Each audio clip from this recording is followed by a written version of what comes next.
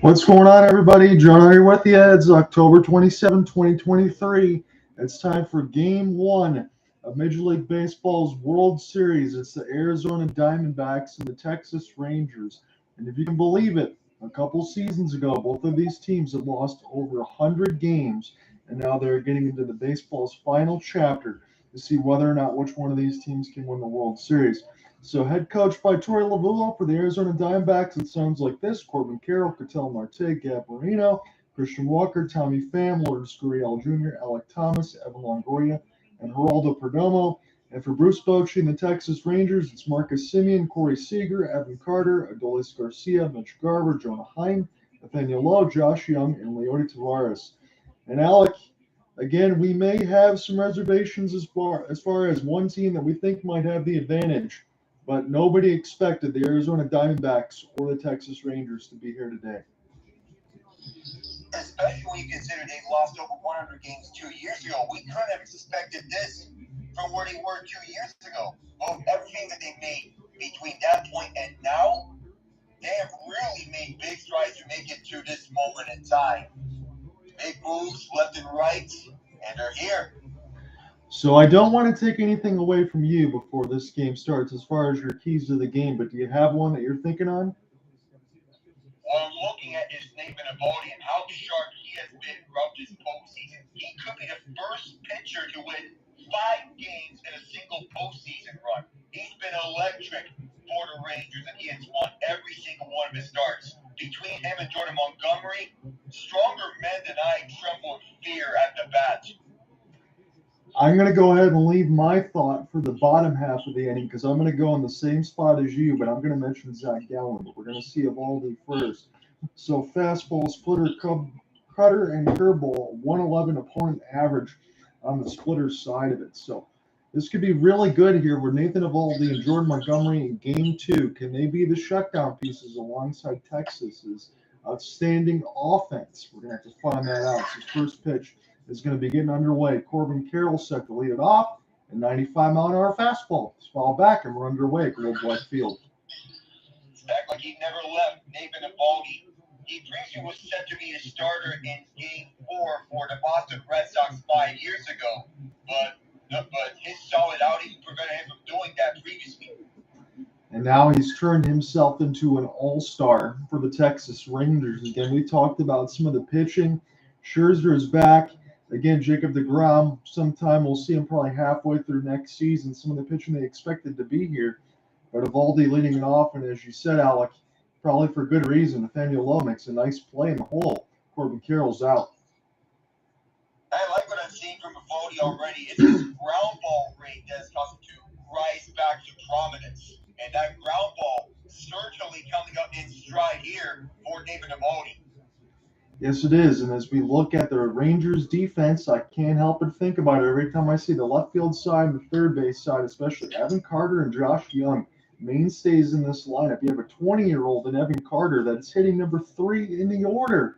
Bruce Bochy certainly knows what he's doing, and these players have certainly been good. We'll see what they do with the bat rack. Ketel Marte will follow the straight back. Jonah Heim will give it a look, but it goes foul. And it's well deserved for Evan Carter to be batting third in the order based on his postseason run and with how he's been doing since his call-up in September. Oh, he's been absolutely outstanding. Another one that's been outstanding as well as Ketel Marte's at the bat rack. He won NLCS MVP, 387 and 5 bombs with RBIs in the double digits.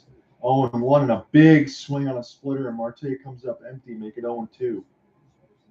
And normally Ketel Marte will be the most dangerous hitter on this lineup.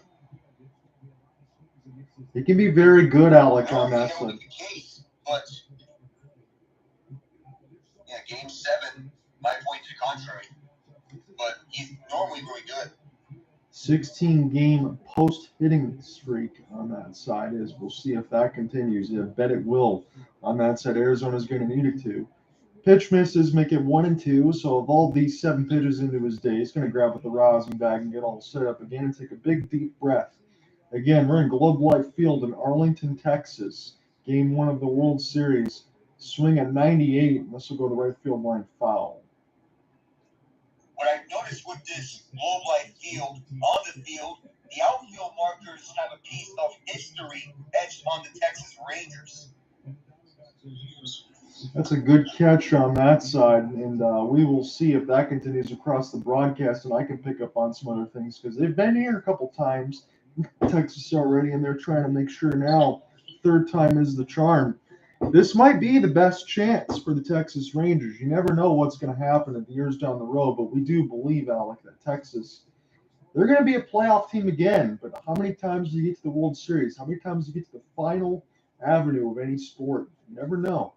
2-2. This is a curveball, and again, it'd be another opportunity for Lowe and Evaldi as they get the same type of play again, 2 outs. 2 outs in as many in the same type of fashion between Evaldi and Emmanuel Lowe, because these two have been really sharp, especially Lowe's been a stalwart at first base throughout the year. Yes, he has, and again, for the heavy heart on that side, and between Josh and Nathaniel was on the Tampa side, and now Nathaniel for the Rangers. Mom is battling cancer and all, so hope that she ends up getting better, being able to watch her son play in the World Series and possibly win it. On that side, for the hockey end, it was Rick Bonus's wife who had a seizure and things like that. So there's been a lot of stuff going on in the sports world, where some players and some coaches and some parents had to step away in some prominent moments. But again, sports, it's all about that, and we'll see what happens as far as these stories, and they continue to evolve. Especially everything on a personal scope. Just remember, the human's well-being is more important than sports in these moments. Yes. It's hard to go out to Nathaniel Lowe's mom. Absolutely. 1-2-1 is the count now against Gabe Moreno, 279. Again, as we said, 284 in the regular season, 7 bombs and 50 RBI. We already made the mention several times in the story about Moreno and being a mainstay, And I think he's going to continue to be 89 mile an hour on the splitter, make it 2-2. So the splitter's been featured by Evaldi so far, Alec, and he's been sharp with it. Yeah, especially with this split, as you mentioned, and Gabriel Moreno, who came over from Toronto in the Dalton Varsho trade, and Moreno, along with Lourdes Gurriel, mainstays in this D-backs lineup, perhaps for the foreseeable future, and I hope so. I would think so too. These guys aren't going to be going anywhere for Torey Lovullo's squad. And this pitch way outside with the cutter, make it full. If he reaches, Christian Walker will be on deck. That could have been another name that I could have mentioned there on the pregame side of it, as we just joined you in before the first pitch. But 179, they're going to need that to perk up. Full count pitch. And a swing into this on a splitter. So Evaldi with a sparkling start as he gets through the scoreless top of the first. I love to call this guy a late bloomer because even though he was the 9th overall pick, his career has been up and down ever since he was drafted by the Miami Marlins. With the Boston Red Sox, he won a World Series with them, and he does bring in World Series winning experience to his Texas Rangers team. Same can be applied for Corey Seager, but Evaldi off to sharp and a very sharp start. Yeah, I mentioned this too alongside Marcus Semien. You can mention that with Seager as well. And the crazy thing is, when I was doing a story a few games ago and I looked at Adolis Garcia, he was actually DFA'd by the Rangers twice. He could have been picked up by another team that brought him back in, but before that, there was too much swing and miss in his game. They didn't think he could be a professional hitter. And now look at what Adolis Garcia did when he won the ALCS MVP. And not to mention that he had some looks with the St. Louis Cardinals previously in his career, and him to come over to Texas, overcame 2 DFAs. He could have been picked up by any other team in that time frame, as you mentioned, but the Rangers stuck with him, and that confidence has paid off to the tune of 39 home runs in the regular season. That's about as crazy as it gets. And when you think about this on the other side, I wanted to mention this because Alec was talking about Nathan Evaldi for good reason. I want to put my brass tacks and thoughts on Zach Gallen. Because in the regular season, 17-9, 347, decent numbers. But in the postseason, 2-2 with a 5.24 ERA. I know what the numbers say, and I know what I'm about to say is obvious. But if he can absolutely step up and deliver, I mean, he's the ace right now for the Diamondbacks, but if he can step up and deliver, this could be a turning point in the series. I know that's just game one, but this might come to a situation where if Gallen wins, they put the Diamondbacks off to a good spot. Yeah, it would, because Zach Gallen, he's been uncharacteristically off this postseason, but if he can get those numbers up, he'd be someone who can play better here in this type of situation. Yeah, I mean, the pressure's at the highest right now. You know, this is the final countdown essentially for these two teams to see if they can win the World Series. Again, we already went through the lineups here, but Simeon, Seager, and Carter between second base, shortstop, and left will lead it off. It's really difficult to say this, but when you have those 9 hitters that you have in the Rangers order, you'd be lucky if only a couple of them are on the downturn, and Zach Gallen kind of essentially has to make everybody else go beneath their average. I know that's lofty, but that's what Gallen's got to do. Again, NL All-Star game pitcher, post All-Star game 6-6, 403, 4 starts, 524 in the postseason, as we said. So those numbers haven't been there, but Zach is going to be the guy that's going to spearhead this rotation. We're not going to get further down the line until we talk to, game 3 on the side for Brandon Pfaadt and maybe Max Scherzer of what that could be. But Gallen's got to be the linchpin here. We'll see if he can do it. First pitch is outside, 1-0. He features a fastball, knuckle curve, changeup, cutter, and slider that he pretty much uses all 5 a good percentage of the time, all in double digits. So Simeon will take a fastball in the black. That's a good one there, 1-1. The D-backs need those types of throws from Zach Gallen if they wanted to turn things around. For having those balls being thrown on the lines of the strike zone, for having to be getting back to the ace pitcher that he has normally been throughout the seasons, and they want to keep him right on track. And Alec, I'm just going to throw a simple question out to you. Do you believe he can do it? That confidence may still be there. I'm going to say so. Again, I know it's a brass tacks things I always say about 6 innings and 2 runs or less, but that's really what it's going to be. Perdomo played off the hop. Nice throw across. Gets Simeon out by a step. So Marcus Simeon as the leadoff man. Normally he would have numbers like these for a leadoff man, but the postseason hasn't really been kind to him as opposed to what he brought up in the regular season. Now he can get up perhaps the greatest shortstop of his generation, Corey Seager. You know what? I won't disagree with you on that side. Alongside all the damage that he's done with the Dodgers and between both leagues, now he's in the American League, he's carrying it with the Rangers right now. And if it wasn't for a certain Adolis Garcia and all these other hitters, probably could make the case that he could win MVP. That's the crazy thing when you think about 1 through 9 in this order. And I asked Alec this several times. We both come to the same agreement. There's no easy out in this lineup, so Gallen's going to have to navigate well. 1-0. As this is inside, that was a good-looking pitch, but it's a ball. Make it 2-0. It's not easy to strike any of these batters here in Texas. Not a chance. They're able to watch with a watchful eye. They have the command of the strike zone. They know exactly what pitch they want. I mean, we've seen Yordan Alvarez and the Astros have now been eliminated by Texas, be able to take a ball that's 6 inches off the plate and hit it for a strike. I have no doubt that Texas can do the same darn thing on that end. 3-0 is the count against Seager. Will Gallen be careful here? It's a 95 right on the black, make it 3-1. Placement for Gallen that time, because it's never easy in getting Seager out completely if you were to come back from that Rio count. Yeah, I've seen some good pitches already, and it's a good call by you, Alec. Is it a couple of those that are right on the line? Now able to jam Seager with the fastball here. Make it 3-2 as Seager digs in with his bat that looks like he grabbed it out of a museum. That's on the MLB Tonight side crew. It's got a lot of work on it. Full count pitch here for Gallen. That's a curveball and a great at-bat for Seager as he draws the walk.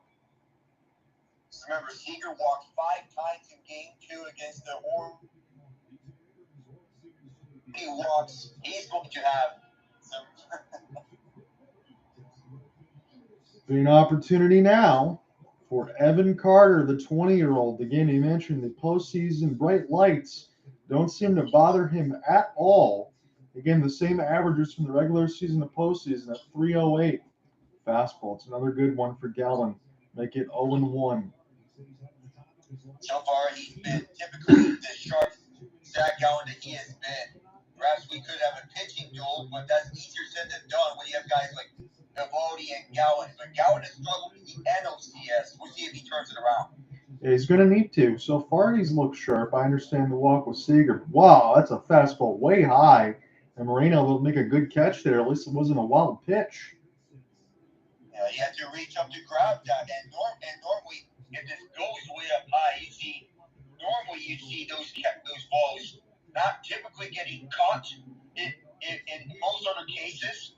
And with that, it would be a risk of getting sent over for a runner to advance bases. Yeah, he was able to get that one right out of the crouch. Make it 2-1 now. Is Carter able to get set and dug back in?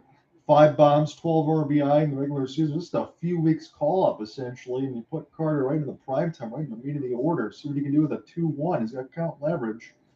Fastball turns in the left field line, but it goes into the grading foul. Make it 2-2. Evan Carter, he's been sharp as he can come this postseason, especially with the regular season call-up in September. This 21-year-old has been really fun and exciting to watch. From Elizabethan, Tennessee. That's a name shout out on that side. 2-2 is the count with 1 out as Gallen delivers the pitch from Perdomo. This one is on the ground. It's bouncing in the air and foul. So Carter will stay alive. Still 2-2. The runner was off in motion. The interesting stat that I'm seeing this postseason, the Rangers and D-backs, they're both undefeated when scoring first. The Rangers 7-0 and the D-backs 6-0 in those regards. I know some of the YouTube comments on that side from the ones that follow along said that the Diamondbacks defense are pretty good right now. Well, we can also say the same thing about the Texas Rangers, Alec, on that end. Both these teams can provide some sparkling defense. Man.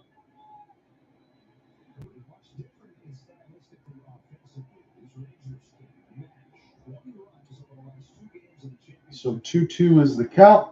And Carter, he could split the gap.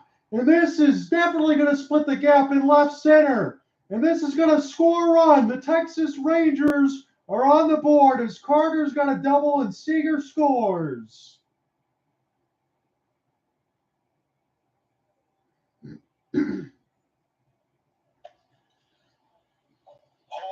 what a way to start things off here in this World Series for the Rangers. Evan Carter continuing to showcase the exciting rookie that he has been. A deep drive through the center field, and he brings in Corey Seager from first to home. And now guess who's coming up? Yeah, if you have any opportunity to do more damage in Adolis Garcia, that can definitely happen. I'm just making sure to take an extra beat of a pause where I need to because the Twitter space has been kind of acting up at this point, so we hope that that doesn't continue. But that's something neither of us can control here at this point. So Adolis Garcia, 15 RBI, a single series postseason record, and you know what? He only needs a couple more to pass David Freese for all time, as it's 1-0. Gallen will get set to deliver. He's got to limit the damage. Adolis Garcia takes a cutter that should have been called the ball. Make it 1-1. That looked very close because you look at it, that ball was delivered outside, but we have seen the inconsistencies with the home plate umpiring throughout this postseason, and this game may be continuing on. The DJ Rayburn is the one calling balls and strikes. It's the one I saw. 2-1 is the count. Just to give you the quick update from the MLB RotoWire side, they have the over under 8.5 runs. And again, I'll probably wait another inning before I tell you, but I might just say take the over here. 2-1. We'll see what happens with Adolis Garcia. This could be big here for the Rangers very early. Already got one. And 96 misses low. And I think Gallen's being very careful with Garcia here, Alec. You just remember, Adolis Garcia is coming in on a 4-game home run streak. He has 2 in Game 7 of the ALCS, where he was named MVP of that series. He can strike any time, and this at-bat sequence could be one of those times. Absolutely. Zach Gallen, 20 pitches into his day. Again, you want to average around 15 as Brent Strom, the pitching coach, looks on. Zach Gallen took an extra beat. He grabbed the rosin bag. Now takes his deep breath. It's 3-1. Adolis Garcia. He's a massive damage here that you can have right in the middle of the order alongside Carter. Full count pitch. This is stroked. Left field line. This is going to be trouble. And Carter is going to score a run. Texas takes a 2-0 lead. Just remember, the Rangers are one of the best teams at home in the regular season. And even though their postseason stats may not show that they're 1-3 in that category, they're certainly up and rolling here at Globe Life Field. The very venue that replaced the old ballpark at Arlington, because if any of you guys remember, the ballpark at Arlington doesn't have an air conditioning system. Right. They needed a stadium that needs air conditioning, and this is one that provides exactly that. But 2-0. Already the hate is being brought up like they're still at Choctaw Stadium. And on that side too, no dome yet, 120-degree heat, no air. A lot of times these fans, you want to come and watch baseball, but not in the dead of summer. And it can still be really, really warm in October side of it. And right now, as you said, the Texas offense bringing the heat 2 runs with just 1 out in the first, as there's already been some interviews here for Evan Carter and Ken Rosenthal with Mitch Garver and all these other guys. They'll be doing more of that as we go along. So Mitch Garver is going to be at the dish against Zach Gallen. And Zach Gallen, as I said, he already had limited at 1. Well, now it's a 2. This one is spiked into the dirt. No advance. Mitch Garver, one of the guys that the Rangers brought in to help boost their offense, and he has been capitalized at a DH spot. He would normally be the backup catcher to Jonah Heim, but Garver's been excelling at his spot at the DH. Yeah, because when you mix in between Robbie Grossman, again, they haven't used Ezekiel Duran at all. He's another one of those bats that had a high average. But yes, that's someone you can throw in there to give you your instant offense right at the DH spot. He's done so. Gallen, nothing wrong with the velocity, 97 miles an hour. It's 1-1 in the count, 23 pitches into his day. And I hate to use this narrative for Gallen as far as how long the leash is going to be here. He's got to batten down the hatches. It's already 2-0 Texas with 1 out. The 1-1 pitch, 95 miles an hour, past Garver, make it 1-2. And Mitch Garver, he's looking for something he likes, just as what the other batters have done so. And even though it's 1 out, that being from Marcus Semien, between Corey Seager, Evan Carter, and Adolis Garcia, they found some pitches that they did and did not like. Yeah, they were very selective, Alec, when they needed to be, and they were able to already drive in runs. I mean, dare I say it, early, this feels like the Christian Javier start against Zach Gallen. That is not good here. So this needs to be closed down for Gallen. I mean, he's got to come through here, as this is going to be bouncing the third, chance at second to flip this one. I don't believe it's going to be in time. Garver beats it by half a step. I think the Diamondbacks may want to challenge this play because from what they see, they think that Mitch Garver didn't arrive at the plate on time because the throw was made. They think the throw was made just seconds, just a mere second before Garver got to the base. I think you're going to get it, Alec. I got a chance to look at the replay just after your description. I think it is a half a step slow there for Garver. This should be a double play that should overturn the inning, and it'll be 2-0 Texas, so at least it didn't get completely out of hand. But this would be a good challenge by Lovullo. I think he's going to win it. Torey Lovullo is no stranger to using his challenges, and most times in which he has used it, he has won them. Yeah, this is gonna be pretty definitive. The ball's already in the glove before Garver gets the right foot on the side of the bag, so just a half a step slow. And the call is overturned, so Texas gets turned away, but not before they score 2 runs and take a 2-0 lead after the bottom of the first. So a good start for the Rangers, up 2-0, and they can certainly, and I mean certainly, build on this lead considering how amazingly good they played at home this year. Absolutely, Alex. So I'll leave it up to you if you want to go ahead and flip-flop between each inning for play-by-play in color, or if not, I can take the whole thing. No worries on that. We will be here today and tomorrow for games 1 and 2, and I think 3 and 4 will be good as well for the next week's side. As far as game 5, I think we're both going to miss that. I've already know I'm going to miss game 5, so Who knows? Depending on how long this series goes, we should be able to call a winner nonetheless. And we should be able to call a winner as far as everything can go. So game 5, though, I'll try and find a way to get onto game 6 because by then I may be out of town by then, but I'm going to be staying somewhere. So yeah, we will get everything all squared away, but we will for sure have the first 4 games here for you. And happy to be here for all that stuff. I mean, regardless of what happens in the World Series, at least we could say NLCS Game 7. That was awesome. It truly was. And quite the turnaround from ALCS Game 7. Yeah. Because between that one and NLCS Game 7, it certainly was made intriguing with that low-scoring matchup.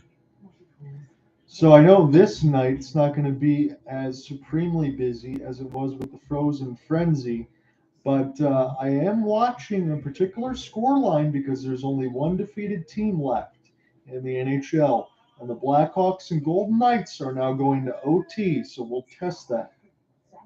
Yep, tied 3-3. And the last time we saw these two teams go up against each other, Patrick Kane appeared to score a buzzer beater with his last goal as a Blackhawk, except he didn't. He just could not beat out the clock. I saw that one, and I thought it was almost so good that they should just allow it, but I know that they can't. You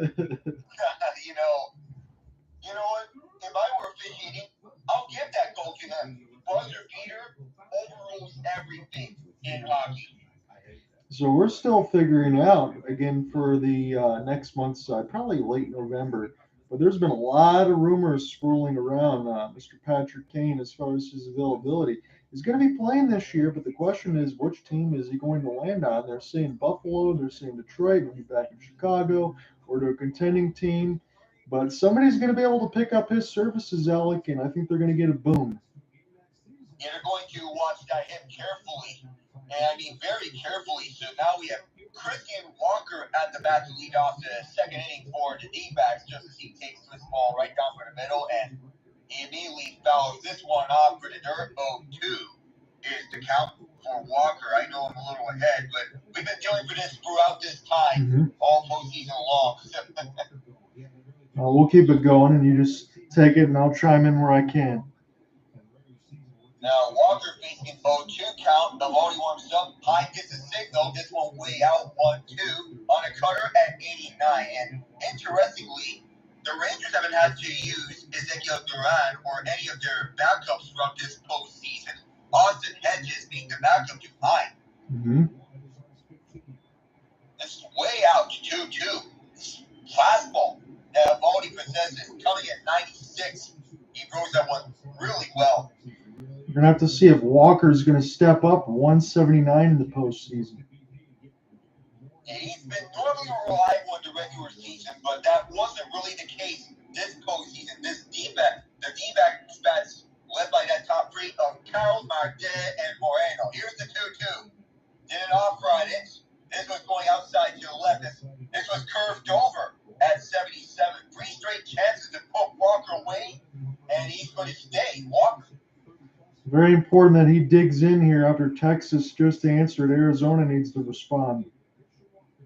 Here's the full count, and just stared at this. This went down through Main Street, right down into DFW Airport, right between the cities of Fort Worth and Dallas. Any day, any time, that's going to be a strike looking. That's a shame because for Torey Lovullo's squad here, if Walker really does pick it up, it stretches out this lineup, and Arizona does need that badly. Because normally you'd see that the top 3 bats have been excelling. Got to find the rest of it from the rest of their bats. But the 9-hitter, Gerardo Perdomo, he's batting .278 this postseason. Outstanding number for him. Tommy Pham takes a strike. Tommy Pham's going to be back in the DH spot today because Alec Thomas will be in center field.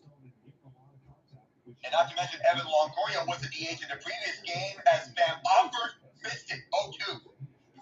So Eovaldi looking to make short work. He's already featured 97-mile-an-hour fastballs. Now the 0-2 on the way. Swing and a miss. Splitter at 89 to Bird K. Add that on to Eovaldi's record for today. 24 throws, 3 strikeouts. Well, Alec, you called it there earlier with Evaldi. You knew he was going to be sharp. If you got Evaldi now and Jordan Montgomery tomorrow, if Arizona doesn't answer, they could put themselves behind in the 8-ball. Evaldi and Montgomery, as we've been mentioning, that's a quality 1-2 punch. Yeah, and if only they had Jacob deGrom help, that'd be a nice 1-2-3 punch. This one on the left line by an inch or two for Evaldi, 25th pitch, and no offer from Gurriel, perfectly placed by Evaldi, 0-1. Yeah, you can make the argument between Evaldi, Montgomery, Scherzer, and deGrom if they were all healthy at the same time. Evaldi and Montgomery probably could still be a 1 and 2. And you could probably have them as the 1-2 in this World Series if they have deGrom. That would be a very high-end number 3 option, just as Gurriel fouls it over to the right. That makes it an 0-2 count. Everyone here, and Arlington on their feet for the 0-2 throw. And this is foul. Gurriel is going to stay. Tell you, Alec, Evaldi's looked very sharp. He's throwing a lot of strikes and pounding the zone here. He's holding his own over the mountain. Outside of a shaky Max Scherzer, they've been mostly good at the pitching. Another 0-2 swing, and I missed this one way out. I mean, way out. Just out the reach of the bat. The D-backs go over in 6 at-bat sequences. Well, we can clearly see here as we're going to be going to the next part of the order and switching it down that Arizona is trying to go after Evaldi quickly and get him out of his rhythm. But if Evaldi's going to pound strikes like he is, Alec, I think he's just going to play right in the hands of the Rangers. And he looked really calm there on the top of the second. That spells some trouble here for the Diamondbacks, I think. And for him to provide that World Series win experience as we saw in the previous week and coming over for the Red Sox. And I know there was going to be all the talk about the cheating scandals in which Alex Cora was involved with the Houston Astros, but Evaldi is still a quality pitcher who can pitch innings like these, no matter where he goes between Boston, Miami, or Texas. Just to give you the quick update here on this side, Philip Kurashev, he beats the Golden Knights as Blackhawks win 4-3, so no more undefeateds in the NHL. The last undefeated team goes down. You heard here, Philip Kurashev, after safety in or equalized in the 3 apiece past the midway point. Off the third period, Kurashev, we have yet to see the assist, but it's a power play goal, as Sam Rosen, legendary New York Rangers broadcaster, would say. Yes, and I'll tell you this, as far as the Blackhawks now, they're going to be 3-5-0, but they've been pretty good as far as a young team. The Coyotes have been pretty good. We've seen some of these other young teams step it up, but the only thing we haven't seen, Alec, on that side, San Jose Sharks, that situation might be a little nuclear. They're the last winless team in the league, and it's not helping that they're facing a Hurricanes team that is just getting Andrei Svechnikov back into the lineup. He may be playing on the 4th line because he's getting his conditioning back on track after tearing his ACL against the Golden Knights last year. I was in attendance for that game, and it was painful to see him tear his ACL in action. But he's back and on the 4th line, but that's going to make a very good 4th line between him, Jack Torey, and Stefan Nathan. Yeah, I think the Hurricanes will definitely, you'll see them pick it up as the season goes along, 4-4 on the season. You know they want to be better, but they've been bit by the injury bug big time early this year. And between Svechnikov, Brett Pesce as well, that's the most recent injury. So you get Svechnikov back, and if the price is Brett Pesce, that's going to be an ouch over their own end of the ice because they need Pesce's services to complement Brady Shea's offensive prowess. Yeah, they do. And I know the Capitals were able to beat the Devils last year. They're going to get back into it, but the Devils now up 3-2 on the Sabres. They want to bounce back. You don't want to lose to Washington and then lose back-to-back games. You don't want to do that as Jonah Heim takes it down at the bottom line. Heim has really stepped up his offensive game to go with his defensive prowess as catcher. Heim offers fouls on his cutter, 91. Yeah, his numbers have really percolated up. He's already been outstanding defensively. And we speak of the Washington Capitals. They're surprisingly up 2-1 on the Minnesota Wild, but the Wild have not been off to the best of starts. Here's the 0-2. Offers fouled again. Same place as it was last time around. So Pham is going to stay put. But he's 0 for 8 in his career against Zach Gallen. Struck out 6 times.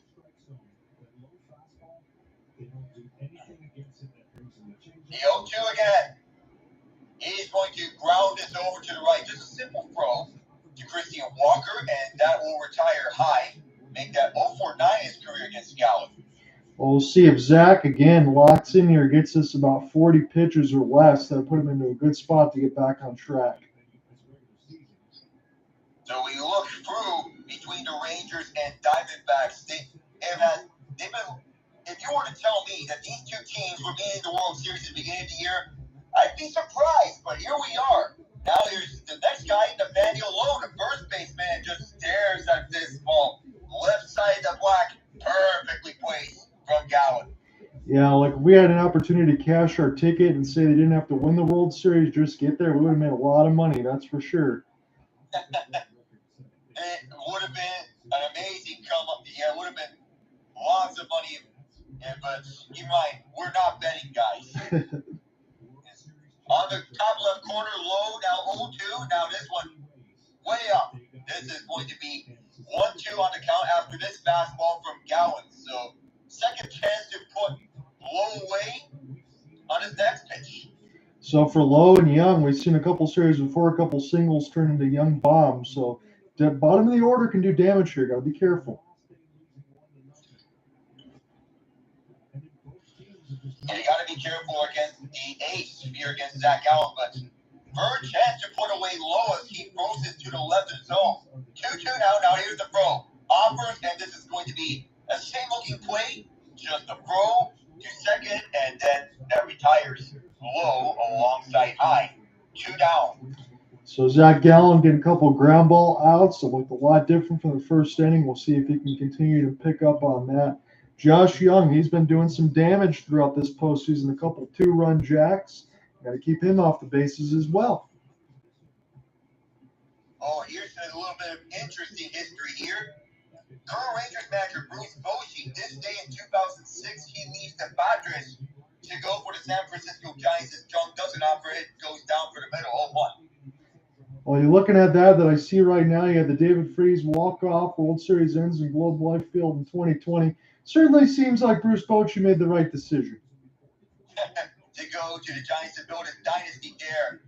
0-2 now on Young, as this one goes to the bottom right corner. But Bochy, a really smart decision coming over to San Francisco. Build a dynasty, led around his ace at that time, Madison Bumgarner. Young on the 0-2. Here's the throw, and this is fouled to the left on this change of 89. He's going to stay. So if he reaches, Leody Tavares will be next before we go back to the top of the order, who's got a lot of speed. Tavares, lots of speed and a lot of defensive prowess over at center field. He made that outstanding grab against the Astros that robbed the Astros of a home run. Yeah, both defenses have been absolutely immaculate to get here. And that's a good reason of why they're here. And now we come to the end of the second as Young offers at this going low. He swings and misses. It remains a 2-0 ball game here in North Texas. I'm going to say that was badly needed for Zach Gallen. Again, 2 runs is not a lot to give up in the first, but you need that answer. You need that shutdown inning. Hopefully the Diamondbacks can gain some confidence here against Eovaldi. They tried to attack him quickly. It didn't work in the top of the second. We'll see what happens in the top of the third. It may not have worked at the top of the second for the D-backs, but now their batting order comes to this. Alec Thomas, Evan Longoria, and Aldo Perdomo. And Perdomo is the best one of these three, but I'm not going to count out Alec Thomas because he has been clutch in this postseason. Yeah, when Ian was with us on the Game 7 side, he made mention of that several times. I definitely agree. When you get runners on base, that's when Alec Thomas comes alive. And again, his speed can make a world of difference. Alongside both these teams, we're in the middle of the commercial break in the top of the third, still a 2-0 lead for Texas. But both of these teams feature a lot of speed. And as we said, both of these teams have great defense as well. So it's not about just bashing the baseball, even though Texas does that well. Both of these teams are very sharp in the field, And the back end of these bullpens, that's another thing I want to watch. I didn't key in on yet, but I was really shocked for how good I saw Kevin Ginkel in that eighth inning in the NLCS. He was sawing bats in half. And he has been as sharp as he can come. Between him and Paul Seawold for Arizona, they've been as sharp as they can come in the later innings between those two. And Ryan Thompson has had a career revival with the D-backs, having his beautiful sidearm throws. Anytime I saw that, and then I looked to see, and I see his picture, and it still showed the Tampa Rays, and I go, okay, I understand it now, because anybody that's a member of the Tampa Bay Rays, they find a way to get them to pitch and do quite well. We'll also give you little tabs here on the NBA scoreboard if anything starts to get final. I see the one that's furthest ahead here are the Nuggets and Grizzlies. Grizzlies don't want to go 0-2 on the season, but it's 84-77. We'll give you a quick score. I always do the Jokic triple-double update. And still pretty close here. 12 points, 9 rebounds, and 7 assists as it's 84-77 with 2 minutes in the third. Last night I wanted to get our first taste of NBA action. I caught up with both of those two games yesterday between the Sixers and Bucks. The Sixers almost erased a 19-point deficit on the Bucks, but Damian Lillard had 39 in his Milwaukee debut. My, oh my. 39, huh? I mean, so we knew that he could score a ton of points. He's always done that in Portland. But he's never played with anybody as good as Giannis Antetokounmpo. He hasn't really had a superstar quite like Giannis in his career, but he is embracing being a 1B option. I'm going to say 1B because both Giannis and Lillard are number one options. Yeah, it's going to be fun to watch as that season continues to move along. Who is going to push them to the finals and possibly win something? Because you know that's what Damian Lillard wants. He never had a taste of that.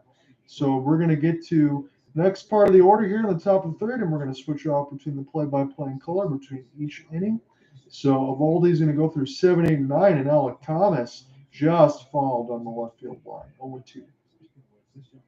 You normally see the D-backs batters come alive in the later 4 innings, and in the first 5 innings, not much of the case.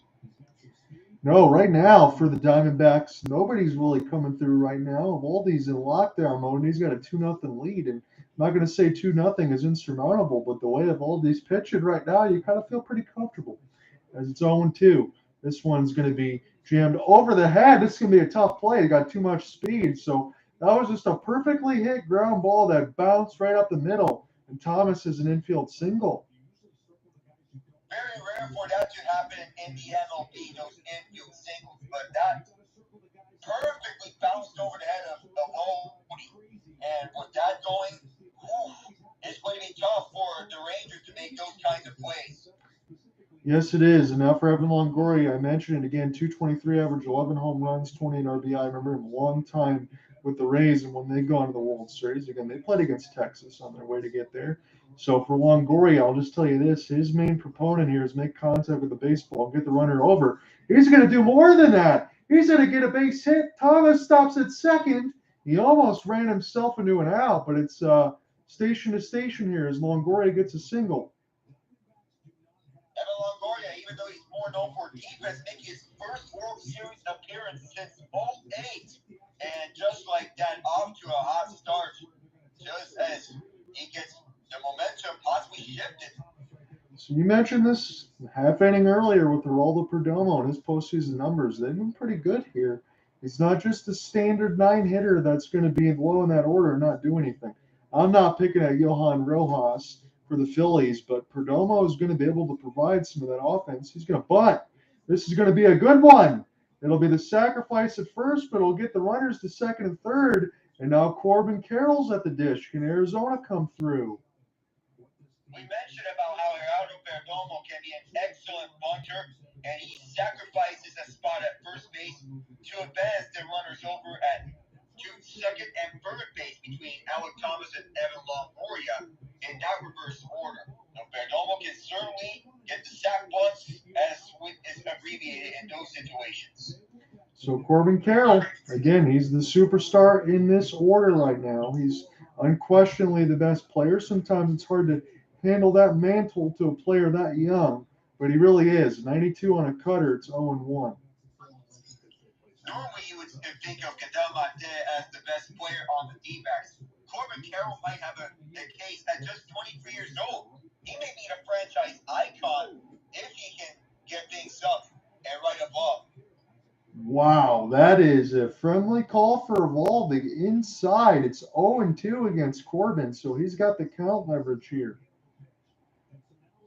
And that's a friendly call, as you mentioned.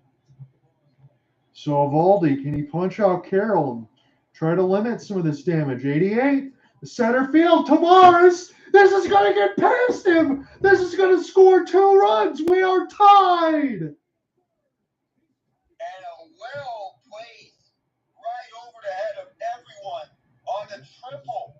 And any more faster than that, you would imagine Corbin Carroll would have a look, but in an outfield, onto that spot, through center field, and at a spot where Tavares can't reach it, right by the glove, and this was just out of his reach. I'm going to say this. I know it's 0-2 and Evaldi's got count leverage. He could have certainly made a better pitch, but I can also tell you this for Corbin Carroll.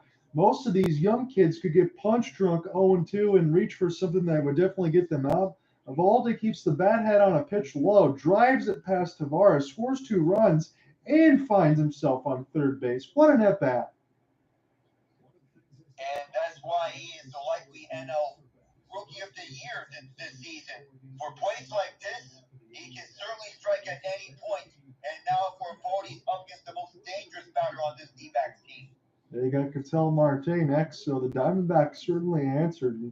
You know who feels really good? It's not just Torey Lovullo or all of us for a game that's tied on the side, but I think Zach Gallen, he's definitely going to feel pretty good because if he locks in like he did in the second, this is a brand new ball game, my friend. This is going to be it's going to be a brand new game if this keeps up of how the Diamondbacks are embracing the chaos. That's what they like to do. That is one of the best monikers and tags that you could have in baseball. I love that one for the Diamondbacks. 0-1. Marte takes a curveball high. Can Marte drive Carroll? And he was going to show bunt, and they had to make sure to stop on that quickly because Carroll has the speed to score. And they had to stop on that because any more damage done, it's very rare that a player steals home base.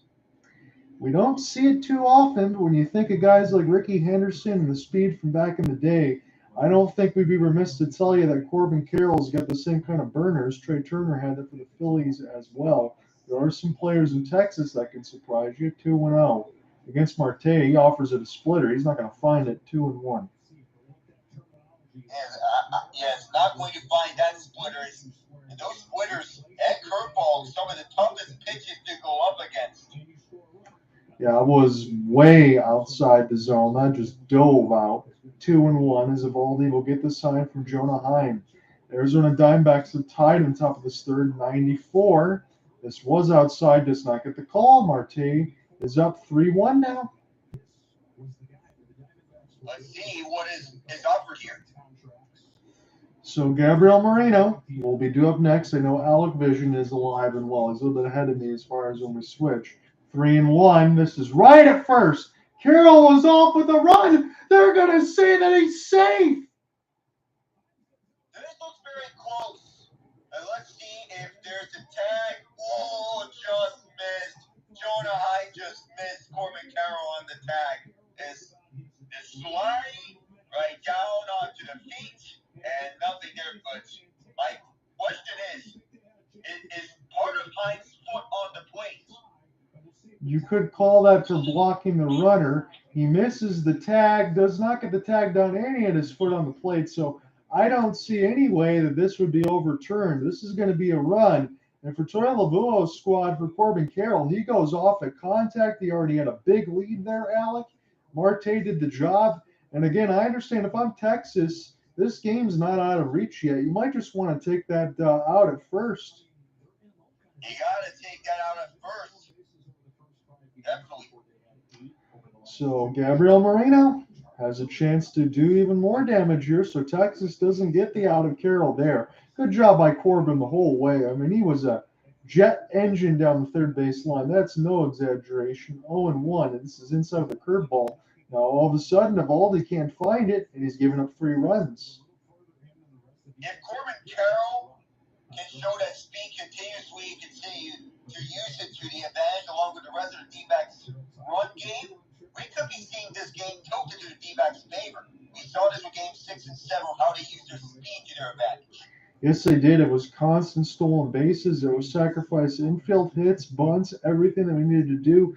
I mentioned this in the story, and I know Alec will agree with me, but it's baseball essentially in its purest form, the way that it should be played. And that's what Diamondbacks baseball is, and that's what embracing the chaos is. That's what Torey Lovullo wants. 97 fouled back. It's 1-2 against Moreno.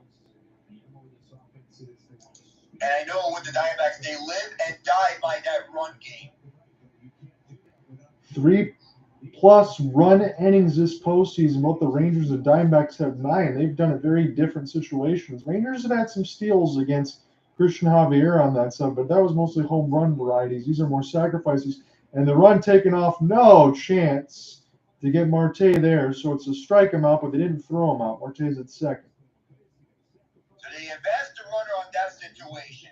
And Marte can definitely use all that speed to his advantage. At that time, he did so there just like the rest of this run game for the D-backs. They emphasize on guys who can run. And that time he did. You definitely can. Again, I won't normally make mention of this, but they've been doing this the last few World Series. Every time you steal a base, you steal a taco. So Ketel Marte will be the one of record to get everybody free tacos. I mean, the most famous types of Mexican food. I enjoy having myself a taco a day or two. Yeah, just do that. Just don't get the bastardized versions that Taco Bell gets. Make your own at home. So Christian Walker, he's on the first base side again, as we mentioned, 258 average, 33 home runs, 103 RBI. Nothing near that in the postseason. If he breaks out in a big way, that could come a long way to pushing Arizona into new heights that nobody even expected. Well, we said that for both of these teams. 1-1, 95 with the fastball down the left field line, 1-2. If we remember back in 2001 when the D-backs beat the New York Yankees in the World Series, nobody could have expected that. But the D-backs are known for one thing, shocking the world. And I think they're going to be doing that more so than any on this side, because I think that there is a clear advantage for one of these teams. But Arizona says, take your advantage and shove it. They got a 3-2 lead right now. 2 outs. Marte at second. Walker at the dish, 97. Outside, make it 2-2.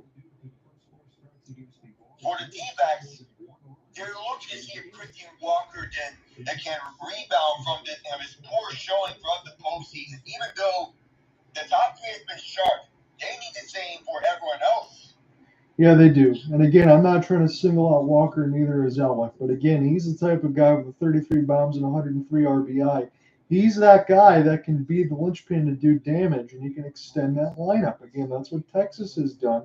And for the Diamondbacks, they've kind of manufactured everything to make sure that if there is a lull, they'll still manufacture runs and finding a way to score. So Evaldi, 23 pitches in this third inning. He's trying to get out of it at 51 in total. Swing and a miss against Walker, but the damage has been done. The Diamondbacks score 3. They take a 3-2 lead heading into the bottom of the third. You live by the ground ball, you die by the ground ball these times. And one of those times, it wasn't even a ground ball. This was a line ball that triple by Corbin Carroll that brought both of those guys home between Evan Longoria and Alec Thomas. Yeah, no doubt about that. And again, on the other side, when you go ahead and you slam a hit, that probably should be an out. I'll just talk about it as plain as day. I know it's only 1 run, but you want to go ahead and take the outs when you can. And I think the only reason why I say that, when the Rangers had a 2-0 lead, you don't get the runner at first, you get an extra run there. Yeah, I don't know if that's the best look, and if they would, do that over again, I'm sure they would have taken the out. Well, now we'll see if the Texas Rangers can respond. We know that they can score a ton of runs, but this is the first time, Alec, that I can really recall we saw Evaldi get touched up a little bit. Because he has been usually sharp. I've seen him ball out normally when he has been on his game. Game 2 against Tampa Bay, Game 2 against Houston, and also Game 6 against Houston as well. He's been normally sharp. Game 3 against Baltimore as well. You can add to that. So all the times that he won, but perhaps he can bounce. If he were to bounce back and win, it's to limit more of this damage to get back to Boston form. Yeah, no doubt about it. We'll see if he can do that and lock in. We saw Zach Gallen do that in the top of the second when you call that again. We'll switch off in the fourth. Now Gallen's going to get the opportunity to have the lead and a chance to continue to settle down. So this game will continue to change narratives and take shape. We'll try to bring all of those to you. Again, I mentioned this in the part of the story as far as Brandon Pfaadt, who's going to be a Game 3 starter. They mentioned on MLB Network he was drafted during the COVID year. They limited the rounds to 5. He was the last pick in the Diamondbacks portion of the draft. That Game 3 starters could be Scherzer and Pfaadt. So there's a lot left to do here in this series as we're just getting started on the Friday. But if I'm not gonna lie to you. I'm gonna tell you this score line. I didn't expect the Diamondbacks to already have the early lead. And the D-backs tilting the advantage to their favor as we go on through this third inning. As that run game, we've been previously mentioning this. The run game paying dividends here. The Rangers, they emphasize more on the fly ball. Right. Yeah, we've seen some of that mixed in, but you're right. The Arizona Diamondbacks in their run game, sacrificing bunts, steals, that's worked in high priority. Really, for the Rangers, we only saw that against Christian Javier, essentially in the Game 7, where he had 3 steals and essentially like 5 batters. But the Rangers can do it too. But the Diamondbacks, that's their linchpin. That's how they score runs. Now, can Gallen lock it down as it's loaded Tavares before we go back to the top of the order? It's 0-1. So Leody Tavares, he knows a thing or two about defense, even though he had that live ball go right by his glove hand on the Corbin Carroll RBI triple. So Leody went golfing there on a changeup. He did not find it. 0-2. He's going to use his disengagement and change of batting gloves. Essentially, he's going to do that because he was down 0-2 in about 5 seconds' time in the bat box. As Zach Gallen is going to continue to lock in here. He's got those aviator shades. Looking a little dangerous here. We'll see what happens on the 8-8. Change up, misses the plate, make it 1-2.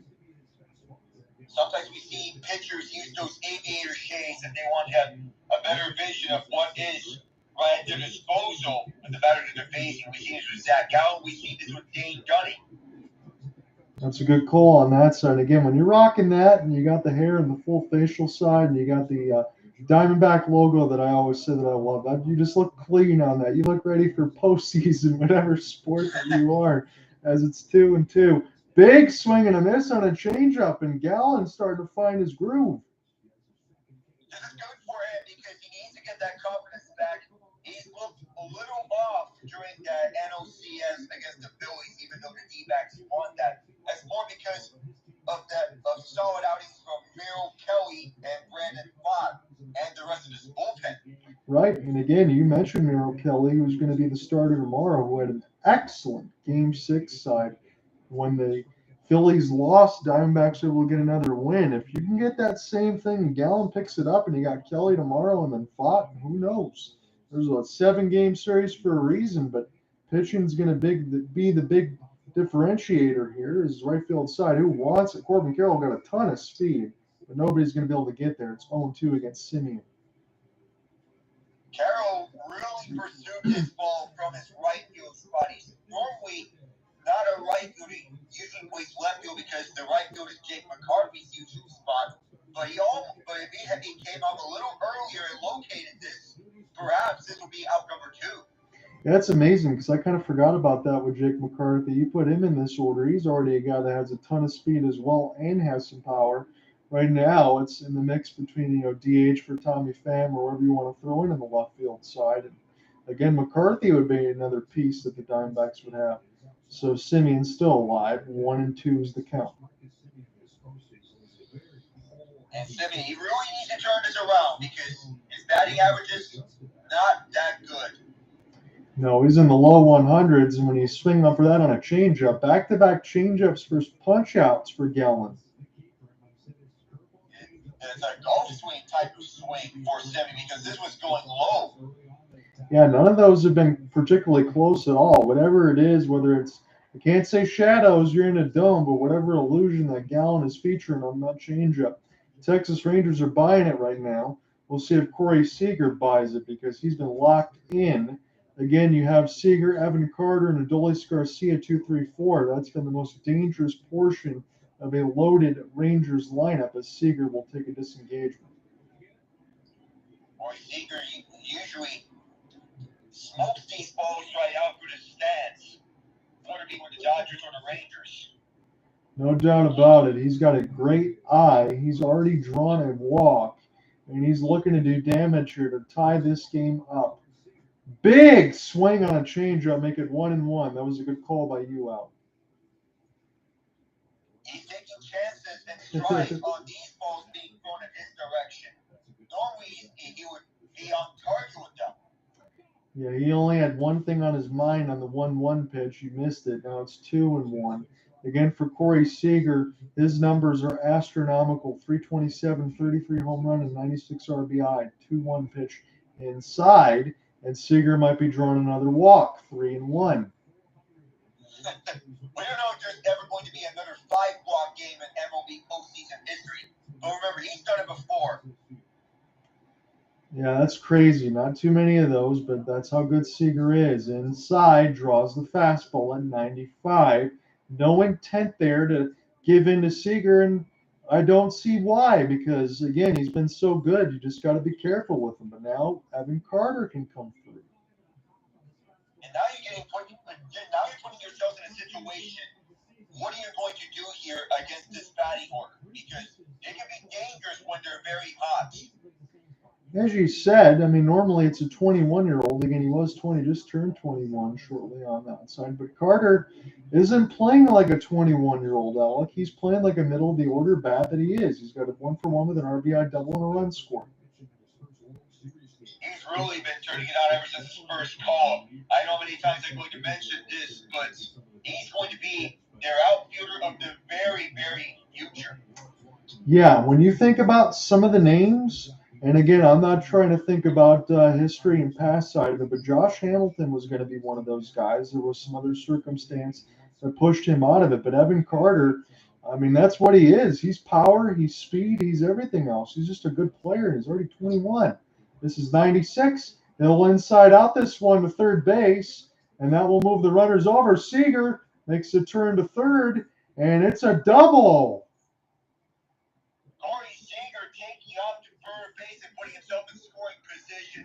I'm not sure what Evan Longoria was doing. Perhaps the ball was coming way outside, and he had to step outside the plate to secure that to have to prevent Seager from going any further. But I may be thinking that the ball was coming outside the base, so perhaps that's why Longoria stepped out of third base. Well, hindsight's 2020, and on the camera angle that I saw, I'm just going to go ahead and say, if they just don't play it, I know you can't shift anymore, but if they kind of play it just standard length where he's locked at third base, that's not even a hit. That's not even a hit at all. So Adolis Garcia, Gallon off the changeup, it's 0-1. I was going to make the mention, but maybe not now because it's 0-1. Maybe you walk Garcia to pitch to Garver, but it would load the bases. But 0-1 against Adolis, who has absolutely brought the thunder here. Gallon needs to close it down. 0-1 inside, make it 94. But he gets this. Actually doesn't get the strike call. The hand was up. It's 1-1. Might have almost hit him in that first pitch. He just had to get out of the way. So 1-1. Towels are waving right now at Globe Life Field. Can Gallon get out of this? Oh, this one here, his face as he has to back away. 2-1. Jeez, how much of these are we going to see here? Because we've seen a lot of balls that were nearly thrown towards the batter. And even one time, we saw that one pitch by Lourdes Chapman on Chapman for Corbin. Ouch! Yeah, that one I'll never forget. 2-1. Oh, that would have been a hit me cutter. 2-2, but Garcia just looks at it. You got to take chances on that ball.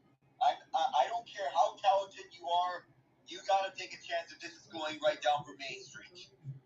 Garcia up against it, 2-2, but he can fight through it. Gallen will take a step off as well. He'll grab the Rawson bag. This is a huge bat early in this game, bottom three, and Gallen was just gifted 3 runs by offense. He wants to close it down right here. Seager at third. You got Carter at second and Garcia at the dish.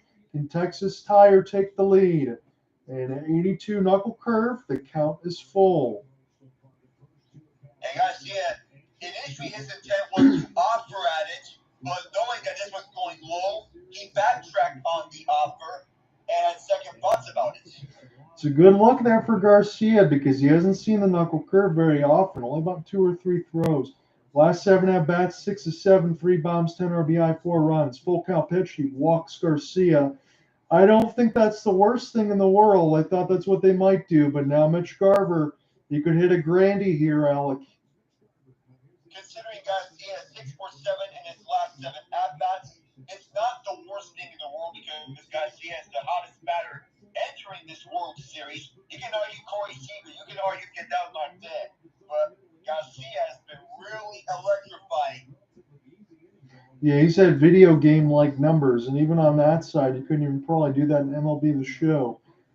Garver will get a chance to dig in here. There was a bit of a pitcher's meeting on the mound as we get a commercial half and half. So Moreno will take his time, and the ump gives the signs to get everybody back in their spots. It's a big at-bat coming up here, my friend. And Garver has one of 3 grand slams in Rangers postseason history, and that grand slam came game 2 against Baltimore. That's a home run hitting ballpark, but so is Texas here at Globe Life Field. John here with you alongside Alec Nava. As this is 95 followed back, we're switching off between play-by-play and color respectively, and we will give you at least the first 4 games of the World Series here. We're in game 1. Arizona has just scored 3 runs. They've taken the lead 3-2. It's a bottom third with 2 outs. Gallen on the mound against Garver with the bases juiced. 0-1 pitch coming. Inside at 89. The thing here for Arizona is that you want to limit the damage as much as possible. A walk here will only tie it, which is not the worst thing in the world because Zach Gallen has usually been an ace, and he has been pitching like an ace in these last 2 innings. He's been able to locate it. 89. And Garver shows the eye. It's 2-1. The hand-eye coordination being the most important thing that a batter has to look. Know which ball is going inside the zone and which one is going outside. That time was going outside, and Garver didn't offer at it. Good call from him. Tense moments early. 2-1 with the bases loaded. Way outside. It's 3-1. Garver still showing the hand-eye coordination as is previously discussed. That is important no matter if it is baseball or hockey that we usually cover.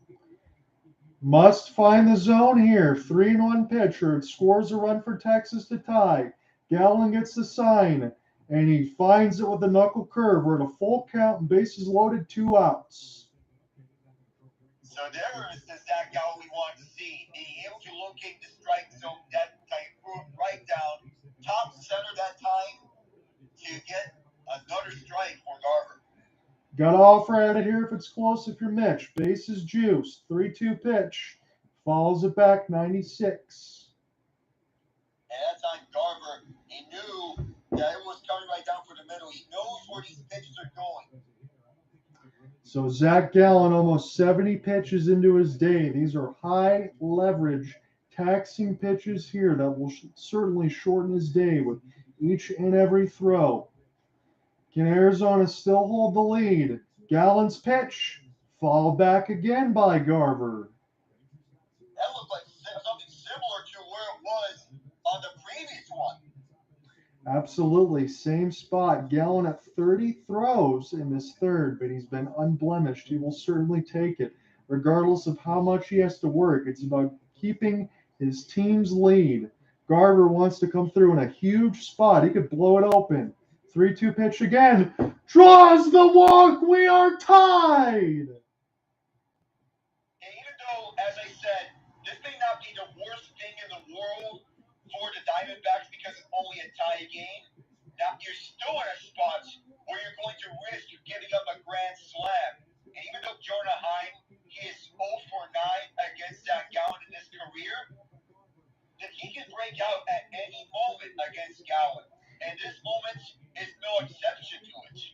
I don't disagree with you that it might be just kind of a watchful eye, even though that was a great at bat for Garber, and that the walk might not be the worst thing in the world. And you brought up Heim's numbers, but you also brought up the same thing, and I agree with you on that. If Heim breaks out here, if he turns a single scores 2 runs here, and Texas could answer those 3 runs with 3 runs of their own. So walking people with the bases loaded, you know what that means. That means it's a tie game right now. It's a 3-3 game. Game has been a lot closer than I would have expected at the beginning of it, but Gallen was able to get some runs. He's given up one now in the third after Arizona scored 3. It's tied once more. And Jonah Heim's at the bat rack with the bases loaded and 2 outs in the bottom 3. As Alex said, 0 for 9 with 6 punch outs. So Jonah Heim wants to get off the schneid here. 0-0 pitch, 89 fouled back. In the meantime, Joe Mantiply is warming up in the bullpen because already we've seen 2 mound meetings between Torey, Lovullo, and Zach Gallen. So we may see Gallen's outing come to an early end. I think that's a good call for Troy Lovullo. I think you have to do it. I think Gallen's probably at his limit at this point with these leverage pitching. 89. This one will be a few steps for Alec Thomas. So the game's tied. It could have been a lot worse, but Zach Gallen keeps it 3 runs, 3 hits on both sides as Alec takes over in the 4th. So damage limited for Zach Gallen as we come over between innings. So far, he's looking like the ace. He was primed to be, but the question is, how much longer? We may be saying at most to the 5th inning now because already he's thrown 70 times. I would agree. I wouldn't go any more than that. I say he gets to the 4th, and then you figure out what you want to do in the 5th. And now that Mantiply is warming up in the bullpen, you get to the 5th, have on the last out, or on the last sequence, you pull him, and then you figure out what to do here. You get Mantiply in at first, and first off the bullpen, and say, go in the order of Thompson, Ginkgo, Seawald, if you have to leave by that point. Yeah, and I'll counter with the same names that we already know on the other side for Texas when you're talking about Spores, Chapman, and Leclerc. I think you want to use your top guys as much as you can. You want to stay away from the middle of your bullpen relief because both of these offenses so far, they've shown you that they're going to hit you up if you don't make the right pitch. Especially for Josh Spores, who has been sharp when relied upon because he has not allowed a hitter or runner for most of these outings that he has come through. Just 2 hits allowed in 8 postseason games, 1 earned run. So as far as the reset for me, for anyone else that's joined in late on the YouTube side or following along, listening to the Twitter space, Zach Gallen and Nathan Eovaldi have essentially had the same pitching line, except Eovaldi has 3 more strikeouts. Three innings, 3 hits, 3 earned runs, 3 strikeouts for Gallen, 6 for Eovaldi. Eovaldi's picking up where he left off from the 2018 World Series 5 years later. It looked like he aged a single bit. No, it's been pretty good so far. And again, I'm excited for what this game is going to bring to us. And I know I hate to punch the button too much, but I talked about it in the Astros Rangers side of it for Game 7 that the middle innings could be very important. Now we'll have to figure out what these 2 managers want to do with their relievers in the middle innings because maybe from where we are, especially for Gallen, as Alex said, this could be Gallen's last outing, and Eovaldi, he might only have 2 more himself. And he might. And speaking of guys that haven't aged a single bit, I want to get to an NBA game that I watched last night after I got the Fox Sixers broadcast. Kevin Durant, who has looked like he's still in peak form, 39 points. Man, already dropping a 39 piece at the beginning of the year. I guess it's no surprise for the Durantula. And no surprise. And Anthony Davis counted with 30 points. And the Lakers outscoring the Suns 28-11 in the 4th as we get started with this 4th inning. Eovaldi immediately pitches 1 out to the left. But these 2 teams, between the Suns and the Lakers, we could see them in a playoff series if they keep playing like this. That's what both of those teams certainly expect. I'll say that. Now, Tommy Pham, deep shot to left field. This isn't even going to be touched. It hits the back wall. The D-backs up by 1 once again. Tommy Pham, 2 home runs in 3 games. Well, the courtesy of Alec Vision, I get to live through your call right now, and I want to get a chance to see it because holy cow, a splitter that didn't split, and that's going almost into the second deck. My goodness. I mean, this could have gone over to the second deck if this was elevated a bit more. Rarely you see balls getting hit like that, but the high fives commencing. Hey, we just talked about it with Gallen and how important it was going to be. Evaldi's got to locate his pitches too, where Arizona's already proven they're going to do some damage. What a swing from Pham. He came over from the New York Mets just as Lourdes Gurriel took his strike looking 0-1 on the count of Pham. He can really elevate his game over at the DH spot. Big swing and a miss for Gurriel. They get an 0-2 count. Second curveball and as many pitches for Evaldi on Gurriel. So maybe they're trying to get the quick jump there. They're trying to figure Evaldi's going to throw in some quick strikes after the home run. You got to be careful with Gurriel because he can bring it too. He can definitely bring it too. But that batting average that he has over this postseason, he's currently batting, and this is going to ground over the sinker to the left. Gurriel is going to be quickly retired, but he is still batting at an average of 245 entering this sequence. Not too bad considering you do have some home runs in that part of the lineup. It seems like everybody else is picking up Christian Walker so far. Yeah, everyone else seems to be picking him up. But Tommy Pham, even though he is batting 227, that's still a solid batting average. At least 225 would be okay numbers. Yeah. Am I seeing this correctly? Table Terrifying has a hat trick for the Hurricanes just as Evaldi curves his inches to the outside right. I will go ahead and look that up for you right now. Again, it is a 3-0 lead for the Canes. And yes, Teravainen, 7 goals on the season now. And just as we have an interview over the D-backs dugout, this last throw was ball 2, fastball 95 for Evaldi. The 2-0 swing and a miss for Alec Thomas.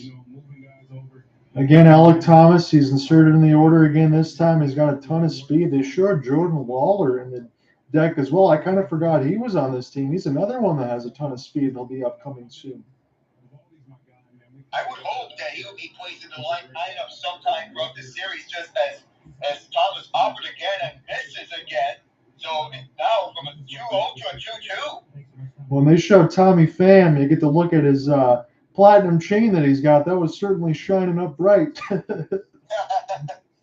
certainly shined like a diamond, and Thomas fouled this off the tip of his bat, just got a piece of it. He's going to stay on the plate for one more.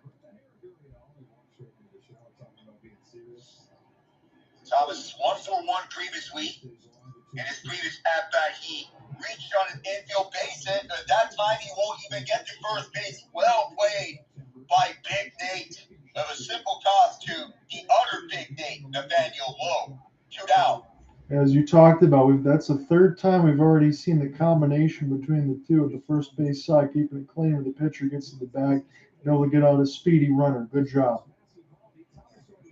Now we have the longtime Ray and former San Francisco Giants, Evan Longoria, who's now up in the batting order. He's number 8 in that spot. We get a look at Mike Hazen, the D-backs general manager. Now this first throw is going to be on the left line, and they're going to call it there. That could not have been delivered any better for Evaldi. When you talk about Hazen on that side, maybe get some considerations for GM of the year for this team. You get to say the same thing for Chris Young with the they assembled just as Longoria offers and get a golf club for this one because this was going below 15-year gap between World Series appearances, longest all time for in the MLB for Evan Longoria. It's good to see though because Longoria has been a good baseball player for a long, long time here. He has been up at his peak, and this one may have went off the tip of his bat or not. Didn't catch a clear look of it, but that was a 1-2 count. I'll always remember him as a Tampa Bay Ray, but now he gets an opportunity to win with the Diamondbacks, who have the lead in this now game. Now 1-2 count with 2 outs, and this goes to the outside breaking ball. This is curved over low, 79. We'll have a back and forth game between Buffalo and New Jersey in the meantime. It's tied 4-4.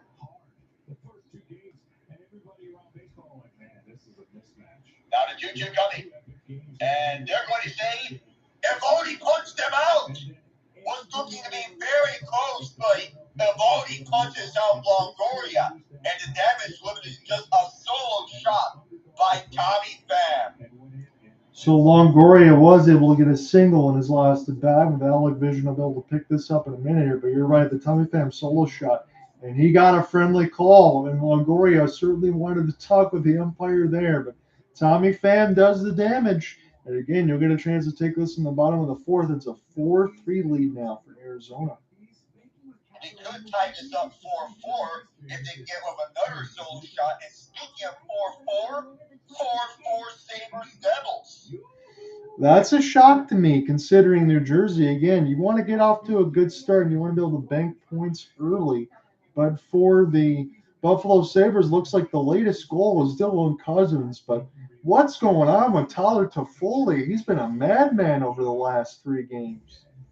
He looks like a man possessed. Already 7 goals into this young season on this power play marker, 209 inches per period. But Dylan Cousins had a say on it. Other goals, Eric Holland, Jesper Bratt, Alex Holtz for the Devils, Rasmus Dahlin, Tage Thompson, and J.J. Peterka for Buffalo.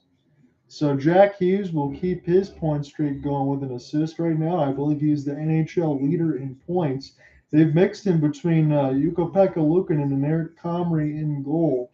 That's the only thing for Buffalo. And I know you said that with Connor Hellebuck before that. That would have been nice to see that trade. But that's the only thing that really worries me about the Sabres going forward. Who's going to be the primary puck stopper, and is it going to be enough? I would wonder if they want not to put in Devon Levi anytime during the season. I would love to see him get action here in the NHL. He had a really nice going in college with Northeastern University, and he's been the top goaltender in the NCAA throughout his run during that time frame. Yeah, you're right. And I definitely think he will see him because I believe he is lingering with a lower body injury. So they're playing it safe at this one right now. But when Devin Levi does come back, I would expect him to be the number 1 goaltender, give him all sorts of chances until they really get everything situated in Buffalo. Because Ukko-Pekka Luukkonen was supposed to be that guy over the last couple. I know there's some defensive inconsistencies and all that, but I haven't seen anyone else kind of showcase themselves just yet for Buffalo in that. And the original plan was UPL, but Levi has asserted himself as the top guy in net for Buffalo during this time frame. And that Sam Reinhart trade is looking a lot better for the Sabres now. It's looking more win-win. Yeah, as it goes along, I agree with you on that side because Reinhardt's still continuing to put up the production for the Panthers. Yeah, especially on the third line. Normally, in any other team, you would see him on a first line spot, but because Florida's lineup is deep, he's finding himself on a third line role with Anton Lundell. Yes. Yep. And what about this?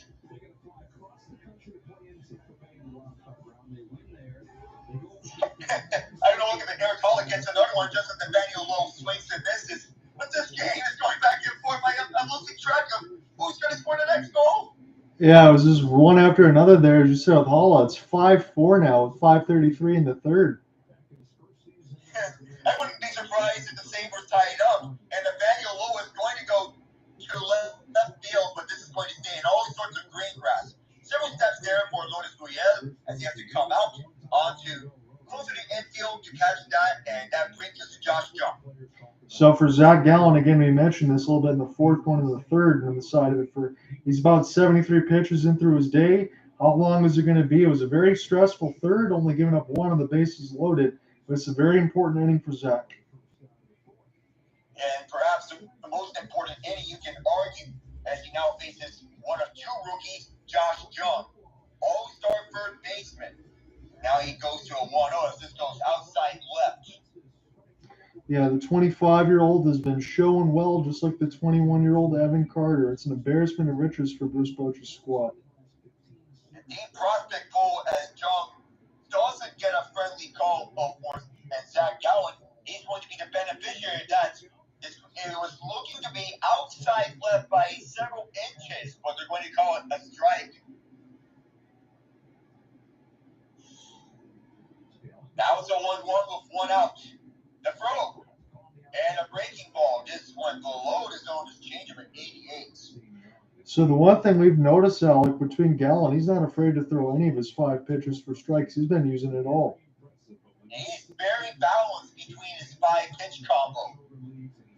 Now here's the 2-1. Jones is going to offer, and then a deep drive to right field for a base hit. He gets to first.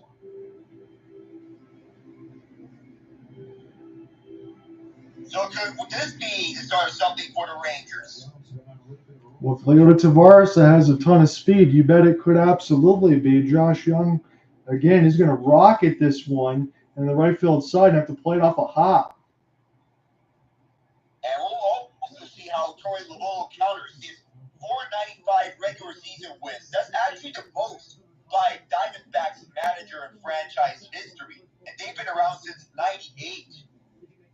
Yeah, it's very surprising to me when I hear that number because that's just really good work for the Diamondbacks. Yeah, he's been around for that 110 loss season. They managed to keep him around. They emphasize confidence in him as Gallen uses disengagement after the 1-0. Christian Walker was way outside, so no tag opportunity for Walker on Leone Tavares as Tavares reaches safely. And again, just going back to your point really quick about Lovullo, that's good to see because most managers, when you get through that kind of damage of 110 losses, most of the time you get canned. And most of the time, it would be the case, and especially with the previous manager for the Rangers, Chris Woodward, who got canned after 2022 after having 68 wins. 1-1 down the count after the foul ball from Tavares. The throw. And no swing, but perfectly placed. Or is that Gallen going to count it against Tavares? 1-2, right line. Again, as we said, being able to use all of his pitches and then locate all of his pitches, regardless of how many runs it is, it's been a decent outing for Zach. It has been a decent outing, even though it's not going to go on the quality start stats. Justin Tavares swings and a big miss on the knuckle curve. That could not have been any better for Gallen. Well, like you said, he's been a big game pitcher when he's needed to be. And I know the numbers haven't been there as we talk about, but in the World Series, when you need him the most and he's going to come through, he's kind of done the job so far. And he has. Here in the bottom of the fourth, a runner at first, and now Marcus Semien back up top as we get back to the top of the order. Corey Seager on deck should Semien reach. Here's the first one, and Semien. 2 straight swings and misses on knuckle curves, and Gallen living up to his rep as a big-time knuckle curve guy. Well, I'm going to make no bones about it. If you've done it twice, do it 3 times. Put a cherry on top on the milkshake. You know what? Oh, but no, we're not seeing a knuckle curve for the first straight time. Semien doesn't offer Cisco's outside left and becomes a 1-1 count. You think at this point, Alec, that Gallen's day's done after this? We think, because he's already thrown 83 times. Now, 84 after that changed him at 88, as this was a breaking ball. Semien did not offer at it.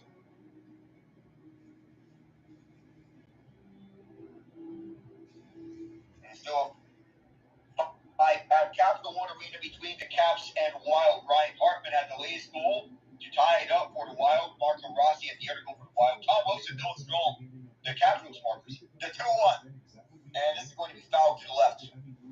Yeah, because I'm just wondering on that side when we ask, because I think we're in agreement, but these have been high leverage pitchers for the most part for Gallen, especially with the bases loaded last inning.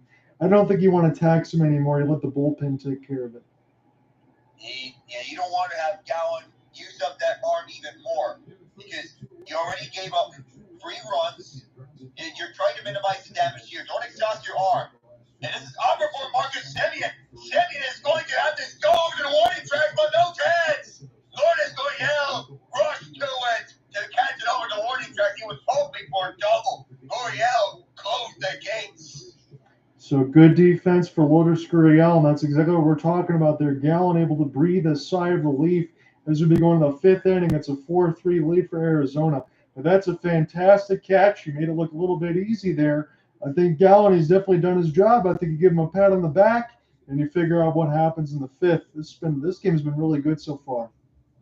And so far, so good in this World Series.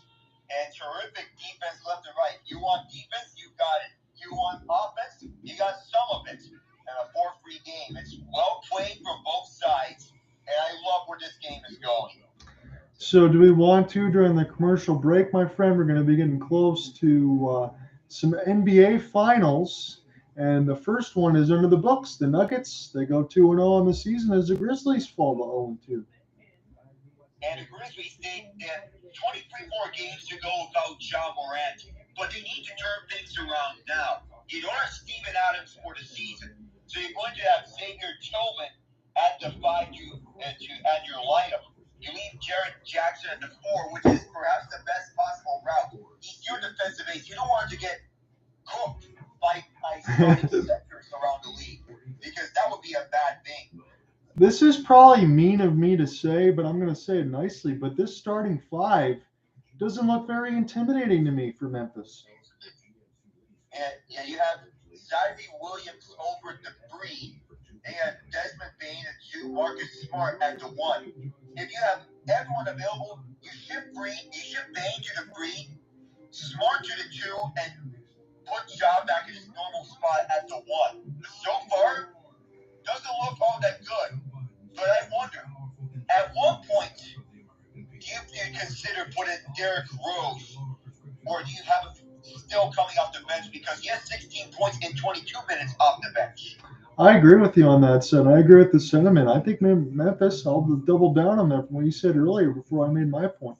It's going to be important games for the Grizzlies. They want to make sure it doesn't get away from them. And by the way, we have another final score. Your Detroit Pistons have downed the Charlotte Hornets 111 to 99. Well, and again, you were talking about 19-point deficits in your game. It was a 19-point deficit for the Pistons against the Heat. They lost by 1 yesterday. At least now they get a definitive win against the Hornets. Again, they only won 16 games last year. I was hoping for 30. I know that seems like a remarkable improvement. But I was very surprised. Oscar Thompson got the start in game 1. We'll see how he did today. 6 points, 12 rebounds, 6 assists. He did get another block, so he's got 6 on the season. But Jalen Duren is somebody I keep my eyes on, the 19/20-year-old. Another game, he's got 17 rebounds. My goodness. Yeah, I'm surprised about the outing from this starting 5, considering we got 2 guys. You guys got 2 guys over the benches that outscored the highest scoring starter, Isaiah Stewart, with 15. Jaden Ivey with 18. Alec Burks with 24. 11 and 12 from the free throw line. That's a good job for Alec Burks. Yeah.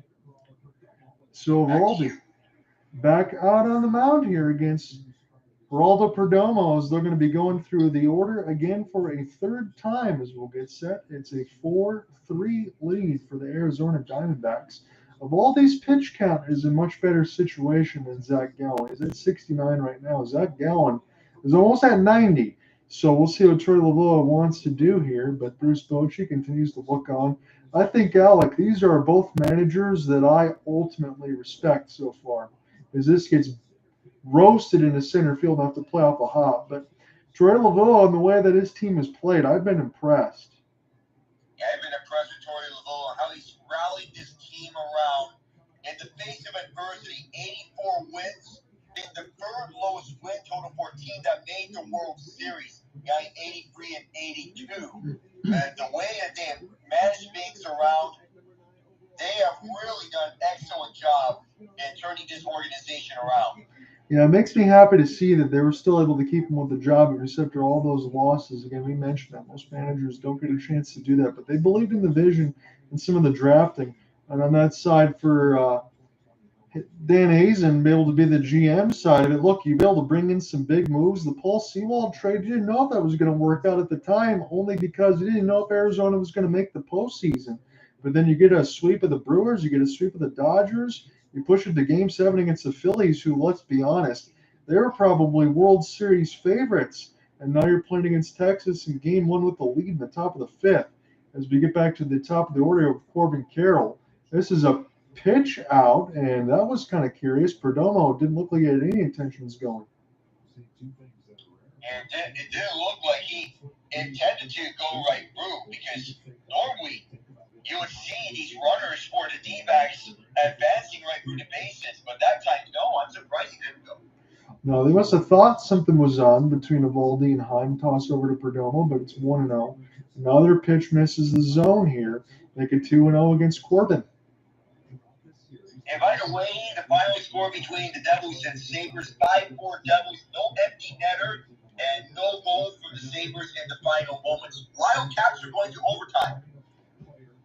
It's another surprise for me. Caps be able to pick up some more points. 3 out of the last 4, at least, in the last 2 games. It's a big surprise because knowing where they're at, you would think that the window is closed, and it has. But they're looking to make the playoffs again for Ovechkin. Here's a stat. I'm going to get back to yours in a minute, but 6-0 when stealing 1 or more bases over the Arizona Diamondbacks. So if you believe in that, then they already got the win right now. It's 3-1 against Carroll. And Corbin Carroll, he can bring the heat anytime. Watch out. 3-1. We'll see if that's a shot out there on Alec Vision as Perdomo has it now. He's going to take a big step. Here he goes. Swing. Toss over. He's safe as Perdomo. He got a great jump. Good jump for Perdomo to get in scoring position now that he has advanced through the bases. So if Corbin Carroll can get a base hit, perhaps this can score Perdomo and make it a 5-3 ball game. I know I mentioned this, Alec, and I apologize if this gets tiresome, but again, this is the way baseball should be played, making sure you get those runners over to make it a little bit easier.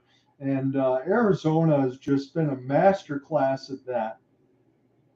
And they've been mastering the art of stealing bases throughout this postseason.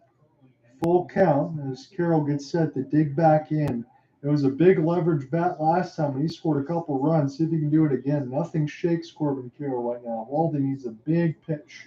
94, swing and a miss. He beat him with the heater. You mentioned the big pitch. There's that big pitch from Lovullo to get Carroll heading over to the dugout. So Corbin Carroll, that's another monster out to get. But speaking of another one, it's Ketel Marte at the dish, the NLCS MVP. Normally it would be up, but so far he's 0 for 2. But you think that he'd be due to break out big here anytime in this game. Absolutely. Again, you can expect that from him. When Christian Walker gets up there again, we'll make mention of it. His numbers have been pretty shockingly low considered. You want to lengthen that lineup because Carroll and Marte have been ridiculously good, and everybody's stealing bases. It's a 4-3 game for Arizona. It's 1-0 count as they will step out just a little bit. Eovaldi wants to take a look to make sure nothing was going on at second. Hell, I think that Texas might be having to take a double take because Arizona's been swiping bags left and right here. They've been really stealing all those bases left and right. Just swiping bags another way to put it. 1-0 as this one is fouled back off the splitter at 88. You'd think that if he got this a little over to the inside, you'd think this would be a deep drive to center field and perhaps at least a base hit if this were to stay on for the line, unless we have a ridiculous play from Lourdes. Which we definitely could see. Again, both of these defenses are absolutely fantastic. There really is no other way to say it. 1-1 pitch inside against Ketel Marte with the cutter. It's 2-1. And you would think about Perdomo and Marte, with how they're going through, they can and will come through. Yeah, you really expect that, honestly. I know we've done a few of these games now, but I mean, that's what I expect between this team, as it's 2-1. Marte with a drive. This is off the wall. This is going to score Carroll. Arizona takes a 5-3 lead as Marte gets a double. And the run game striking again. Perdomo all the way from second to home on this RBI double from Ketel Marte as he points over to his jersey and points to the D-backs logo on it, the ward mark. And just remember, Corbin Carroll got punched out, but so far so good for Arizona. They played their brand of baseball to perfection in this game.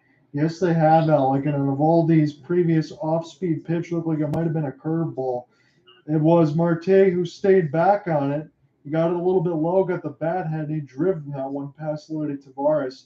He stayed with it the whole way and smacked it for a double. He stayed with that ball the entire way to limit the damage to just a double and only score one. So longest hit streaks in postseason history. He's on the list at 17, tied with Derek Jeter and Manny Ramirez of names. He has been that hot for sure. We think of all-time greats like Derek Jeter, Manny Ramirez, and some that are active today. Jose Altuve comes to mind for the Houston Astros. He's going to get a jacket up there over over the MLB Hall of Fame. Yeah, no doubt about it. Nathan Eovaldi, his numbers 4 1/3, 5 earned runs. The first four started 26 innings pitched and 7 earned runs. So Arizona, they're not doing too much here. They're driving the ball when they need to with runners in scoring position is what matters. But they've been sacrificing and moving runners over and stealing bases. Here's one that's going to get runner over to third in Marte, a sacrifice of sorts with 2 outs.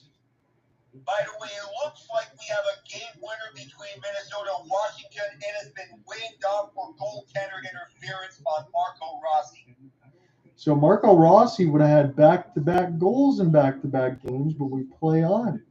And we're going to play on here, so the officials made the right call because there was a drive over to the crease and a good call there by the officials to wave that goal off for goaltender interference. Well, that was Marcus Foligno drove to the goal. So in our featured game, Arizona's got a 5-3 lead. Alec Nava and John Under with you covering Game 1 of the World Series on Fox, Twitter, X Spaces, and on the YouTube side. Thank you for anyone who joins in. 1-0 is the pitch. Now 2-0 for Walker. Just to see Christian Walker get on base, I think would be good for him. Something to boost his confidence. He'll take anything at this current point. So Nathan Eovaldi, I made the mention on the top of the fifth that his pitch count looked in good shape. Now it looks as rough as gallons, so this could be Eovaldi's last outing. 2-0, way outside. He's missing it here. 3-0. And we'll see a decision that Bruce Bochy makes in this fifth inning or in the sixth inning. Should this be the last inning for Eovaldi? So if I'm Christian Walker, unless it's right down the middle, I'm probably taking this one. Eovaldi's probably going to get a strike, but we'll see. 3-0. 95, he offers at it. 3-1. So now it's at that territory. Now it's at a 3-1 count, even though there's 3 balls. We may expect to see Bochy come out at some point if there's going to be a strike or a walk. Bruce Bochy never looks bothered regardless of the situation. It's 3-1. And Christian Walker does find his way on base. He draws the walk. So that prompts Bochy to come out. He's coming up there with that same expression. Whether it be with San Diego, San Francisco, or here in Northern Texas and Arlington. He's coming in and he's going to look at the situation at hand and get a new pitcher. If I had to guess at the opening, I would not have expected that Nathan Eovaldi would be the first one to leave, but it looks like on the ESPN box we're going to see Dane Dunning for the final out potentially in the top of the fifth. So perhaps Dunning could go on for this inning, and if he finds his stride, pending there are no changes, we could see Dunning in the sixth because normally he would be a starting pitcher, but with how he has been in the regular season, yeah, he doesn't have his ups and downs, but you'd imagine that he had a fire lit his eyes because of the Jacob deGrom signing. Absolutely. And you want to be able to, especially in the World Series, regardless of the scoreline, give your team meaningful outs when they need it. So as we're in the commercial break, I'll just give you a quick scoring reset. So Evan Carter doubled the center, which scored Seager in the bottom of the first, and then Garcia. Luis Garcia continued the hot start, 2-0 for Texas, bottom one. And then the Arizona Diamondbacks answered for 3 in the top of the third with the help of a Corbin Carroll triple. Ketel Marte got into a fielder's choice side of it, scored a run. And then Marte on that end with Carroll, when they mixed in Mitch Garver up a walk for Texas to tie it. And then Tommy Pham solo shot in the fourth. And Ketel Marte doubled the center in the fifth. That's where we are now with 2 outs were scored Perdomo. That's your reset. As far as Nathan Eovaldi, his pitching line will be finished either after this out, but he's responsible for runners on third and first. And right now it's 4 and 2/3, 6 hits, 5 runs, 8 strikeouts. And for Zach Gallen, who knows if he's going to be back out there right now, it's 4 innings, 4 hits, 3 earned runs, and 4 strikeouts. I believe that the fifth inning, I think that they're going to go Joe Mantiquai to start the fifth inning on Arizona's side. By the way, we have a shootout here. Marcus Johansson got Sergei Bobrovsky. That's what I coined getting robbed on what would have been a buzzer-beating game winner, a la Brad Marchand. Getting absolutely robbed. And again, we will keep track of anything that goes across there in the shootout. It's always good to see. So Minnesota and Washington both pick up a point. It was Dylan Strome, Tom Wilson scored the goals for the Caps. Marco Rossi opened the scoring, and Ryan Hartman scored 116 in the third unassisted. That's why we're in the shootout. And of course, Evgeny Kuznetsov is leading it off for Washington, as he normally does. So we'll keep track of that. Dane Dunning is on the mound. He's going to try to get this final out in the fifth, but there are runners at third and first. And a fake throw. The Diamondbacks will get second. Christian Walker gets a stolen base. So, a little fake out, but the only ones faked out were the Rangers on that fake throw. The stolen base carousel for the Arizona Diamondbacks just continues. Tommy Pham. This is hopped up into the air, and Dunning will cover the bag. But Arizona now takes a 5-3 lead, and we will see what happens with the Rangers and part of their pitching in the bottom part of the half. Evgeny Kuznetsov, Matt Zuccarello led off their teams. Their shots stopped by Marc-Andre Fleury and Darcy Kemper. TJ Oshie second, and he got stopped by Fleury as well. I love to see whenever Fleury is playing. You think of old times with the Penguins. Yes, you do. He's always been good, my friend. I always root for the Flower.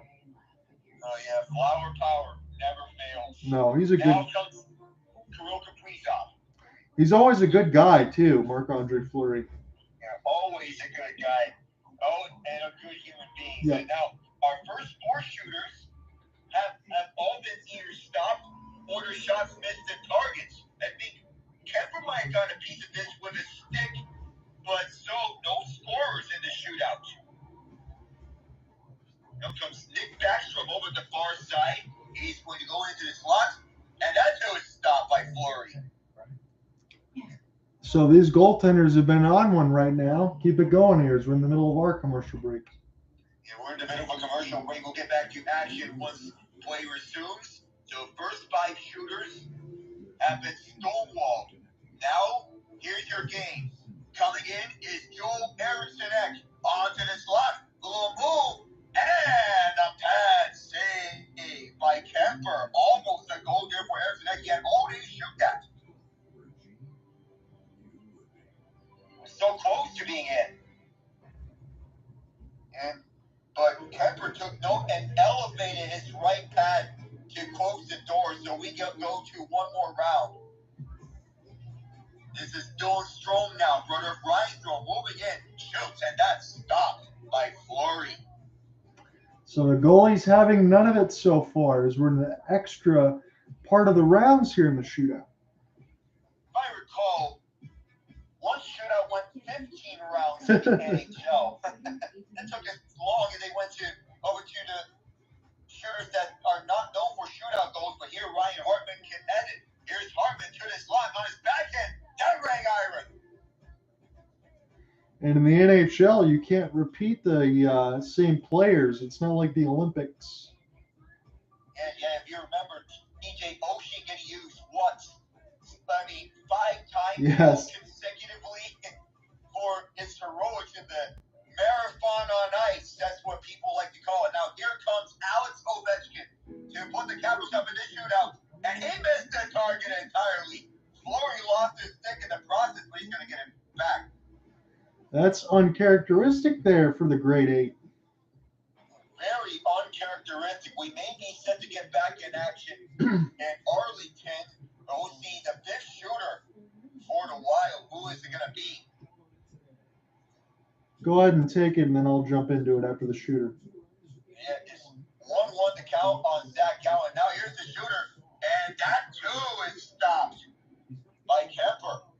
So we will update you on that side. We're giving you a little bit of a play-by-play mix in between all the stuff going on. Some NHL shootout action between the Wild and the Caps. Both teams picked up the point. They want the extra. 2 walks for Seager here today. And Corey Seager looking for walk number 3 is Milano. Oh! Florey, are you kidding? It's got me intrigued. I'm going to have to watch some of that. Seager drives it foul down the right field line. I mean, not enough distance for that. And for Corey Seager as he is looking for that first run. 4s and 3s are the numbers for Zach Gallen in his pitching line. 4 hits, 3 earned runs, 3 runs, 4 walks, 4 strikeouts. As Gallen's out there, he might be trying to go about 100 pitches. They finally get Seager after a couple walks. Christian Walker steps on the bag at first. So third time's a charm. And speaking of charms, 6th time for the Wild is still not a charm. And Darcy Kemper does an outstanding toe save on Marco Rossi. Rossi getting several bases. John Carlson snipes and scores. It's good to see for John Carlson that he's finally back from some of the injuries. They expect him to get it done. It's hard to believe that would be the game winner in a 6th round of a shootout, though. 7th correct you, but John Carlson gets the target. Finally, we have a scorer here in the shootout. Now to tie it, here comes Pat Maroon. Save Kemper. The Caps come out on top. That's a surprising one, I would say. Just like yesterday, when the Pens got a big old shutout of the Colorado Avalanche, that had to make you feel good. Yeah, it's a really feel-good moment, especially considering the Avs are one of the few undefeated teams remaining by that point, and to shut them out completely? Are you kidding me, Tristan Jarry? Yes. You know, he can be a big-time goalie now. There isn't any more undefeated teams because the Blackhawks took out the Golden Knights today. 0-2. Evan Carter, this almost ate him up, but it's still 0-2. I mean, he got just a piece of that. And to go back to the Penguins, this win was needed because it looks like the Penguins are going towards the wrong direction, but now it seems they're going in the right direction after that shutout victory over a cup contender. Yeah, when you beat a team like that, that kind of writes the track for however many losses and things like that. But you still have the mix in between Letang, Carlson, Crosby, and Malkin. So I really don't think that there's any stretch of concerns. I did see Alex Nedeljkovic got injured, but that just means more time for Jarry because I do know Magnus Hellberg. There was some time with Detroit, but if that's the primary concern, I think Jarry is going to have to start getting a little bit more work. 2-2 and a big swing and a miss. Yeah, just a swing and miss from Evan Carter. Oh, yeah, he offered on that one, and it looked like it was going low. Perhaps sometime over at the golf club. Yeah, it was a big one there. Apologies for anything on the Twitter space or the X side. Sometimes it does cut in and out. But we've been able to stay here with you on this side. It's been a good contest between 2 really good baseball teams. Again, Zach Gallen almost had 100 pitches into his day, but Lovullo keeps him out there. And Garcia went for the downs. He couldn't find the fastball. I wonder about Zach Gallen because he's already at near 100 pitches. It's coming to that point. This is rare in the MLB these days because normally you would see pitchers getting pulled after getting near that count. So you wonder if this is the last inning for Zach Gallen. Yeah, and again, Alec, I think this might be a situation when we talk about some of the other bullpen arms for the Diamondbacks and Ginkel and Thompson and Sewald and Saul Frank. You want to get another one so you can just use them all in consecutive orders, maybe. Garcia, great defense for Perdomo, plays it on a hop, easy toss over. And Zach Gallen, good job, sir, able to get to the 5th and own 100 pitches as it's a 5-3 lead for the D-backs. So they're doing a good job at reserving this lead up towards their favor. So after 5 innings, Gallen may likely walk up to the dugout, and so we'll get the bullpen arms up and going. We did mention a name that was warming up in the bullpen previously, Joe Mantiply. I wonder if this is still the plan for Torey Lovullo in the 6th inning. I wonder too, because sometimes we see him for like a third of an inning or 2/3. Is he finally going to get a full inning? Because he seems like he's a capable bullpen arm. Yeah, it feels like that. He's all warm. He may be all warmed up, but if you keep him warming up over the bullpen for a long time, you may wonder if they're going to be already tired out from throwing that much in the bullpen. Yes. I'm looking at a score line that's pretty close. Again, Alex going to get in the play-by-play on the sixth inning side of it. But Kristaps Porzingis, I want to see what he does at the start of the year for the Celtics. He's got 17 points, 9 rebounds, and the C's trying to hold on to a 114-111 lead at TD Garden in Boston. A rematch of the Eastern Conference Final. Just remember, the Celtics, they rallied from 3 games down to force a Game 7, but Game 7 wasn't even close. The Heat took that from start to finish to head to the NBA Final. Even though they lost to the Nuggets, there's no shame in advancing to the NBA Finals up against the consensus best team in the NBA. Yeah, for Eric Spoelstra and the coaching staff and everybody else, I'd love to be a fly on the wall, because I just don't know how they continue to do it. Again, you have some pieces in there with Jimmy Butler who can be a superstar, and Bam Adebayo is really good. But for everybody else, they just find guys that play Heat culture, and they just continue to play well. Yeah, everyone else is doing their job, especially Tyler Hero, who has been really making big strides with this Heat team ever since his rookie year. Yeah, his numbers are good today. He's got 25 and 9 of 17 shooting with 6 boards and 6 assists. Yeah, I'm paying attention to this game because it's been very tight. And every Heat game I pay attention to since yesterday has been as tight mostly for that part, between Kevin Durant and his 39 points and LeBron James doing what he does best in the fourth quarter, taking over games. Still amazing now. How many years is it? 21 that he can still do that? 21 indeed, and he's still going strong. Oldest player in the league, minutes restriction, well, no problem. That's truly crazy. I don't know if we'll ever see something like that again. Yeah, I don't think so. If someone be as great as him as Johnny offers, and then it's going to be tapped, and just a throw from Seager to low, got to get out Lourdes Gurriel. We do have a coach's challenge, as Derek White, and he shaved his head. The Celtics challenged the backcourt violation ruling, and they failed in it. Yep. 3 runs in the third inning for the D-backs. To recap, solo shot for Tommy Pham in the fourth, and the D-backs up by 3. So now Alec Thomas will get set to go here. He got an infield single. He's looked pretty good so far in this game. So far, he's playing the part. And to go with this Marte, Johnny throws outside on this first pitch, curveball at 77. This one wasn't even close in particular. It was outside to the right. So Derek White hits both free throws in the meantime, and just as we have the first strike for Alec Thomas, who is as clutch as he can get, 1-1. Jimmy Butler wants to do his part and get things going. Here's a three-pointer that hit the rim. In the meantime, 1-2 for Thomas. Strike 2. Pro's pro, Mr. Alec now. I'm able to give you a play-by-play for 2 different games and 2 different sports. I know. That's a famous Kevin Harlan quote. I'm calling both games. Jaylen Brown is wide open as he is on a three-pointer as Marcus Semien rushes in to jump on it, but the throw not on time for low. So Alec Thomas is going to be safe on an infield base hit.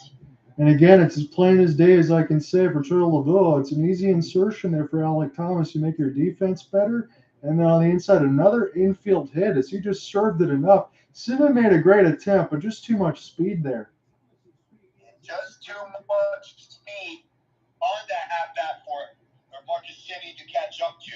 And Alec Thomas still making his presence felt. You have him over at center field, and he's been prevailing at center field. And when he's been relied on the clutch, he can use that speed. And whenever he has those opportunities to hit it over to the first level, now comes Evan Longoria. 0-1. So here's the 0-1 throw. Slider 82. This is a breaking ball. It's going to count as a ball 1 for Longoria, longtime Rain, former Giant. Yeah, right now in this game, Alec, I'm just seeing the whole entirety of the order for Arizona and the stolen bases outperforming Texas. Yeah, They've been outperforming Texas in every facet. Longoria offers, he fouls on the sinker. It's a breaking ball just like the last time. And Longoria tried it. Might have been him. Diamondbacks season has been all sorts of roller coasters. Their lowest point was July. They resurged over in September, and October was their climax. Yeah, both of these teams, their roads have been quite different. Again, the lowest amount that we've seen from a wild card entry to get to the World Series for Arizona, but they did it, and they've been making everybody pay. Everyone that's in their path between Milwaukee, LA, and Philadelphia. Now the only ones that center their path is Texas, another wild card team. Second straight time they're facing a wild card team. Dunning uses first his engagement to try and pick up Allen Thomas. The speed prevails here. Of course, you know the saying, speed kills. Yes, it does. And again, we talk about the amount of stolen bases. It's at least 4 for Arizona in this game. But what else is new? That's been their game plan as they came back against the Phillies, and now they're trying to win the first game against Texas. Now here's the 2-2 for Longoria. He's going to pop this over to right fielder Luis Garcia. Just have to take a couple steps to get to this as this lands towards his catching glove. All sorts of green for 53 and the Texas blue and red. So we'll say this again for Geraldo Perdomo. The last time up, he's able to sacrifice the runner over. I definitely still believe he can get a big-time base hit, and you have speed at first base, so watch out if you're Texas. And speaking of watch out, another close game in the NBA. The Oklahoma City Thunder trying to hold a one-possession, the one-score lead over the Cleveland Cavaliers. Scores 104-102 OKC, just as we have another pitching cage for the Texas Rangers. So I'd imagine Josh Forrest may be coming on, but who knows? It's going to be a situation where the Rangers need to get back on. So we don't truly know who's going to come out. We didn't get a camera shot of who's warming up the bullpen. I'll give you the shot here. I'll be able to tell you, and I can cheat and give you the vision. Cody Bradford here. Cody Bradford. So that may be the guy who is coming on to the mound for the Rangers. As we all know, Zach Gallen is still on the mound, but you think that his night is over after 5 solid innings. Now, Cody Bradford is coming up for the Rangers in a situation they're down by 2, and they need to come back on these Diamondbacks. They've been coming up like as a real life Diamondback, snakes on the grass. Yeah, absolutely. And everywhere is dangerous no matter where you step. I think that's a good analogy on that side. Again, for OKC and Cleveland, as you said, 104-102. Again, I always just keep my eyes on SGA. What did he do today? 15 and 26. He got 11 rebounds, 32 points, and 4 assists. I like to put him in the superstar category. Do you think I'm too far ahead of that, or do you think he is one too? I think he is a superstar. I'm confident in his ability to take over games. He's been very clutch ever since he came over the Paul George trade. And I feel with how OKC got that boatload of picks, this may be looking more and more like a win for the Thunder every passing day. I think so too. When you think about all this stuff with Sam Presti, I mean, the lottery tickets galore as far as picks. But I'm pretty jealous. I can tell you this, my friend. Going from Russell Westbrook to Shai Gilgeous-Alexander, you just don't fall into point guards like that very often. Especially after you came over the tutelage of Chris Paul in the 1 year you made the playoffs. Yeah. We weren't even given a chance to do so. What was it, like a 0.3% chance of making it in? And you made it in. That's the 5th seed in the West. You pushed it to 7 games against the Houston Rockets, but that is respectable. Yeah, again, I really like this Oklahoma City team, and I think that they're going to be dangerous for years to come. I don't know if they're going to be in potential dynasty status because I feel we need to calm down on that just a bit. Sure. So getting back into action, Cody Bradford, first pitch, Jonah Heim is going to survey this, and he sees this go onto the crowds, doesn't even get a chance to try and catch this. So it's a 1-point game between OKC and Cleveland just as the Thunder used their final timeout. Most recent score, Donovan Mitchell a free after 2 free throws from Jalen Williams. You know, they're 2 guys with the same name pronunciation of Jalen Williams on OKC. You got 3 Williams and 2 Jalen's on top of it. That's a nightmare. A nightmare for broadcasters like Yes. us alike. And now Bradford uses his first pickoff chance. That didn't go well as it took long to develop. 0-1, still to count, 2 outs. His second chance, outside for Perdomo. He can bunt at any opportunity given, so look out for that.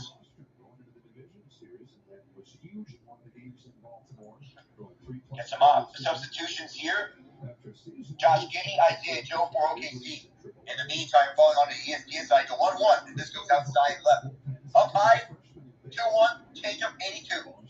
Again, and you called it earlier as far as the bunt possibility. You got Thomas on there with Perdomo. I wouldn't be surprised. Lovullo is pulling out all the stops.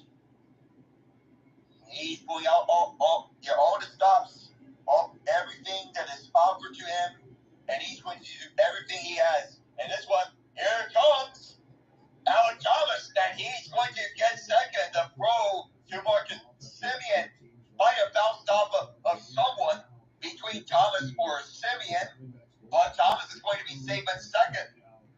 I know Bruce Bochy's mild-mannered, but from what we just talked about, I mean, he's got to be pulling out whatever hair he's got left on this side because Arizona's been all over these bases.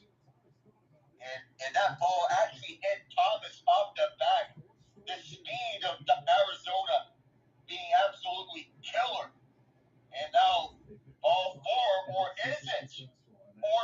They're going to say strike 2 for Aldo Perdomo. So he's going to stay. He thought he was going to walk over, but this gets right on the right line. So Cody Bradford gets the call. Ooh. That was very close, John. That's a full count. Already 5 pros for Bradford trying to get the final out of this inning. Surprise run for the D-backs continuing on. Do you have something here? Here's the full count. This is going to be offered, but this is going to be instantly caught on the line of sight as this through the air to Marcus Semien. And that'll get us to the middle of the 6th. Bradford indeed gets the final out, but it's still a 5-3 ball game. And with Garver, Pham, and Lowe up next in the order. That's tough for Perdomo because he did everything right. He didn't get the call. He hit it hard on the next time. But as you said, Bradford does the job. You got Garver, Pham, and Lowe. And we'll see. Texas needs to respond here. Again, I like to throw that out there sometimes when you're in the middle of part of these orders. Because when you get to Ginkel and some of these other guys, I don't know. If he looks as nasty as he did before in the Game 7 side, this could be tough for even a lineup like Texas.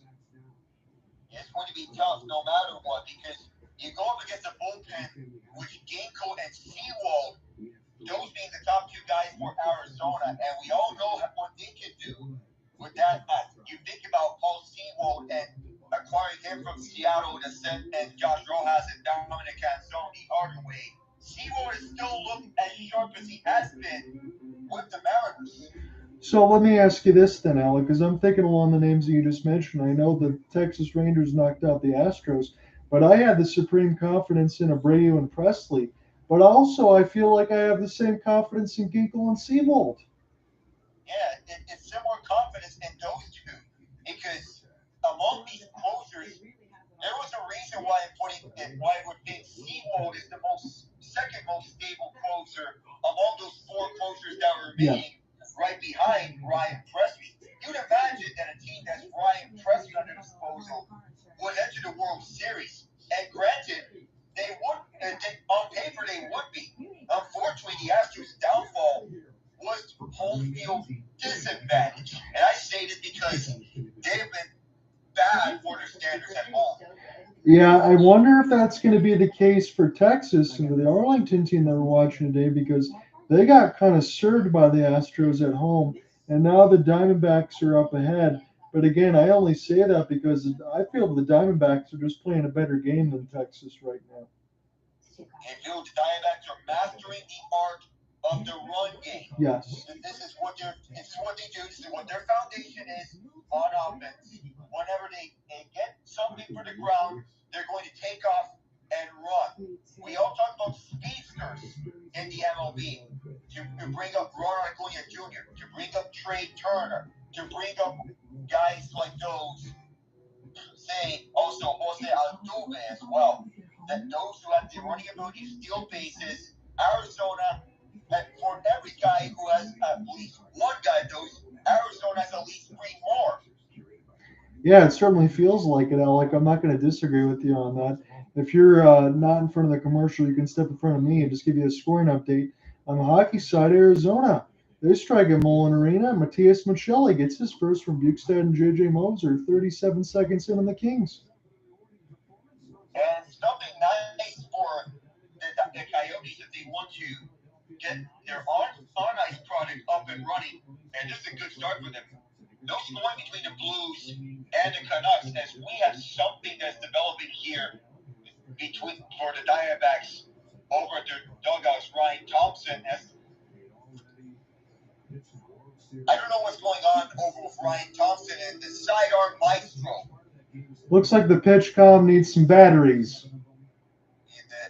Some batteries. So possibly that's what is going on with him. So that's me thinking of all the Energizer Duracell commercials. Yes.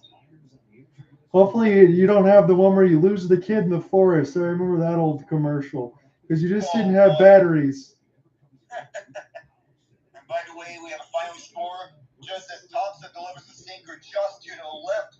But a friendly call for Thompson as it is an 0-1 count. A beautiful sidearm throws he delivers. 108-105, Thunder win.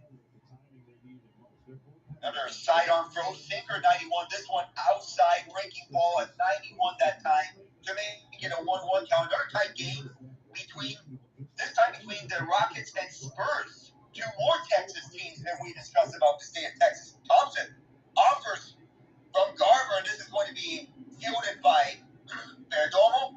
Just a simple throw from short to Christian Walker at first. So 1 down, 2 to go. Well, we said between Garver, Heim, and Lowe, as you mentioned, 5, 6, and 7, how good this lineup can be. But Thompson looks to be absolutely nasty with that sidearm. You really got to lock in on a pitch and hit it well. And a sidearm takes a lot of practice to throw. It's not one of those throws where you can just simply do. You look at Thompson, he's pitched 11 innings. He's that bullpen big three between Thompson, Ginkel, and Seymour. He also wants to bring up Joe Mantiply, Andrew Southrank, and Luis Frias into this discussion. This is a bullpen that is as solid as it can get. 1-0 count. See what Heim can do here, because just remember, he's 0 for 10 against Zach Gallen, and Thompson's sidearms a sinker at 91.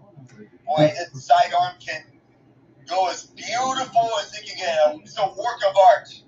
Yeah, I would say that, Al, because most of the sidearm pitchers that I see, some of them top out in the high 70s, but not Thompson. He's in the low 90s. Oh, Jonah Heim had to jump a bit to get out of the way of that ball. And it went towards his knees, or so he thought. It is a 3-0 count. Rockets Spurs in the final minute. Rockets holding on to a 1-point lead.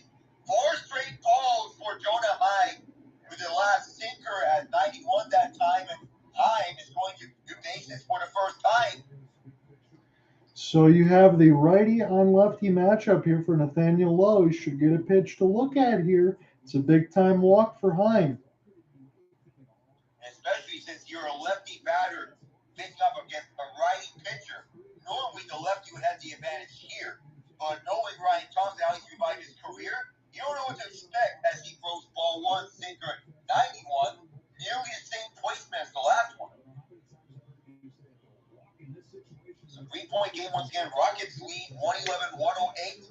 Dylan Brooks with a 2-pointer after 2 free throws from Wemby.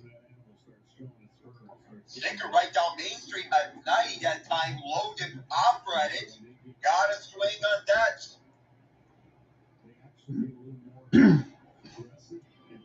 Rangers have the tying run at the plate. But can Lowe get it here?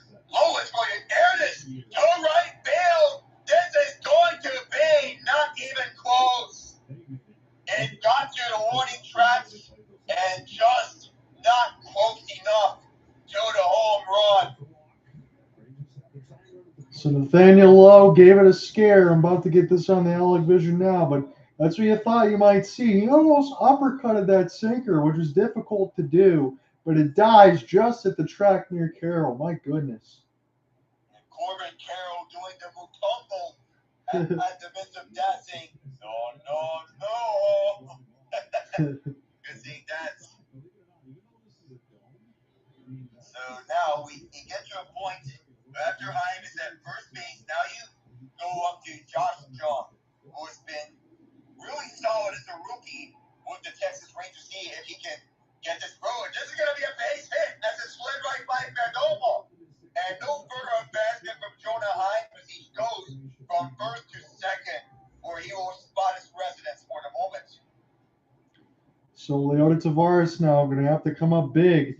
Again, Texas, we're not at the point of counting outs yet, but you want to find a way to get through after a walk and a base hit if you're Tavares. You got to get to that point for a walk and a base hit if you're Leota Tavares right up the ninth spot and 2 outs.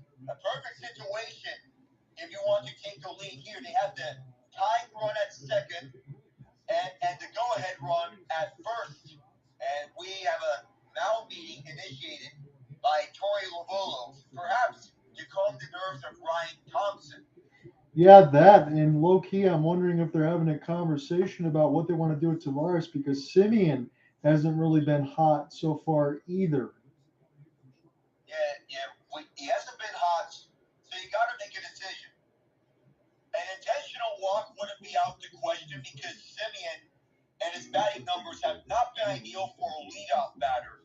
But if you want to play something to your advantage, you can allow an unintentional walk, perhaps. But if you're going up against Leota Tavares, you have to be careful about this.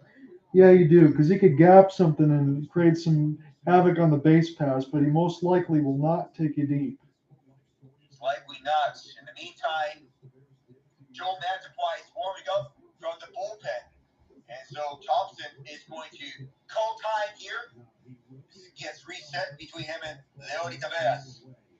Yeah, you got to make sure you're on the same page here. Again, good call, man. To get a chance to get in to get looked at. This is a big time bet here for Tavares. As he throws the first ball outside to the left, we have a tie game in San Antonio, 111 all. With guess who? Victor Wembanyama tying it up. And from inside outside, we could be seeing something crazy with Wembanyama. He's been the most hyped up NBA prospect since LeBron James. That's how good he has been. Just as Tavares fouls it off himself. How often do you see this? You're going to have to pay for the price and to be in the playoffs in the World Series. And that wear and tear on the body can intensify as you go on through the postseason. You can take it for 3 rounds, but once you get to the 4th and final round, good luck to you. And that was the case in the Stanley Cup final with the Florida Panthers and the Vegas Golden Knights. Now to 1-1. Tavares doesn't offer, but perfectly picked for Ryan Thompson on the 1-2 to make that count. Already Thompson getting himself the higher advantage on Tavares. Last minute catch from Moreno. Now here's the 1-2. Tavares offers, and he's going to stay on the base as he fouls his through the ground right side. And that previous pitch from Thompson was a beauty. You mix in those 92s and you go a 78 slider on the black. That's unhittable. That is a thing of beauty for Ryan Thompson. Those sidearm sinkers. Thompson's sidearm sinker. Now here's another 1-2. Tavares offers again. This time he switches up to the fastball. And Tavares is going to stay once again. So luckily for the Rangers, Thompson's not going to have very many throws before he goes back out and his day is done because he can be absolutely ridiculous. He can be hot. He can also be cold, but he has been mostly hot from these first two birds of the inning. Now another 1-2. Tavares blows this up, but he's not going to get a chance. Chasing after his Moreno, who goes for it, and that will bring the final out of the 6th inning. So it'll be time for the 7th inning stretch. That's a good job. It's a leverage at bat for Thompson against a dangerous hitter. You don't want to get back to the top of the order in Simeon. Good job closing it out as he keeps a couple ducks in the pond. And you'll keep those ducks in the pond, and at least 9 more ducks coming over to be tested up against the geese or the seagulls or the ravens or the crows, whatever bird you want to put out there. Maybe perhaps if you go against the best of the best, you would think it'll be as big as an eagle. Yeah, maybe I shouldn't use all the bird analogies for Texas because snakes eat birds. I would because, yes, snakes do it. I mean, it'll be a dogfight one-on-one between these two. Let's give you some more finals here. I'll get back across the association. So the Hawks, they start the season 0-2. The Knicks get back on the winning ways. Again, I do speak with a Dallas Mavs friend on that side. He does mention Jalen Brunson to me a lot, but man, he feels right at home in New York, does he not? 31 points for Jalen Brunson and 8 of 12 from 3. Yeah, he feels home in the big city, living that big city life after that postseason run in 22 with the Mavs. And did you have him come up? And for the Knicks to throw that money at him after that postseason performance, now it's looking more and more worth it for Jalen Brunson. He's developed himself into a number 1 option with the Knicks. Yeah, because I know that there was a thing a couple of years ago when it was Shaq and Kenny made fun of Chuck, but Chuck was like, I think Jalen Brunson's been one of the biggest free agent additions that the Knicks could ask for. But I understand what he means because it's a primetime performer that gives you good points night in, night out. And if we speak on free agent additions, Fred VanVleet for the Rockets, 21 points on 9 of 17 shooting as they go to overtime with the young up-and-coming Spurs, who have Devin Vassell as their league scorer, 24 points, and Wemby with the equalizer force OT. Man, I would have not expected Fred VanVleet to go to Houston in the offseason. I would have got that one wrong. I mean, yeah, I would have gotten that one wrong. I would imagine that he would go over to a contender, say someone that is winning right now. But for him to go to a rebuilding team in the Rockets under new head coach Ime Udoka, right? That is perhaps a wild card signing of wild card signings. Yes, it is. And another name that I want to continue to watch for, I know everybody's talking about Jalen Green and Jabari Smith, but I think you do have to mention Alperen Şengün on that side, 21, 13, and 6. And again, he's only 21 years old. I love Alperen Şengün as a Houston Rocket. Him as a big man, and you can say he's perhaps a baby Nikola Jokic. Okay. I was wondering what his game plan was because I know that he puts up numbers, but that's a good call by you. I'll have to keep sure that I continue to watch that because I just see him do pretty good every game. Yeah, he's the most consistent man in Houston from this young time. So we're getting back onto the call here before the 7-minute stretch.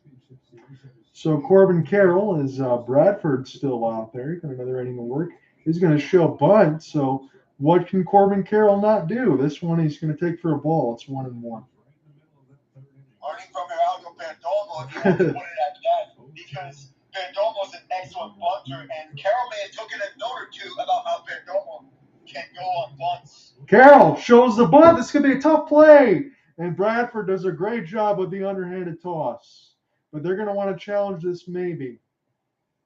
Oh, this looks very close, but it just got it out by mere inches. I know about Torey Lovullo and how he challenges plays. I don't think he's going to challenge this one bit because Cody Bradford just got this onto first base. That is one of the best camera shots I've ever seen there. Carroll busting down the line with his helmet halfway on and off. And that was excellently played. So Bradford, great defense again. Between the pitcher combination and Nathaniel Lowe at first, had a couple of those ones that are pretty close, but they've done some fine work at first base as Ketel Marte takes the first one for a strike. It's a 5-3 lead for the Diamondbacks right now. And again, they've been stealing bases left and right. Ketel Marte, this is going to be a tough play in the hole for Simeon. What a toss over. He's out.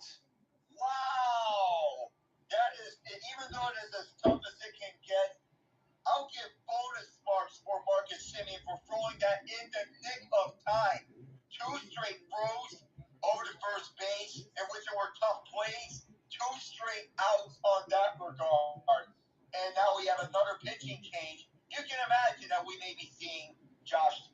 coming up? Perhaps. But that's beautiful for Simeon. That is back-to-back sparkling defensive plays. And that is also, I think, maybe the third or fourth time we've seen the ball get thrown to the bag just a half a step before the foot hits the bag. I mean, if I counted correctly, that's already 3 times Yes. it's happened. But, man, no matter how you put it, that is a work of art. Get a famous artist to paint that.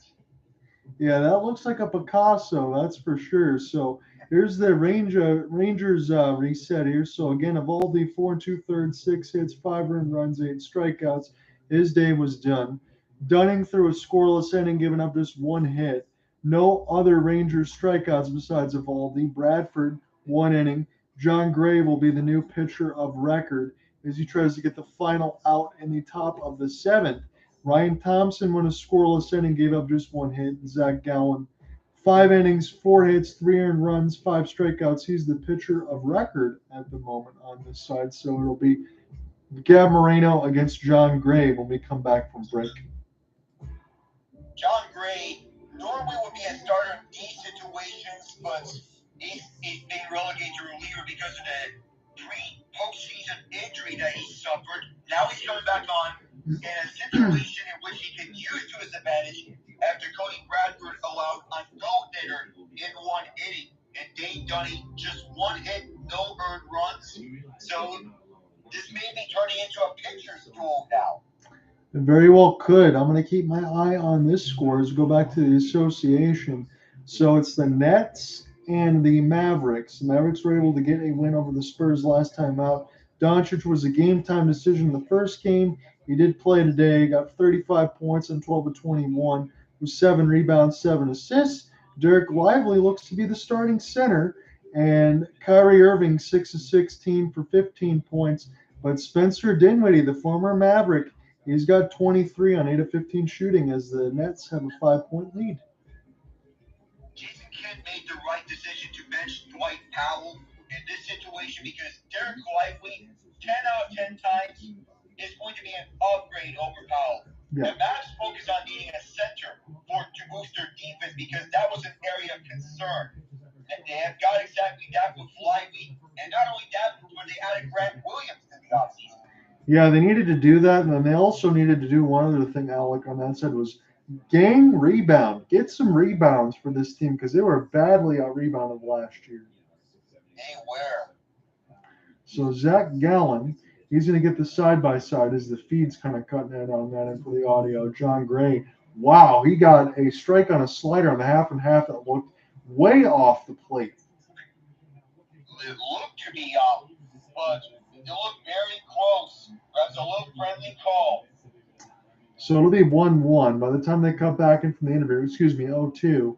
Moreno's up against it now. Hill will put this one in the right field side. Garcia gets the jump. A little bit of a half hop, makes the catch, and Arizona gets turned away. We go to the bottom of 7 stretch time. It's a 5-3 lead for Arizona. We're already talked about Adolis Garcia and how he does on the offensive side. How about the defensive play? Yes. Where to run over, make that underhanded catch right over his head. And that was on an opposite side catch, I would rather say. But that is a beautiful defensive play. The Rangers doing everything on defense. We need to see if home field advantage can turn to their favor because it hasn't been the case this postseason, not only for the Rangers, but every team. Yeah, I don't really understand how you even explain it. Again, I'll just leave it like this. I think some things are not meant to be explainable.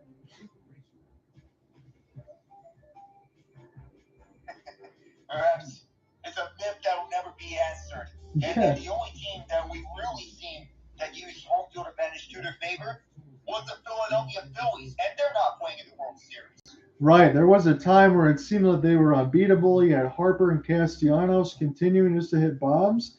And then, you know what? Arizona said, well, we're going to shut all that stuff down. And then they went to the World Series. So I'm not sure when this game is going to finish, but I did see a Chicago Bulls basket get overturned. We'll go back to hockey in a moment. But it's 91-90. Toronto's got the edge, just 92 now, as they're trying to close out the Bulls at the United Center. I'm seeing this Spurs pulling ahead in overtime. They may be on pace to win this, but holy moly, Arizona is blowing the doors out of LA in this first Wow. game. Matias Machado, JJ Moser, Jack McBain, Sean Dursey, opposite Mikey Anderson, the lone goal scorer for LA. Goodness, it's a 4-1 hockey game at the desert, and it's not even the end of first. So I know Cooper Hopkins said this, and I know you and I talked about Alec about Vancouver and his pick. And my pick was the Kings to miss the playoffs. I don't know if either one of those are going to happen, but the one thing that you and I definitely talk about with the Kings is goaltending. They didn't get it from Phoenix Copley. He's pulled after stopping 3 out of 6. And I keep wondering that if LA truly made the right decision with PPO Dubois. I know you want to focus on offense. You have the right pieces in a Right. trade for either one of these two guys. But in bringing in Dubois, good addition, wrong guy. I'm going to be in lockstep with you, Alec, all the way through the season. You're not going to hear me change the tune on that. I understand how talented he is, but when you have to move on like guys from Rasmus Kupari, Gabe Villiardi, and Alex Iafallo, that's not cheap to move on from. It is not, especially when you have to deal with a division that has quality goaltenders outside of San Yes. Jose. You have John Gibson, Carroll, Thatcher Demko, Jacob Markstrom, Aiden Hill, Logan Thompson over in Vegas. And speaking of Demko, his guy's up 1-0 with Quinn Hughes being the goal scorer. Get to see some famous baseball players in the building. Longtime pitcher Greg Maddux. I get to see CC Sabathia, Travis Kelce. So where's Taylor Swift at?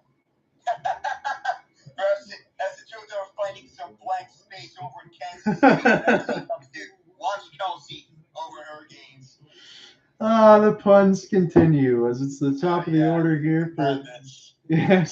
Simeon, Seager, and Carter will be due up next. You speak of famous baseball players.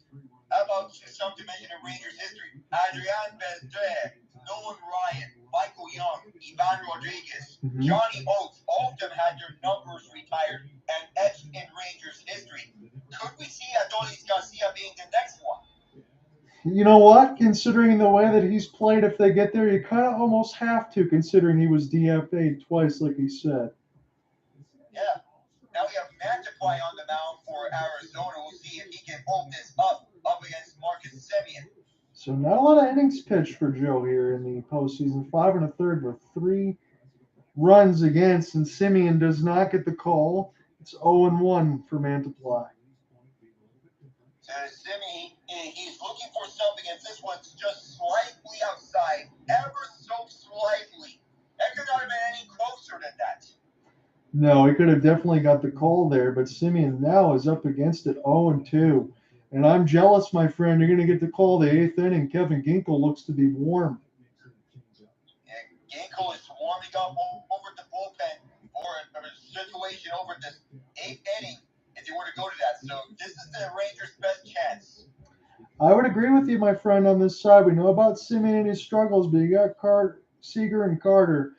And this is the guy that you could probably hit on Mantiply, if we're being honest.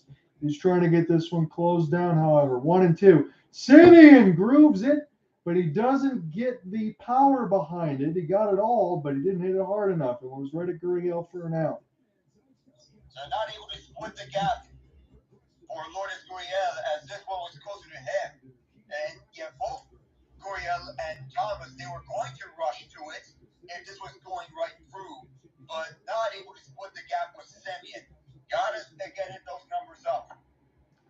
Corey Seager. It's another big bat here as the Rangers. Oh, Corey Seager got a piece of himself on the foul ball. That's got to sting. Whenever it bounces off your leg like that, that always has to sting.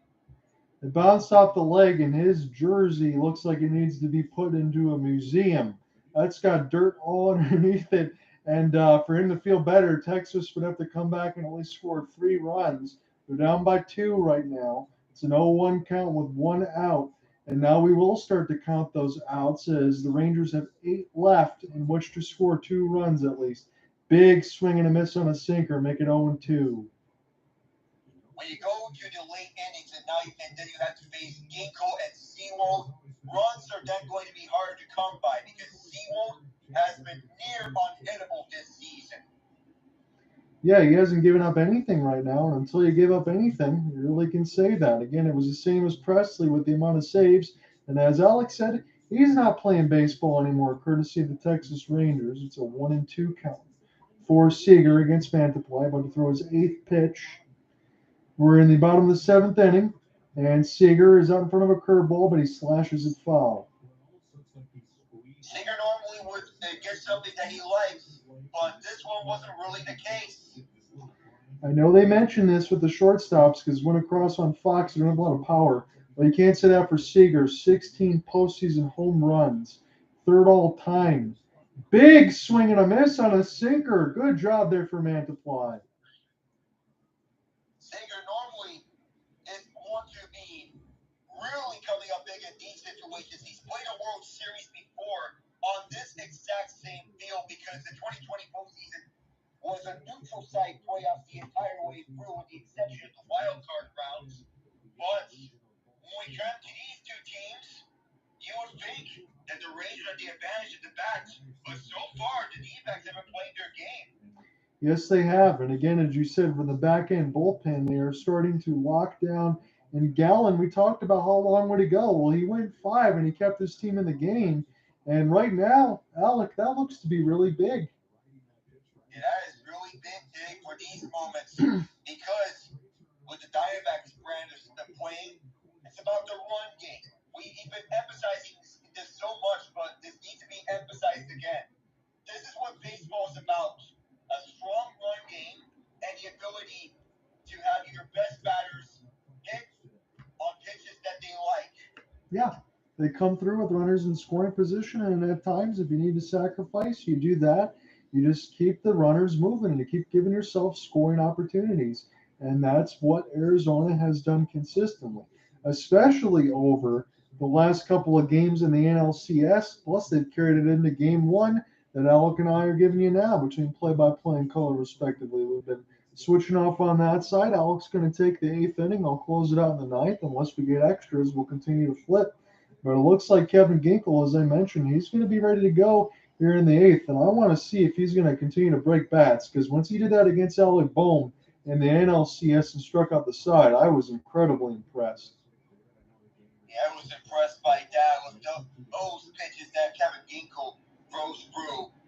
And for him to frustrate runners or batters whenever they're having a bad day, that's when you know you have a good pitcher at your disposal. Absolutely. Mantiply is trying to frustrate Carter here, way out in front of an off speed, 1-2. This one will spit on. It's 2-2 as it misses with the curveball. Kevin Carter normally want to be in big situations. He's looking to come up on top. But that can also say same for Mantiply. 2 or 3 is Carter.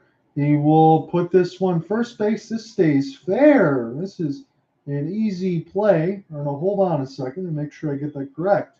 Are they going to give him the base hit, or is he going to go back? I don't know because they initially said foul ball, but this was on the line. I don't know if Lovullo was going to use a challenge on this, but it looked like it stayed as a fair ball. It never bounced out. That's what I think I see. The first bounce was fair and a step on the bag for Walker. Are we not going to get a challenge? That would be unusual. Unless I'm completely missing something with my 4 eyes, but looks like Carter is still alive here, 2-2.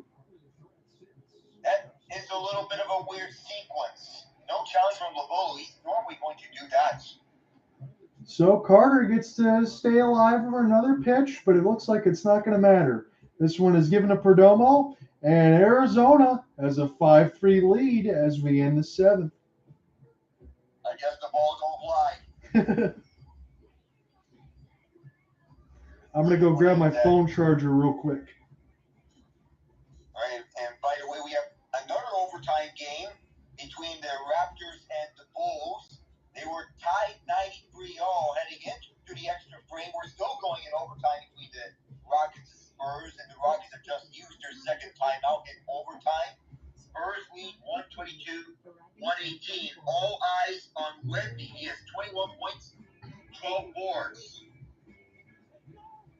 That's pretty good in your second game of your NBA season.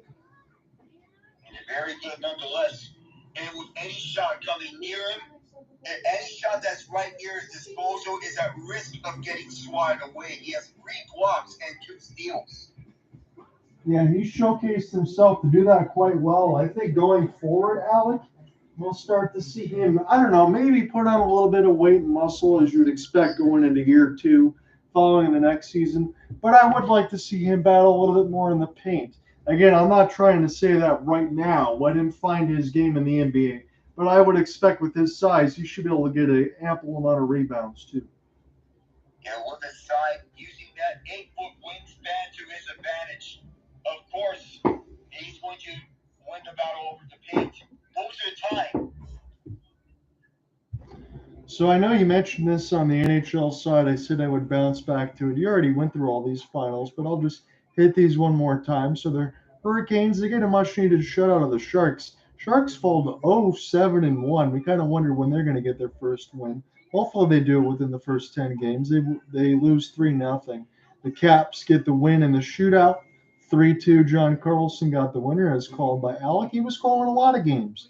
Devils and the Sabres. Devils come back and they get a back and forth wild affair in the third. They win 5-4. But I think the biggest one of the night so far, the Golden Knights are no longer undefeated. The Chicago Blackhawks get one in OT. They win 4-3. Who would have thought the Blackhawks would be the ones knocking off the last undefeated team in the NHL? I would not have thought that. I would have gotten it incorrect because I asked you a couple days ago when we were getting to the NLCS if the Bruins had a chance to lose any of these games. So no, they're not losing to the Ducks. Well, then they did. And then on the other side, the Chicago Blackhawks beat the Golden Knights. So you can't predict everything. We can't predict everything, just as Christian Walker fouls one to the right. But speaking of the Boston Bruins, they led 3-1 heading into the final 2 minutes of regulation. It went to overtime, and then Mason McTavish caps off the comeback in OT. Ooh. And Walker, another foul ball. This one right off the bat, and off of Jonah Heim. It's going to be 0-2. You mentioned can't predict everything, and John Gray, 29 starts in the regular season, 9-8 record, but he's been mostly used as a relief pitcher this postseason.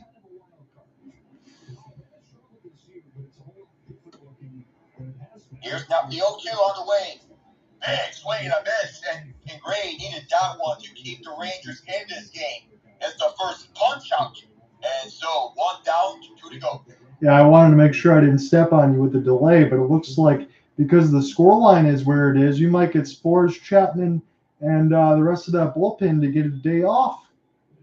Yeah, you think because they're in a situation where they're trailing, and they need to have the more reliable. They need to have the arms that can go on for several innings in situations like these, just as Tommy Pham doesn't offer as this goes down through Main Street. 0-1 count. Just as one game ends, the Spurs hang on to beat the Rockets 126-122 in overtime. And again, I didn't mention Jose Leclerc on that side, but if they get a day off and let's say Arizona gets the first game, they're going to be on high alert in game 2, I would imagine. On high alert, of course, because the Rangers, they need to get momentum back on their side and fast. I know game 2, it isn't technically considered must win, but you have to win a game if you want to get the momentum back towards you. It's a 2-1 count for Pham opposite Gray. Still 99 all between the Raptors and Bulls in the meantime. Rematch of one of the playing games last year. The Bulls won that one. Pham on first. This is going to be fouled to the right on the fastball. 97 officially on the pro. Yeah, and as you mentioned, with game 2 being universally important, Arizona has been one of those teams. They don't care where they play; they can win games. And they can win games back and forth, no matter the location, because they poured off in Milwaukee, they poured off in LA, and they poured off in Philadelphia throughout this time. Another 2-2. Yeah, another foul here for Tommy Pham. Remember, he had a solo shots. Second homer in 3 games for the former Mets. Well, pretty good for Torey Lovullo's squad because you put Pham in the DH and he delivers with a big bomb so far today. Remember, Tommy Pham previously was benched for Pavin Smith in Game 5. The D-backs lost that game. Pham swings and misses. 2 batters, 2 KOs for John Gray. It is still a 2-run game, and they want to have it at that for the Rangers if they want to get back into this game. Yeah, you mentioned how big these outs would be for Gray, at least for Bochy, and at least for us, we can look on this and say maybe here's another bullpen arm that you can rely on when you need it. And he's now going up against the trusty left fielder for the D-backs, Lourdes Gurriel Jr. It's been really sharp in the left field. Oh, Gurriel had to get out of the way and nearly hit his elbow. As far as it goes, he's not going to first. He's going to stay at the plate. 1-0. Really close to being an HBP. The 1-0. Swing and a miss. First one there for Gurriel. So 1-1 count now. 2 outs here. No matter what happens, unless there's a reach, we'll get to the bottom of the order for the D-backs. Yeah, and they can still do damage on that side of the order as dictated today. In between Alec Thomas and Evan Longoria. No swing. So that's going to be a second strike on Gurriel. He didn't get an offer on that one. The D-backs holding on to a 5-3 lead here in Game 1 of this World Series as everyone jumps to their feet. No runners in scoring position for the D-backs as John Gray gets set to throw pitch number 16. He stays put for the moment, now delivers. Breaking ball, but this hit the dirt.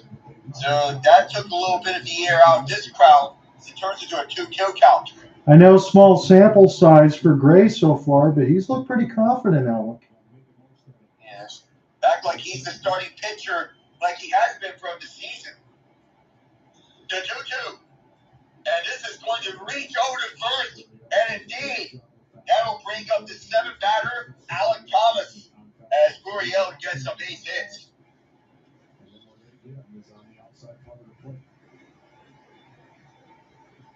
Second Arizona base runner against this Texas bullpen has normally been sharp during his postseason run.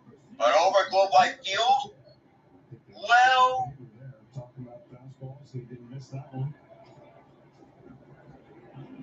I don't know what to say about it. I see 97 on the side, beginning with the delay, and I apologize, I want to step over you, but Gurriel able to stay with that fastball at 97, keep the bat head low, and drive that one for a single. That's a good hit for Lourdes. There's now a 1-0 count on Alec Thomas, but it's all good about that. And now it's 104-103 Chicago as they look to pull off another win on Toronto. 2 in as many games. Thomas offers, he fouls as this goes right behind Jonah Hine and hits the netting. So that game, 2.3 left in the extra session. And a 3-pointer from Alex Caruso gives the Bulls a narrow lead here in overtime as the Raptors use a timeout. Back and forth just like this game that we're calling right now. Here's the 1-1. And another breaking ball. This change of a 90 to make it a 2-1 count. Well, you got to feel pretty good for Torey Lovullo able to inset Alec Thomas into the lineup, and then he comes through with a 2 for 3 so far. Yeah, he's been very confident in the bat, especially hitting back-to-back home runs in games 3 and 4 in the NLCS. Here's a 2-1, and this goes upstairs. So 1 ball away from having runners at first and second. 42 at-bats for home run for Alec Thomas in the regular season. He dropped that down to 8 in the postseason. It's a 3-1 count for Thomas. Delivers. And this is going to be swung up high. And this is going to go for the left field side. And this is going to be not even close. It's going to be a foul ball. So now full count. This will not move any runners. Well, now the full count, we know with 2 outs and a 5-3 lead, the runners will be on the move here. So if you're Gray, you got to execute your pitch. Remember, they are dangerous on the ground. Even though Lourdes Gurriel Jr. doesn't get a chance to run this through. We all know what the D-backs are made of throughout this postseason. 17 for their last 17 stolen bases. Gurriel, if he steps out of first base at the event towards your advance. Now for the 23rd throw. Is this the one for John Gray? It's also a full count, 2 outs. And I'll swing and a miss. So no stolen base chance for Lourdes Gurriel. Even though he took off running, he's not going to get to second base nonetheless. Now guess who's going to be due up next? The man wearing the big 53. And he's looking to extend that home run streak to 5 games. So as we get to in the bottom 8, it's a 5-3 lead for Arizona. And again, I'll just say it, that was a very quality inning there for John Gray.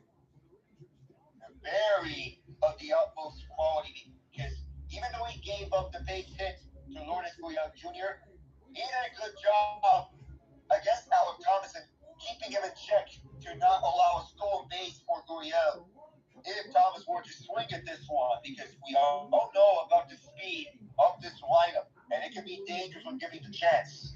Absolutely. And now I think this will be the biggest pitching matchup that I've been waiting for so far in this game. I want to make sure that I can double check this on the ESPN box just in case to see what we're going to get. Officially, it's going to be Ginkel versus Garcia. I'm going to keep my 4 eyes peeled on that one. Yeah, you also have a final score update over the NBA. The Bulls hang on to win 104-103. Even though DeMar DeRozan hits 2 of 3 free throws to send you overtime, he almost won it for the Bulls on the de facto walk-off free throws with 7/10 of a second left. That's not enough time usually for situations like that to hit the buzzer beater in those situations. But DeRozan gets it done against his former team. And I did mention the Nets had the lead late, but it looks like Dallas able to finish it off 125-120, so they are 2-0 on the young season.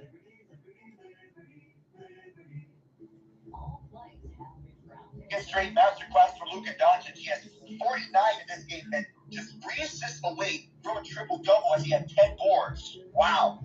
Yeah, it's amazing when you talk about one guy that has to do it all. I mean, he really has to if the Mavs even have a chance to win a game. I know Kyrie Irving is no stranger to being the number 2 option. And he's embracing it well with Dallas as the number 2 option. 17 points at a similar pace as the number 2 option. But Luke is being made clear that Doncic is the clear number 1 in Dallas. Yeah, and again, when you think about it from several years ago, Dallas able to move up in the draft to get him when Trae Young and Marvin Bagley were taken ahead of Luka Doncic, and there were several teams that could have had a chance for Luka, but Dallas, the beneficiary. You go from Dirk to Luka, probably feel pretty good. And you feel good about that, going from one European star to another. Someone who can get you to the big games, just as the first strike thrown by Kevin Ginkel. And the confidence in Luke is still there, even though the Mavs missed the playoffs last year. They still made it to the Western Conference Final 2 years ago. Let's not forget. Mm-hmm. Yeah, this one, way upstairs, could have went to the attic. 1-1 on Garcia. He's looking to have his 5th straight game of hitting a home run. 6 in that span, perhaps. So now 2-1, as this one just outside. Garcia's going to call for time as he gets his gloves readjusted and his sleeves. Well, Alec, this looks to be the classic power-on-power matchup. We'll see who wins it, the pitcher or the hitter. And normally you would think that these two would cancel each other out, and Garcia doesn't offer that. And Garcia thinks he's drawn a walk, but he's got drawn ball 3. Yeah. This one outside to the left. Garcia didn't realize he wasn't at ball 3 on that previous pitch, as this one outside to the left. That was ball 3, that most recent from Ginkel.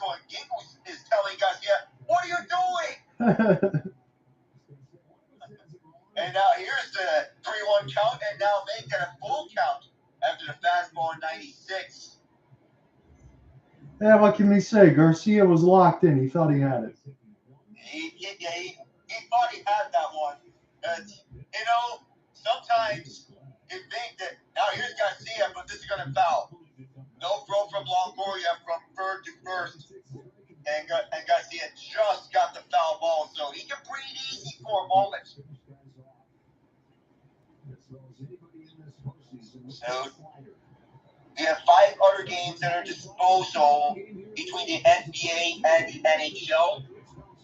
So Coyotes lead 4-1, Canucks 1-0.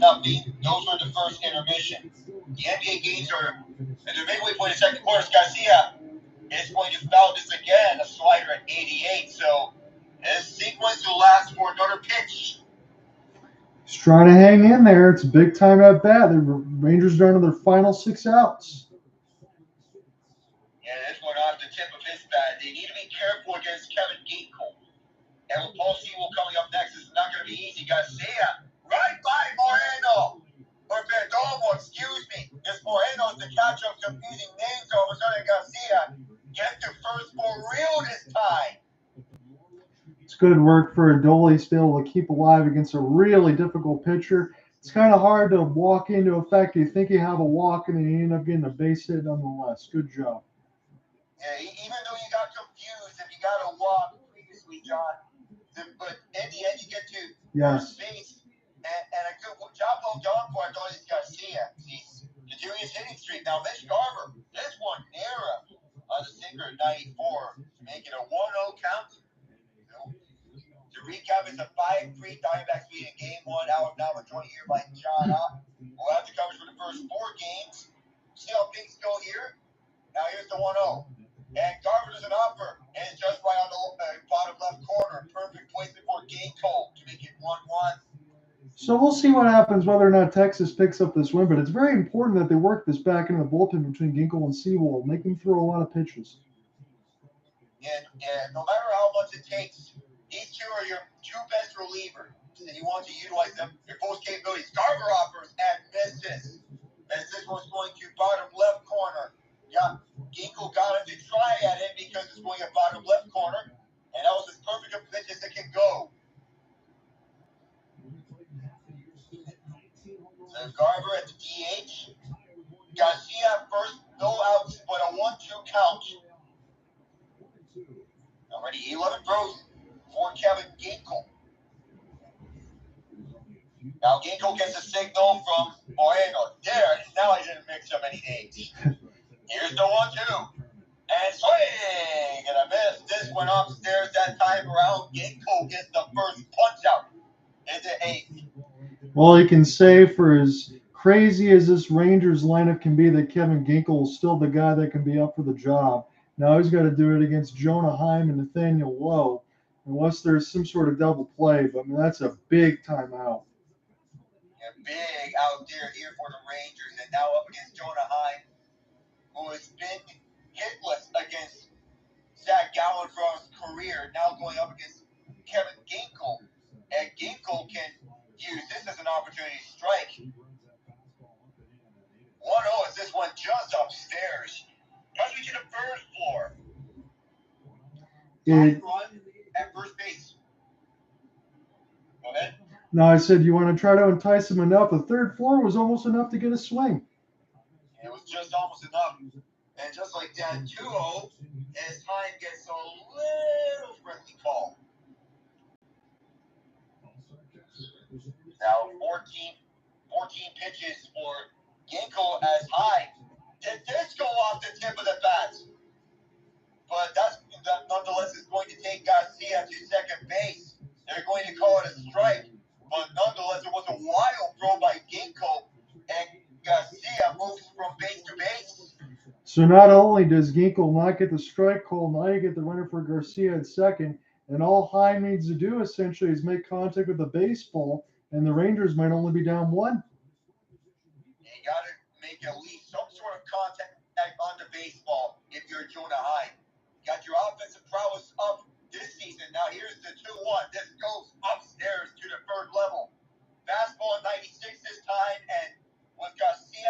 throwing position at second base, a base hit would get at least a one-run game going. I know Heim's been struggling now, but I think if you're Ginkel, you got to go ahead and challenge him. You cannot walk him here. You cannot, should not. Now, an offer from Heim, and he's fouling over to the left side. So it's a full count with one out. And it all comes down to this sequence if Heim can get any base movements. Yeah, because for me, you got Lowe coming up next. He could hit the ball out of the ballpark, so Ginkel's got to execute. And execute indeed. This is a full count.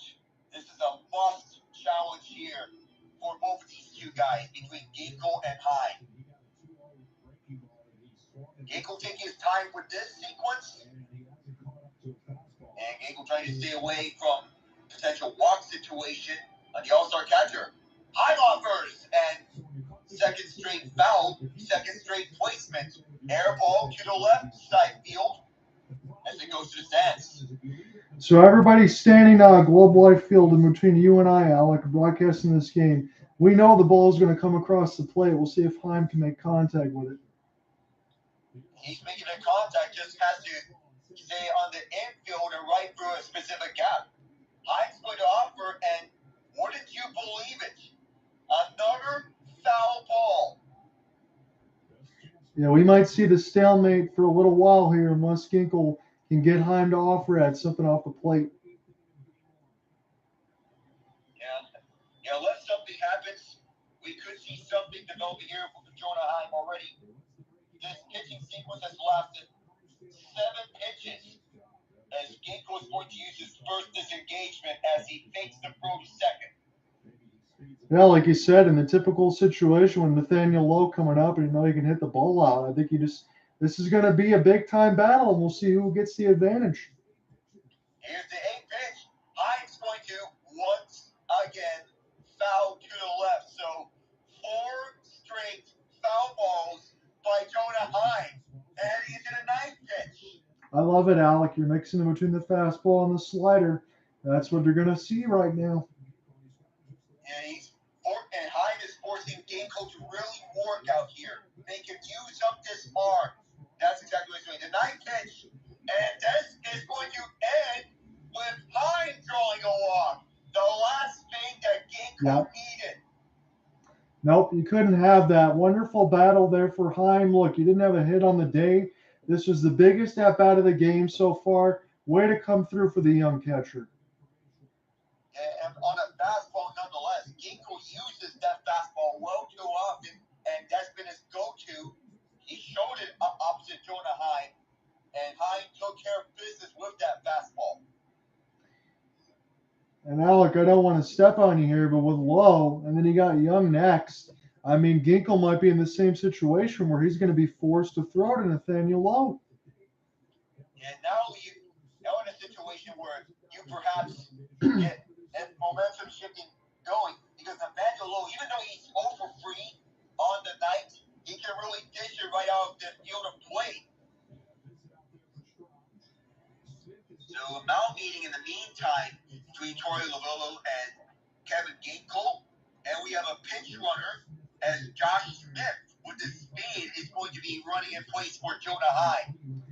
So I wonder what that's going to do because the DH side is Mitch Garver, so they're going to have a backup catcher here. Yeah, we're going to have a backup catcher. Normally we would get that to Mitch Garver, but the other catcher, he's the third one on this roster, Austin Hedges, former Pittsburgh Pirates. You might see some Austin Hedges. Perhaps for mostly defensive purposes, as the Rangers looking to chip at this lead. Ginkel throws upstairs the fastball 94. Lowe doesn't offer at it, and good NI from Nathaniel Lowe. Yeah, depending on what happens with Nathaniel Lowe, it could be a double play, but if they leave it up to Josh Young, I think he might hit a grand slam. Yeah, that may be the case, just as Lowe swings and misses on it, making a 1-1 count. Was a little late on that swing. So he got beat there on that throw, just mistimed it by a millisecond. See Wald's warming up. Yeah, the big closer formerly with the Mariners. You know, Mariners fans are used to him and his ability in keeping games right held off the scoreboard late in innings. Could be a save opportunity for the D-backs if it gets there. Here's the 1-1. Swing and a miss. This goes upstairs too. Second straight swing and miss for Nathaniel Lowe. So it's a 1-2 count. And at halftime, the Warriors lead 60-57 on the Kings. First round rematch between these two teams. Ginkel gets set. And now the signal. Lowe is going to blast it. This is going to almost split the gap, but Lourdes Gurriel got there first. So the second out there, now comes Josh Jung. And sometimes you hit it hard and you get unlucky. That's what it sounds like to be. As Lourdes Gurriel gets a big time out, we'll see if Young comes through. So it's a situation. He's 2 for 3 with 2 base hits. So another base hit can make it a 1-run game. Yes. And that's what the Rangers are looking to do. Claw right back at the D-backs, which has not been easy to do. The Dodgers, the Phillies, and the Brewers can attest to that. Absolutely. It's not like Arizona hasn't gone through the gauntlet, Alec. They've been tested too. And they've been tested a lot, much like what the Phillies have been through last year. They're the second straight 16 to make it to the World Series, coming out the NL after the Phillies did the same thing last year. 0-1 after foul ball from Jung.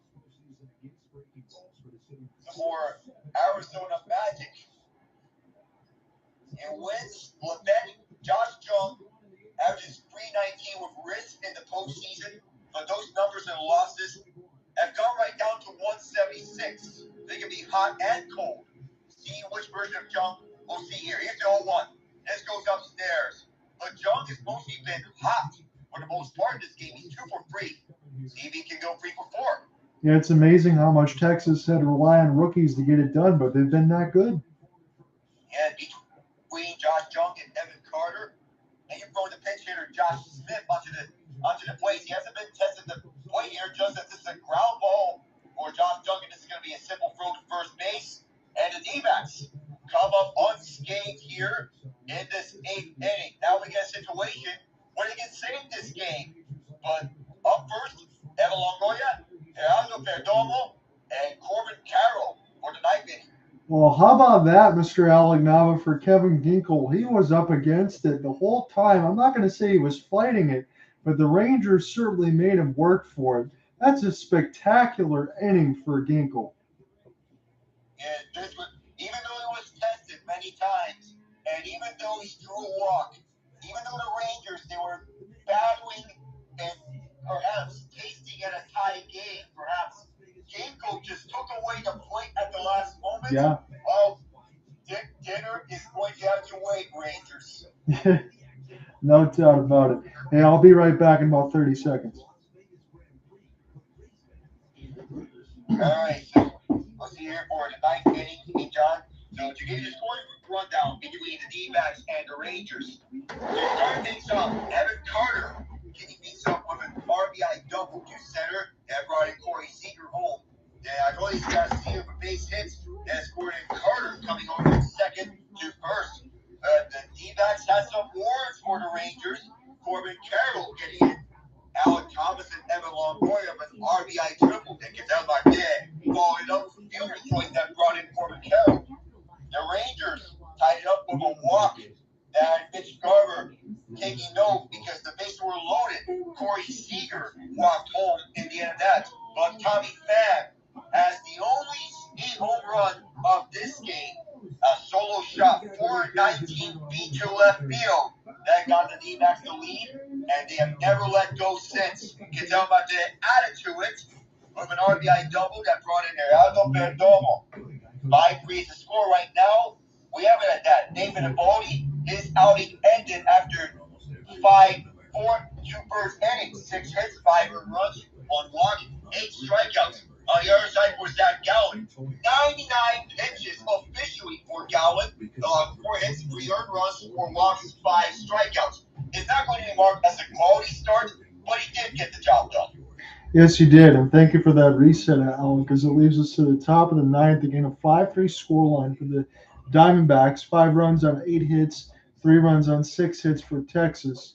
As we will see what continues, it looks like John Gray is still on the mound here. He's through an inning and a third with just 1 hit and 3 strikeouts. So he has been the sharpest Texas pitcher, not named Lovullo, on the strikeout side. He had 8, only 11 across the board for the Rangers, and just 7 for the Diamondbacks. So most of the time the ball's been put in play. And really, quite honestly, from the NLCS Game 7 or World Series Game 1, at least we've got 2 really good back-to-back broadcasting games. Yeah, we really have at least that, because that has been brutal in the Game 7 side of the ALCS. And by the way, the Canucks, they have scored twice in a span of a minute and 9 seconds between Quinn Hughes again and Phil Giuseppe. They can definitely do that. John Gray delivers a slider, make it 0-1. Again, a new catcher is Austin Hedges, as Alec outlined, so he's going to be the back end side of it because you got Garver at DH, so you can't take that out unless you take a pitcher in there. So Evan Longoria, 8-9-1. That'll be the leadoff side for Diamondbacks. Huge swing for Longoria. Doesn't find the slider, make it 0-2. I know Hedges is more known for defense. You can say the same thing for Longoria because he has been known for that, but they brought Hedges in for late game situations if they need a comeback on the defensive side. And Longoria gives himself no chance. He's way early on an off-speed pitch as Gray gets another punch out. John Gray has been the sharpest pitcher not named Nathan Eovaldi on the night, and for him, his outing's going to end here. That's what they're saying between Bruce Bochy and pitching coach Mike Maddox. We're yet to see who the new guys onto the mound for the Rangers. ESPN hasn't showed it on my end, but perhaps we'll get a clear look later on. I'll throw it to you now as it just updated. Will Smith is coming on in relief, and I don't know about that one, Alec. He's not necessarily been sharp, so doesn't make me feel very good if I'm a Texas fan right now. Yeah, Norm, you would think that even though he's the former closer, even though he got relieved of closing duties, he has been very on and off during the course of the regular season. Just remember, the Rangers had more blown saves than they had actual saves during the regular season. Yes. 33 to 30 in that regard. And that led to Will Smith getting relieved of closing duties for Jose Leclerc at the end of that. So I know that they mentioned this graphic that we didn't get a chance to talk about as we went to the break, but Game 2 starters, Merrill Kelly and Jordan Montgomery, now all of a sudden, again, it's not must win, even if Texas goes down 1-0. But Jordan Montgomery's got a little bit more pressure on him, doesn't he?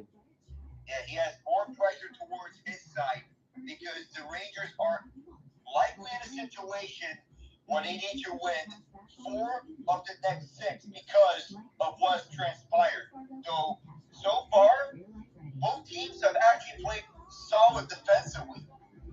Yeah, they have. And again, Alec talked about this in the opener as far as pitching situation with Eovaldi. I countered with Zach Gallo, and I think both of us were right on the marker as far as what these pitchers would bring.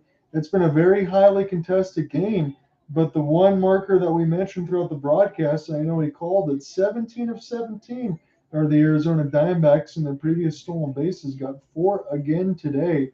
Seemingly unbothered against who they play. They'll just steal bases against anybody.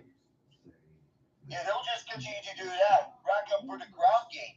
If we want to speak of seemingly unbothered, may I present you the Utah Jazz. Even though Paul George has 31 points, here comes Lauri Markkanen, Colin Sexton, and Jordan Clarkson, and everyone that's been contributing throughout Markkanen continue to prove himself. That's the number one in Utah. They lead 89-81 late in the third. When you got to move on from Rudy Gobert and Donovan Mitchell, I can't imagine that that's easy. But what they got back in return, and considering how good that they've been, and considering more pieces going forward, I think Utah is doing that rebuild correctly. They're doing it correctly. And that was a slam dunk hire in the front office to bring in Danny Ainge after his tenure with the Boston Celtics. Yeah, I don't know how you let him go on the other side for that. Perdomo is 0-2 now as he follows it straight back against Will Smith. Here we have a bunt here from Perdomo because he's known for that. How about a taste of short-handed magic for the Canucks? May I introduce you, J.T. Miller. Man, Vancouver Canucks can definitely score. Rick Tockett's squad can play some defense, and you get Thatcher Demko and behind the net and healthy. I mean, that could be a good-looking team. And I don't think you and I are making fun of Cooper Hopkins for his prediction. You said it first, and I agree with you. This could be a dangerous squad. Especially to make the additions defensively, even though Teddy Blueger's not playing today because of injury. 1-2 they count against Perdomo. Another ball gets spiked in the dirt.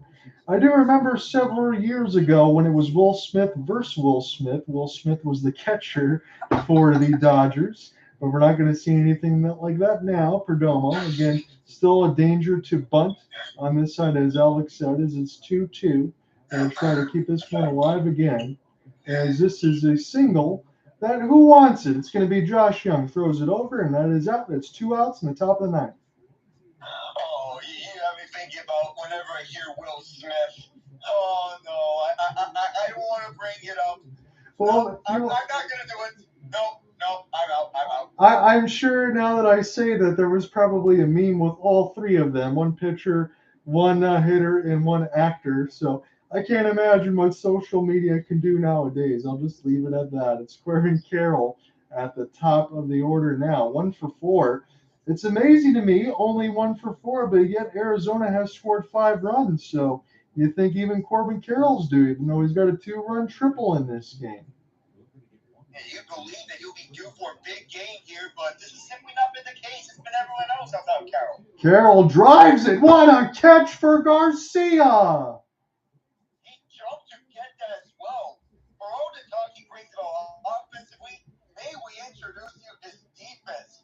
And these introductions left and right. Oh my goodness. Introductions coming in bunches here.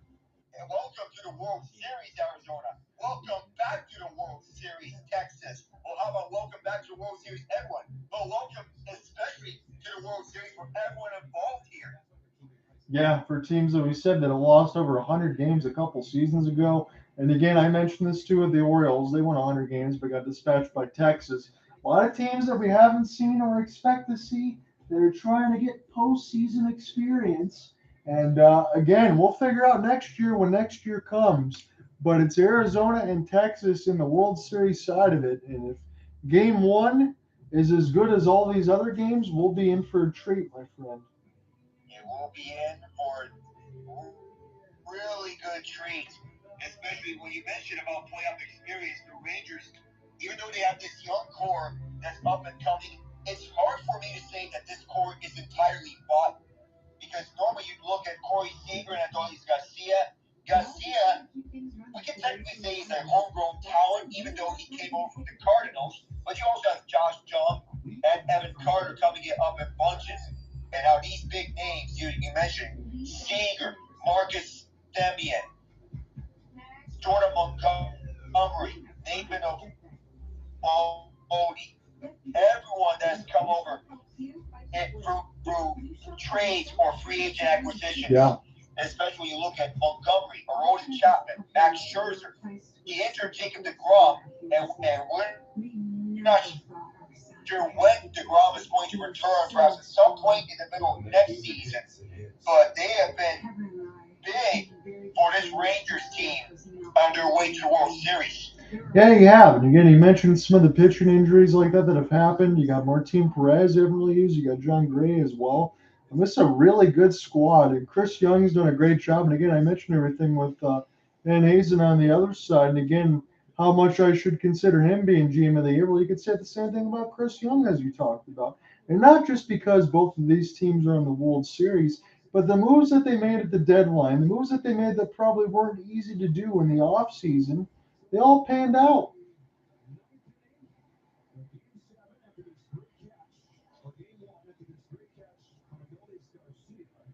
He's a leading 7th seed here in the playoffs here in Game 1 of the World Series.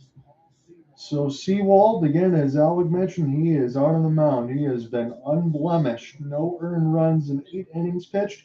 Can he do it and give the Arizona Diamondbacks a 1-game lead in the World Series in the opener? And again, for Jordan Montgomery, the pressure is going to be on him. For Paul Sewald, he's used to this. Again, I don't know if he's the best closer in baseball, but he's the best closer right now between both teams. We can definitely tell you that. So this will be an opportunity here for Lovullo Tavares before this gets back over, and Sewald gets the call on a fastball at 91.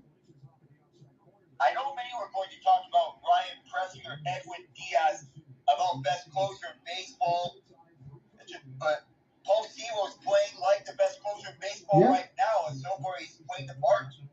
Yeah, he is. It's about what you're doing right now. And ever since he's been over with Arizona, it's kind of been untouchable in this trade. As it's a 1-1 now against Lourdes Tavares. Texas needs at least 2 runs. Half offer and no swing, as it's 2-1 for Leote.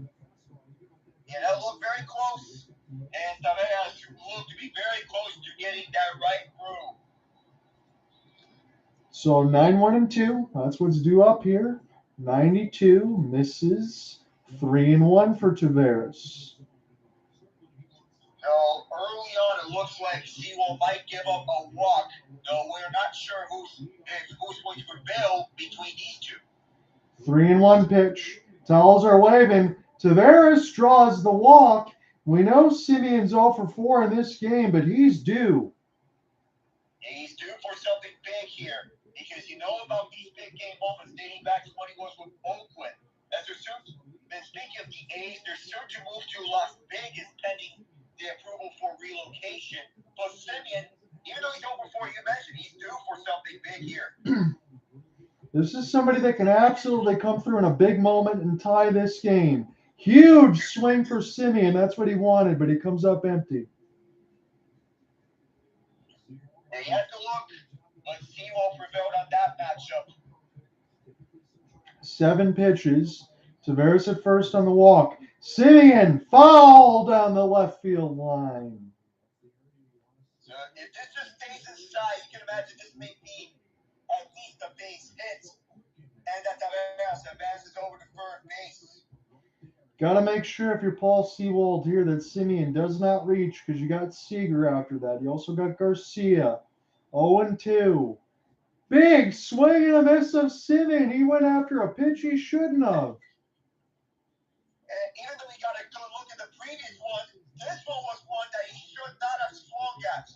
That was a bad swing and miss for Marcus Simeon. So bullet dodged for the Arizona Diamondbacks there. I mean, Sewald got him tied up. He had nowhere to go. And Corey Seager, 327 regular season, 33 bomb, 96 RBI. Seager, he launches it deep. Are we tied? Yes, we are. Corey Seager. Ooh, we have ourselves a true ball game. Could we see the first time that we're going to extra innings in the postseason? Paul Sewald has not given up a run until now. Corey Seager says, take your 0 earned runs and shove it. How about this from perhaps the best shortstop of his generation? Wow. I second that. And again, we absolutely just talked about how big that Simeon out would be, because you had Seager, you had Garcia. The moment for the spark and something special was there. And Corey Seager delivers yet again. I mean, yeah, he has been very hot. He's turning it all on. Get the afterburners running. All gas, no brakes. Absolutely. As now, again, Evan Carter, Adolis Garcia, for everybody in Bedlam now, this game could be over with one swing. As Carter falls it back, it's 0-2. And now everyone's here is loud and on their feet. A stadium that has been long dormant is now erupting at over 100 decibels. Sewald's got to focus now, and again, time called. Carter will take it. So regardless of whatever just happened here for Paul Sewald, he's got to flush it here, Alec. And he's got to keep this game tied for his team to go to the 10th. I guess the announcer jinx may be striking about how Paul Sewell, we say he's been playing like the best closer in baseball, and now he's given up 2 earned runs. Yeah, but it's an impossible task to go through this lineup so many times and not get burnt, correct? Yeah, it's a very daunting task because this Rangers lineup is so electric. They can catch you from any spot. 1-2. Carter. Big swing, and it's fall back again. Still 1-2.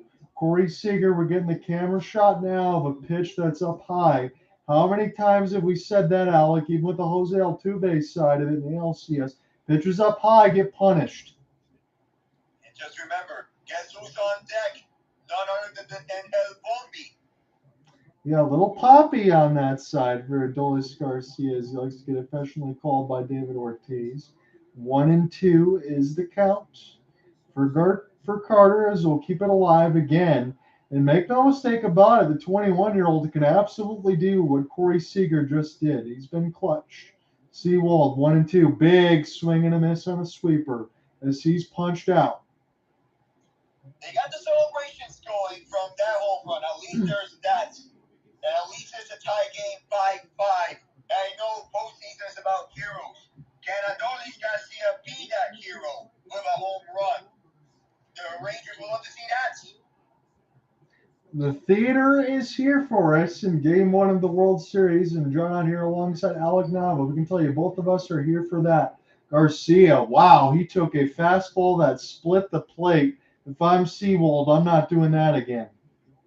Yeah, I would not do that one more time because that could have been an easy ball. And Seawald, he may be looking a little nervous here because this is the first World Series appearance he has been in.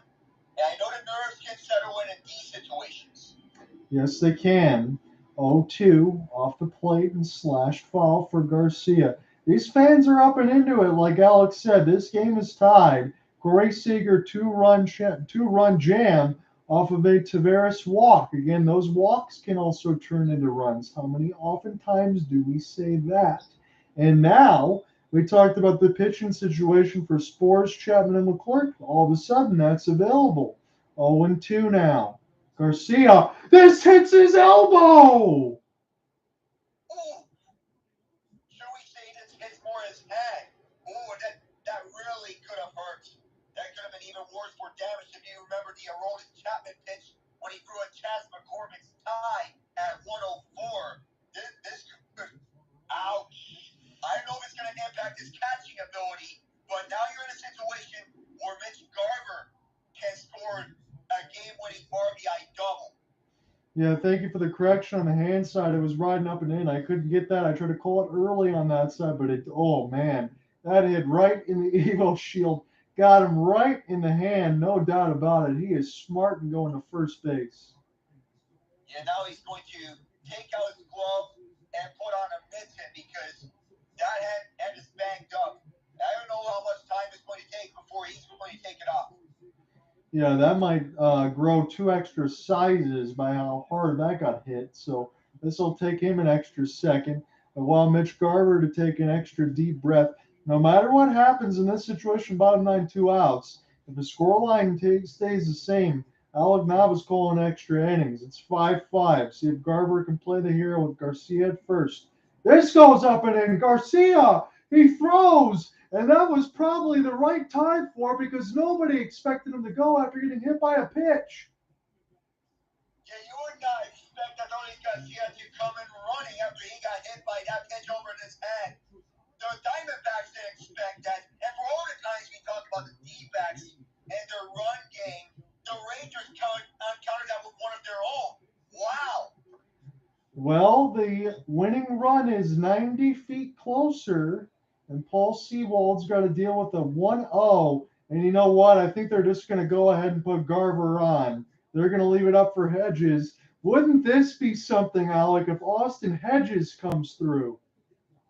He's batting 184, and he's been much maligned on offense. But if he can come through with a big hit and score on Garcia, this would send the Rangers into a frenzy. So he's the replacement for Jonah Heim. His day is done. Austin Hedges is going to have to catch the rest of this game. No other active catchers. Seawald against Hedges. He's going to hedge his bets. Big swing for Hedges. He misses it. This may be the trouble with Hedges, that he sometimes would take chances on balls that he shouldn't swing on. We'll have to see. Again, we know that he's not known for his offense. All he needs is something. Another one, and he's looking outmatched right now, 0-2. Yeah, he's been looking outmatched. And I feel that the Rangers, him acquiring Hedges, maybe more for the defensive side, not the offensive. We'll see if Seawald punches him out right now. 0-2. Got to keep the scoreline where it is. And he made quick work of Hedges. We go to the 10th, tied at 5. So, we have ourselves another OT. After the Blackhawks and Golden Knights, Wild and Capitals, Rockets and Spurs, Raptors and Bulls. Oh, this cannot get any more exciting. Truly, it is the best time for sports when you count that football's coming back on Sunday. But I think I may have to forego football because guess what's coming on Sunday? The Heritage Classic. And none other than between the two Alberta rivals. Well, if you do broadcast it, I probably will listen in. I don't know how much talking I'm going to be doing because I'm going to have to go ahead and type up all the football scores. But here's the thing. No Rasmus Anderson, no Connor McDavid. Two teams that need a win horribly. Who are you going to take? Oh my goodness. I feel this is going to be a toss-up between the Flames and Oilers because you look at this, now that the Oilers don't have McDavid, and the situation with the Flames, not off to the most ideal of starts, and you're missing your number one offensive defenseman in Anderson, who's going to serve the final game of his 4-game suspension against the Oilers. This is must-win territory for both of these two teams. And I don't want to say this early on in their seasons, but it may be at that point, the Oilers, they were trying to be a cup contender, but they're not playing that. No. Both of their goalies, over 4 goals against average between Jack Campbell and Stuart Skinner. We already didn't like that rotation to begin with. And we only knew that the Oilers would overcome some of that because the power play was the best of all time.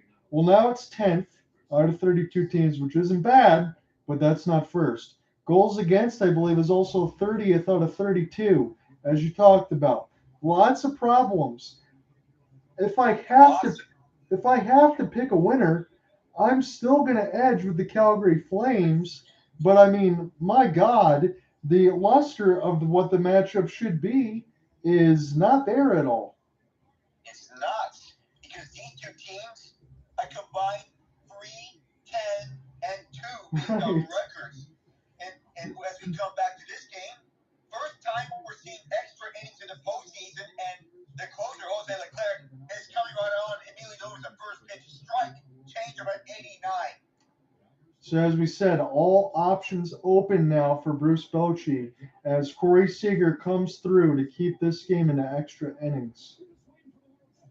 And need I remind you, Emmanuel Rivera is replacing Evan Longoria at third base and at the bats. Marte 1 for 4. If an RBI double in the 5th and a stolen base. There's a 1-1 after this one went outside. Bottom line for Jose Leclerc as this went on to the stairwell between first and second floor. 1-2. Well, Jose Leclerc has definitely put himself into one of the better closers in the league from his run lately. He's certainly been able to take the big part of the orders and get them out and see if it continues. Yeah, he's been continuing at that. Gets Marte to swing, but fouls it off to the right or left. Well, this television screen's right. Marte's left. Here's the 1-2. And he offers this is going to be right on to Marcus Semien and a light throw to Nathaniel Lowe. That's going to do it for Marte, who finishes 1 for 5 and the first out of this 10th inning. Again, I know Alec and I have been switching in on this side. Thankfully, when a game goes into extra innings, you got 2 play-by-play guys because these baseball games can get quite long. And it can get as long as they can get already. We spent over 3.5 hours on the call here to Leclerc. Oh, this one was close. There's going to be a check swing. And Moreno is safe after he did not get it all the way. Could have been a golf club swing. It's hard to believe. I know you said it. The first extra inning game this postseason, but the road teams have been in a crazy winning record too. So all sorts of craziness. Yeah, there's all sorts of craziness, and even more crazier by the fact like this top three batters for the D-backs here combined 2 for 19. That was a 2-1 count on Moreno after the previous one was thrown right inside that bottom line or left line. Here's the 2-1. And a foul ball. This went right over to the fence over the first row over the home plate side.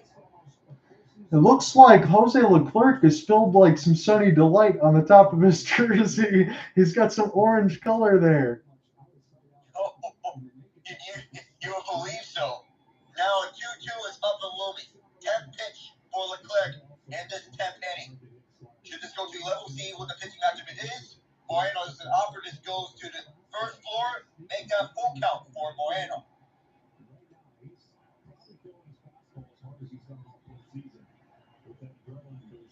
So remember, on deck is Christian Walker. And he's batting 167 on the year. Here's the 3-2. And Moreno's going to stay. As he fouls it off the tip of his bat. Boy, his batting sequence can go off for days. When we talk about it for Ginkel a couple innings ago, and now for Leclerc and Moreno, they want to make sure that they work up this Texas closer. And Mike Maddox wants to see if it wants to minimize this, and a swing and a miss. The first punch out and the KO on Gabriel Moreno for Jose Leclerc. Well, Moreno couldn't come through there, but as we said, with Christian Walker and his numbers, now's as good a time as any, Alec, to be able to come through a big-time hit for Arizona. And this is the time for Christian Walker to do it because he's been reliable in the regular season. The postseason is a clean slate. Walker swings and misses. Get a golf goal for this one. This one went towards the dirt, over to the basement. My goodness. One of his last 18. Let's see it. He can swing, and he does here, but misses again. But this time it was a better swing there for Walker as this one went down through the middle. In the meantime, Kyle Nelson is warming up in the bullpen after a blown save from Paul Sewald. 0-2 now to count. Everybody on their feet here waving their towels in Arlington. In the DFW Metroplex. Second K opportunity here. Walker taps it up, and this is not going to go anywhere. Leody Taveras just takes a few steps, and now a walk-off opportunity for the Texas Rangers. Low John Taveras up next. As we get to that, and again, you talk about the bullpen situation for Arizona, this is where I get a little bit concerned. You've used Ginkel, you've used Sewald. Who's going to come through now and make sure to extend this game for Arizona? This is where it can get dicey. As far as the YouTube vote, we got 5 different votes. I put no series predictions just yet, but do you think either team has a clear advantage in the World Series? And the leading vote right now is a push. No advantage for either. I think this could be a long series. And Lourdes can go at least 6 games based on how we're seeing here. And so far, with the Rangers tying it up, with Kyle Nelson now at the mound for the D-backs, it seems advantage Texas. Yeah, I think going forward, that's the one thing that we looked at in this series as far as the back end bullpens or the middle portions now that we're in. Are you going to be able to survive this lineup that the Texas Rangers can give to you? There's just too many weapons each and every time. Maybe this will be a situation that I'll go ahead and call it and say I think that this might end here in the bottom of the 10th, but who knows? Yeah, it might, but we may never know because we've seen some postseason games go as long as 15, even 18 innings. Because remember last year between the Guardians and the Rays and the Astros and Mariners. I did one of the Guardians and Rays games, and I honestly didn't think I was going to make it because I went through 2 baseball games in one. 1 and 2 birds because of that walk-off homer in the 15th. I was wondering how long this was going to go as well because I was watching it on my phone with my dad, and we were wondering, boy, this can go on for for days. Yeah, they don't call anything, Alec, on that side. They'll just continue to go. All these teams are playing in a dome right now, so no weather situations, no problems. We'll play all night if we have to.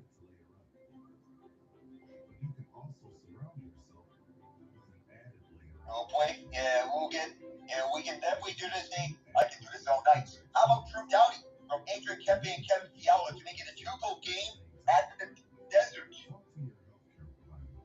That's a big comeback goal there for the Kings. It looked like they were about to get buried by the Coyotes.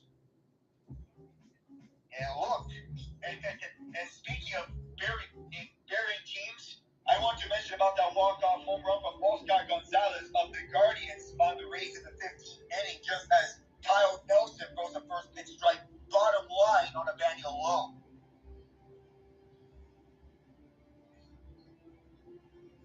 That slider for Kyle Nelson that he uses that so often. Here's the second one. Swing and a miss for Lowe. He's 0 for 4 entering this at-bat sequence. Let's see if we can end this drought.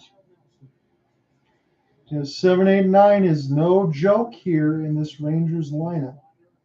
And these are not your typical 7-8-9 batters. Lowe is hot and cold, but when he's not, he can certainly find his stride there. He has 3 flyouts. Now he's the 0-2. Lowe doesn't offer as this slider goes to the first floor. 86 miles an hour on the throw. And it's now 1-2 count for Kyle Nelson.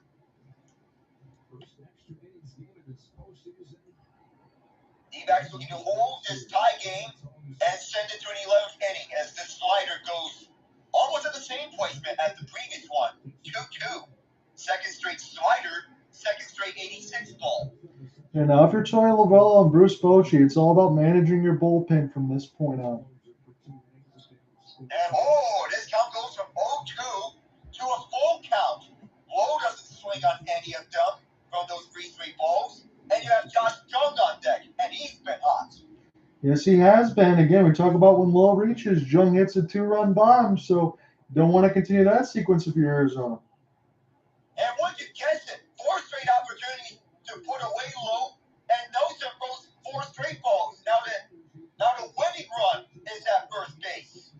Well, again, I just said it. We might see this again. We got to call a couple of these, Alec, where that happened. We may be seeing that happen here in real time. It is 11:48 p.m. Eastern Time, 10:48 Central. But everyone on their feet here in Arlington at Globe Life Field. The new ballpark that was built adjacent to Choctaw Stadium and AT&T Stadium. Nelson surveys his options. Now delivers to John. It's a first pitch foul ball as this goes right onto the netting. So 0-1 now to count. John is 2 for 4. He's looking to get right at these D-backs.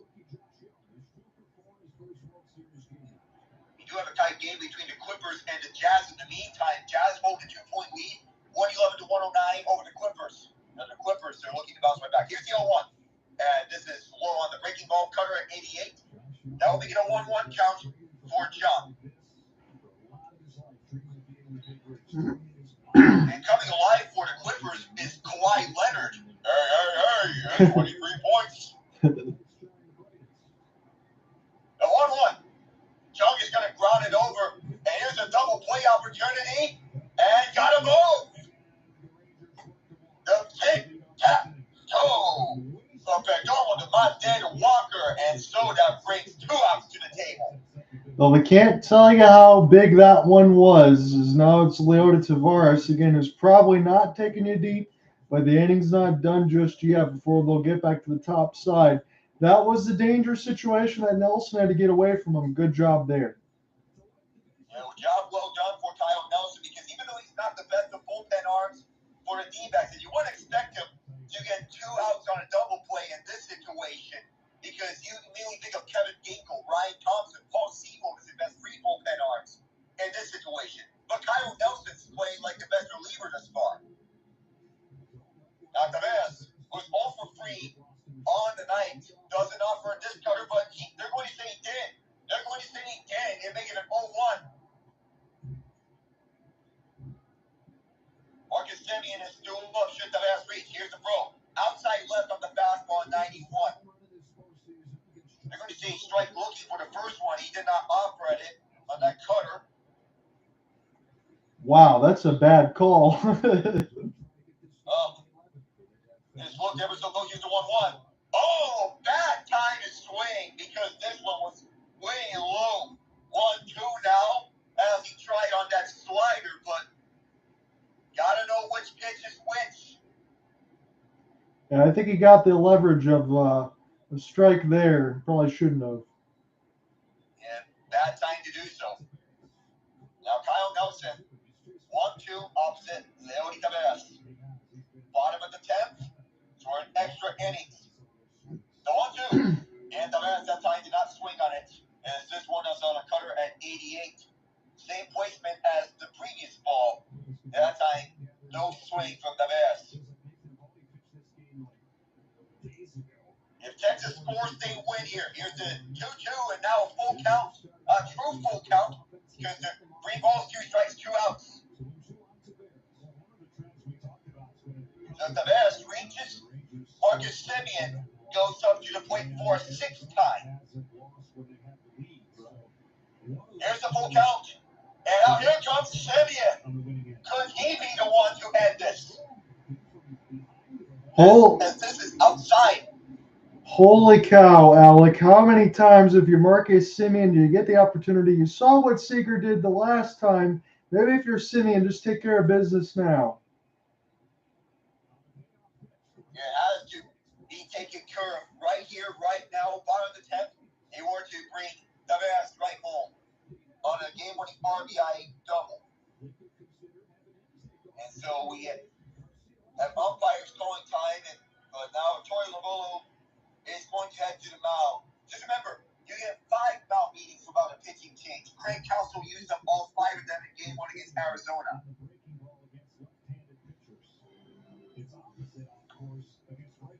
In a nightmarish postseason for Marcus Semien, he's looking to break free in this at-bat sequence. 6 times he's on the bat. I'd have to believe, Alec. He's got to come through at some point. He's too good of a hitter to continue to struggle like this.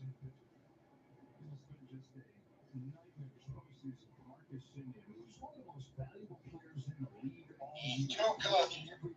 And for that to happen, I couldn't believe my eyes when I see it.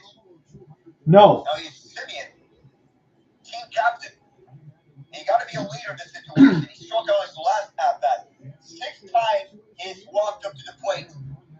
And Semien offers. Here's a first pitch base hit for Marcus Semien. And Leody Taveras will park at second base. So Corey Seager has chance to be an hero once more. Alec, I'm going to tell you right now, whether or not you agree with it, you walk Seager right now and face Carter.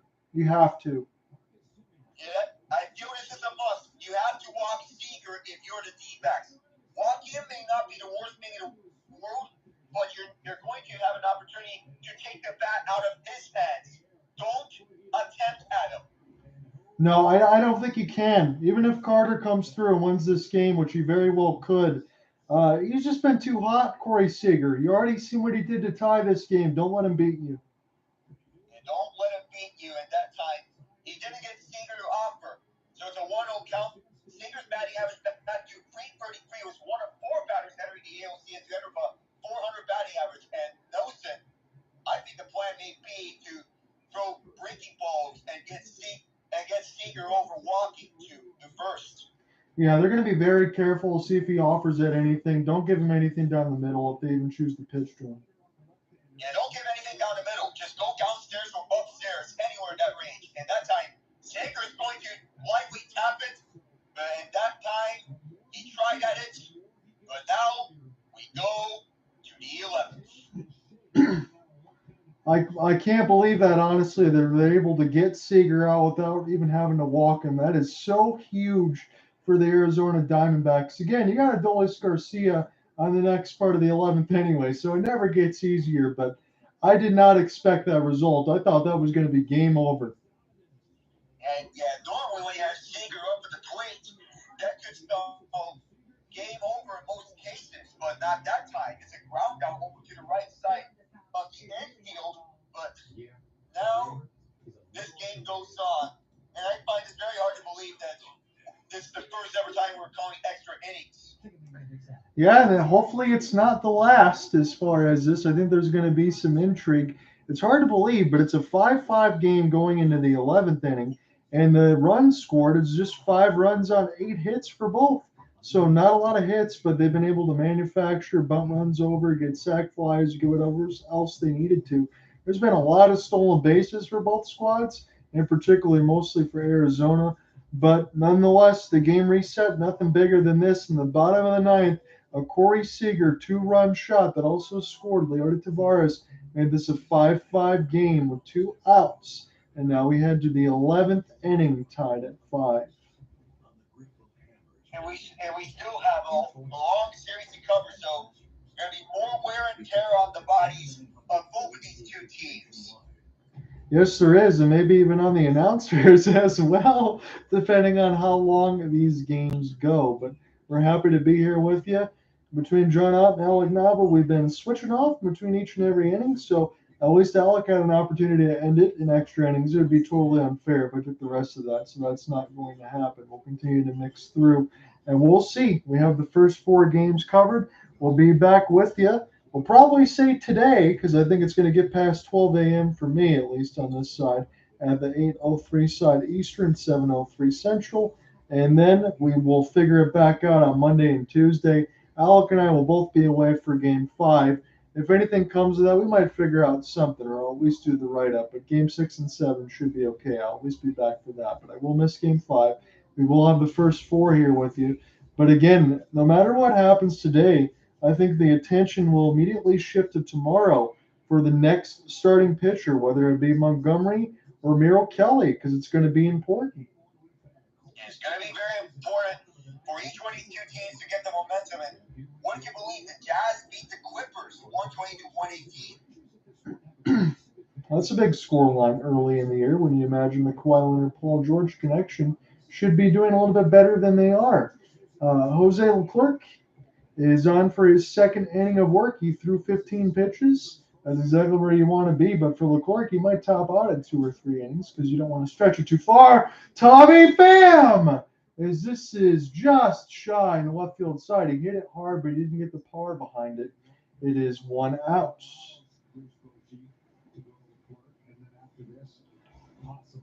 Get more boom into that. And certainly it wasn't enough boom. That's all he needed. He got the contact, but he didn't go for the power swing there. So Leclerc gets a fly out that could have been a heck of a lot worse. It's Lourdes Gurriel now. Here's another player that I think might be due as far as the power side. Jose Leclerc, and he offers that it does Gurriel. Lucky to stay alive here and not just give a first pitch out. As they're showing Zach Gallen, his day's been long done now, and we'll figure out whether or not Nelson will still be good to go here, and who's going to get warm up in the bullpen for the D-backs. Because Castro, in the meantime, is warming up the bullpen. The D-backs may figure to get him on. Thank you for that, Alec, on that side. As Miguel Castro is the one getting warm. It's a 1-1 count. As Lourdes takes the last one for a ball. Leclerc throws pitch number 20. It looks like Gurriel went. Yes, he did. Make it 1-2. And they checked it, and they say he got him there. So, and that was the right call by the umpire because he got enough of that to be called right across. So both teams have used 6 different pitchers. Troy Lovullo's squad, it might be 7 with Miguel Castro in the bottom of the 11th. It certainly looks to be the situation. Lourdes now waiting on a 1-2. Leclerc's got 1 out, a 5-5 game in the 11th. Offers at it, follows it straight back. Still 1-2. So Gurriel, for all that he's done at the left field, he has to come through at the bat because we all talked about his defense tonight. What about his offense? Yeah, he's got 1 hit, but he hasn't really shown the power. Talk about the clutch of Alec Thomas. He could be due up next. 1-2. Yep. And Gurriel will swing and miss on a pitch he really shouldn't have. 2 outs. Yeah, this was way out the outstretched bat because this one was going outside. And that time he should not have went on. Just take the ball.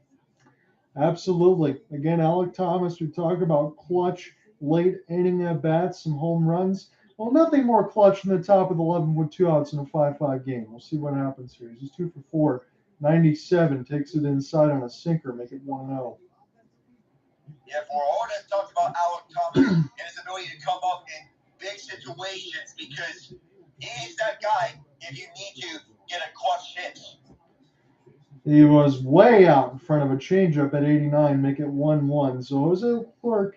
We've had some talks about it toward the summer parts and summer months as the bullpen was kind of rocking back and forth like the Titanic, but they were able to right the ship a little bit in the postseason at the right time. Again, Alec and I opened postseason baseball alongside the Tampa Bay Rays and the Texas Rangers. Ever since then, Texas kind of locked into this bullpen. 2-1. Fouled up in the air. Who wants? It looks like it's going to stay in play. Josh Young's got it, and Arizona's turned away. And now Texas got a chance to win it in the bottom of the 11th. So they have this chance for the first straight inning, a chance to win the game.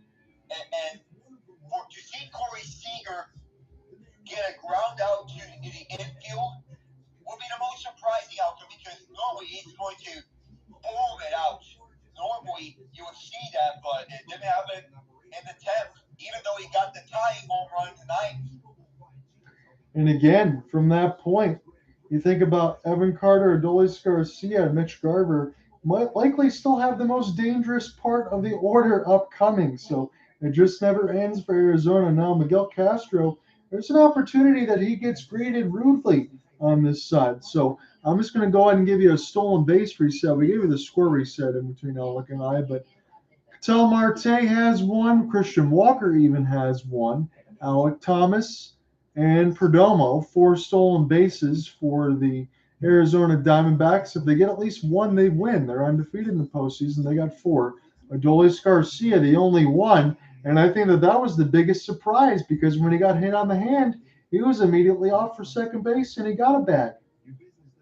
Yeah, you would expect Garcia to go off to steal a base because he got hit in the hand. But that was the big surprise of stolen bases on the night. And for him to get onto the stolen base, that was huge. Yes, it was. Again, Alec just gave you the reset for the Utah Jazz. $120, $118. I'll just leave you some leading scorers. Paul George, pretty good tonight. 15 of 15 from the line. My goodness. 36 points. And on the other end, Lauri Markkanen, not too shabby, got a double-double with 35 and 12 as the Jazz improved to 1-1 on the season. And the Clippers have the same record. It's the Magic and the Trailblazers 88-82. Orlando's got the lead with 8:54 in the fourth. And the Warriors opening up a can on the Kings so far. They lead at 103-87. So much of what the same has happened in Game 7 between the Warriors and Kings. But between the Magic and Blazers, I would love to have Paolo Banchero get attention here because he's been the most underrated Rookie of the Year campaign ever because much of the talk has been about Victor Wembanyama, and Banchero isn't getting enough love. I don't think he is either, Alec. I don't know. I wouldn't put him in any kind of crazy categories, but he's just an all-around really good basketball player, and that's what you want when you go ahead and get those high picks. Evan Carter now. Nelson is back out there for his second inning of work. We'll see if he can get through unblemished and extend this to the 12th. We'll see because Kyle Nelson has been largely sharp. You can argue that he's been perhaps their best reliever in a sense. Kyle Nelson, he's been delivering.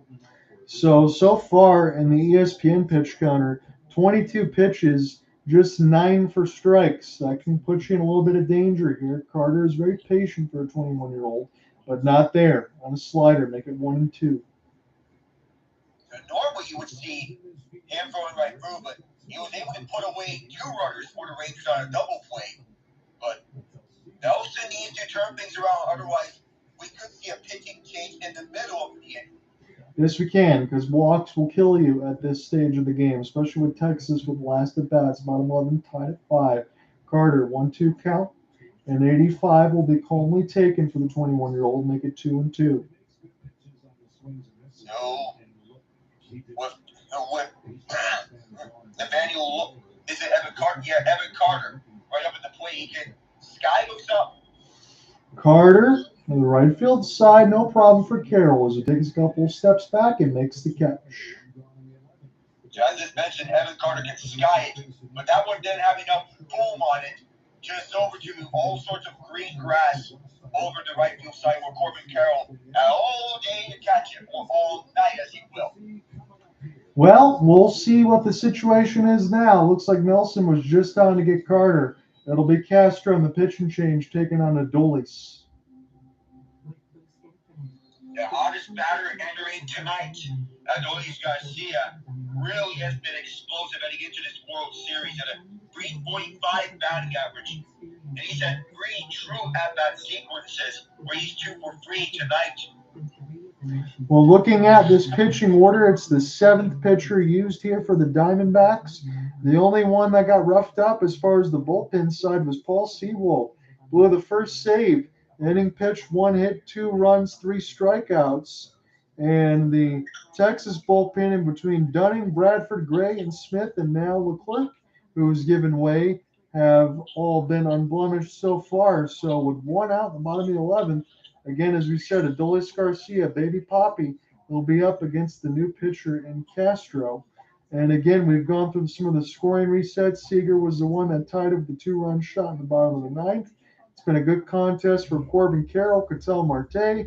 Mitch Garver got some walks in there. Tommy Pham hit a shot in the 4th that gave the Arizona Diamondbacks a 4-3 lead. Marte scored on a double to make it 5-3. But after that 5th, it took a Corey Seager 2-run shot in the bottom of the 9th to tie it at 5, and that's still where we are in the bottom of the 11th. I find it hard to believe that that 2-run home run by Seager was the first 2 runs that Paul Sewald gave up this entire postseason. I find it so hard to believe that. Yeah, you would think that when he was out on the mound, even for as good as he's been due for getting blemished, but it didn't feel like it. I thought Sewald would lock it down. He didn't.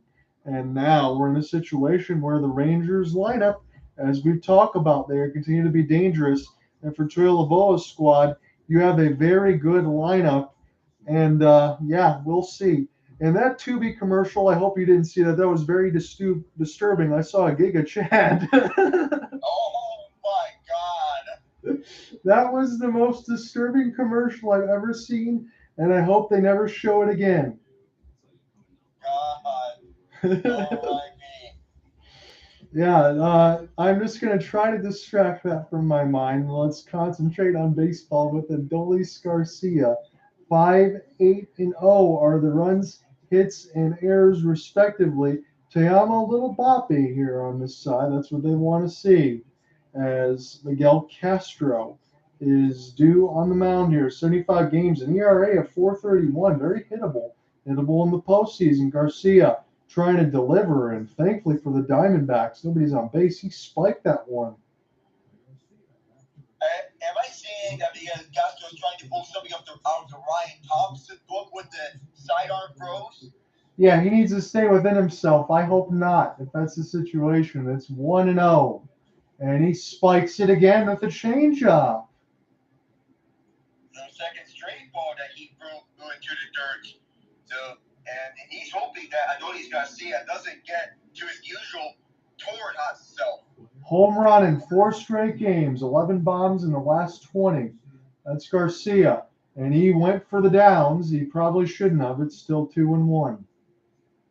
I know he just can't say Canucks 6-0, but let's be real, that's likely an error on their part. You have the K and beat 5-0 Canucks. Sometimes that happens again. We had a goal just the other day that was a second apart. That would be impossible. This one gets spiked in the dirt. Now it's 3-1. So here we go with Adolis Garcia. A run here can win it. Well, the side wants a slam. All they need is 1. They just need a home run. They don't need a grand slam. 3-1. Garcia is the man in these situations. He's always clutch. Big swing. Right field line. Is it going to go to the wall? Garcia wins the game for the Rangers. In a game in which I felt like this would be a Diamondback sort of game, the Rangers pull through, and we get this beautiful, absolutely beautiful drone shot going right through the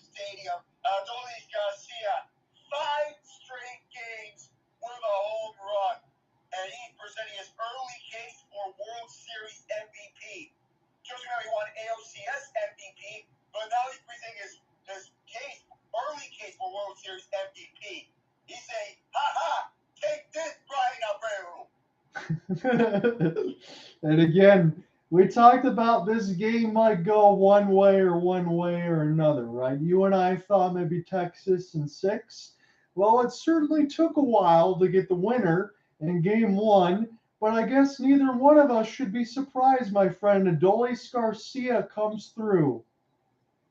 I mean, with how he's led the team in home runs, would it be any sort of surprise that you would get the game-winning home run between him and Corey Seager? Well, I wouldn't be surprised if he hit this home run. And here, in the 11th inning, he pulls through and gets the entire team celebrating here. It's the first game, but the Rangers get a much-deserved home victory. Just the second this postseason, but they showed what they can do at home because they've been dominant at home. It didn't feel like it this game, but Garcia put the exclamation mark on top of it. Yes, he did. And as Alex said, it's just one game. And I don't want to write off the Diamondbacks because we know what they can do in game 2. But you got Jordan Montgomery on the mound against Merrill Kelly. Again, we mentioned how big game 2 outing is going to be. Now the pressure is going to be on Merrill Kelly to do the same thing he did into a game 6. Again, they're showing the hit by pitch. But let's just make mention of it. We talked about the heroics. Diamondbacks had a chance to win this game twice. Corey Seager, 2-run shot in the 9th, and now Garcia, the kill shot in the 11th as Texas takes game 1. And the cherry on top of the Corey Seager 2-run homer, because without that, we wouldn't get to this moment. And as we mentioned, we talked about how the pressure was going to be on Jordan Montgomery, but we can substitute Merrill Kelly in his place now for game 2 to come over to tomorrow's side, as it's officially October 28th on the East Coast. Well, that date is yet to come up over Central Time, but everyone in the DFW area partying like it is 2011 when they got over to the World Series, winning the ALCS. But they're hoping the result is going to be much different from what happened in 2011, because remember, they lost a Game 6 heartbreaker in the 11th inning against the Cardinals. This time, they reversed that and delivered the heartbreak to the Diamondbacks. They absolutely did. Alec, this was a lot of fun. I guess we're going to get set to do this again tomorrow. Texas takes a 1-0 series lead in the World Series. We know momentum can be just as much as a starting pitcher, but it's Merrill Kelly and Jordan Montgomery tomorrow. So we'll see you then, and we'll figure out what happens. Have a good one, my friend. Have a good night, everyone.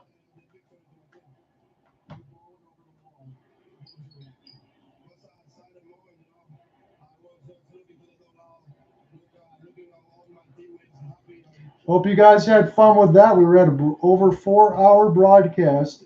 We'll be back with you for game 2. Hope you see us then tomorrow, or if you're on the East Coast like me, a little bit later today. Peace.